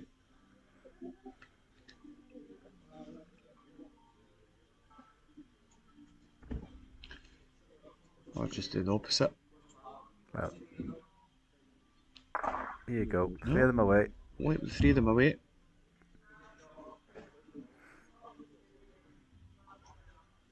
There's nearly a chance to turn the shot ball away.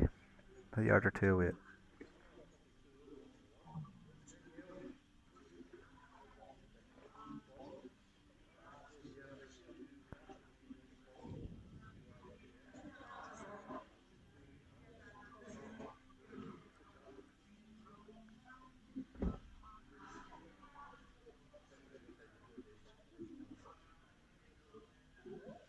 Well, decent track. Is he going to finish? Yeah, weight's very good. Ball. Yeah, good finish for Stevie. Turned the head over well.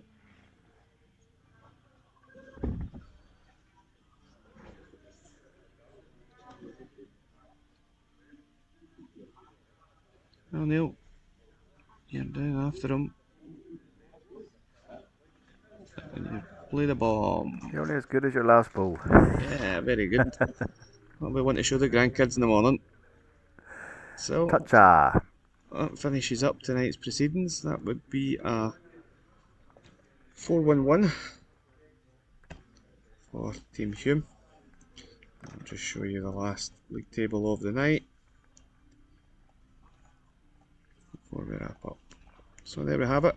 Team McLaughlin are your winners and will qualify for the finals day with 36 points, winning 18 games out of 21, only losing 3. Team Hume finish on 24 points. Team McCabe on 12, the same as Team McMonigal. So it was all very close in the end, only 11 shots between the bottom 2 teams in the section. That wraps us up for night 1. Hope you can join us again next week. We'll have 4 more teams battling it out to make the finals day. Again, thanks to our sponsors, SK21, Howdens, Taylors and Indigo Communications. Thanks for joining me, Johnny. Yes, thanks, Sam.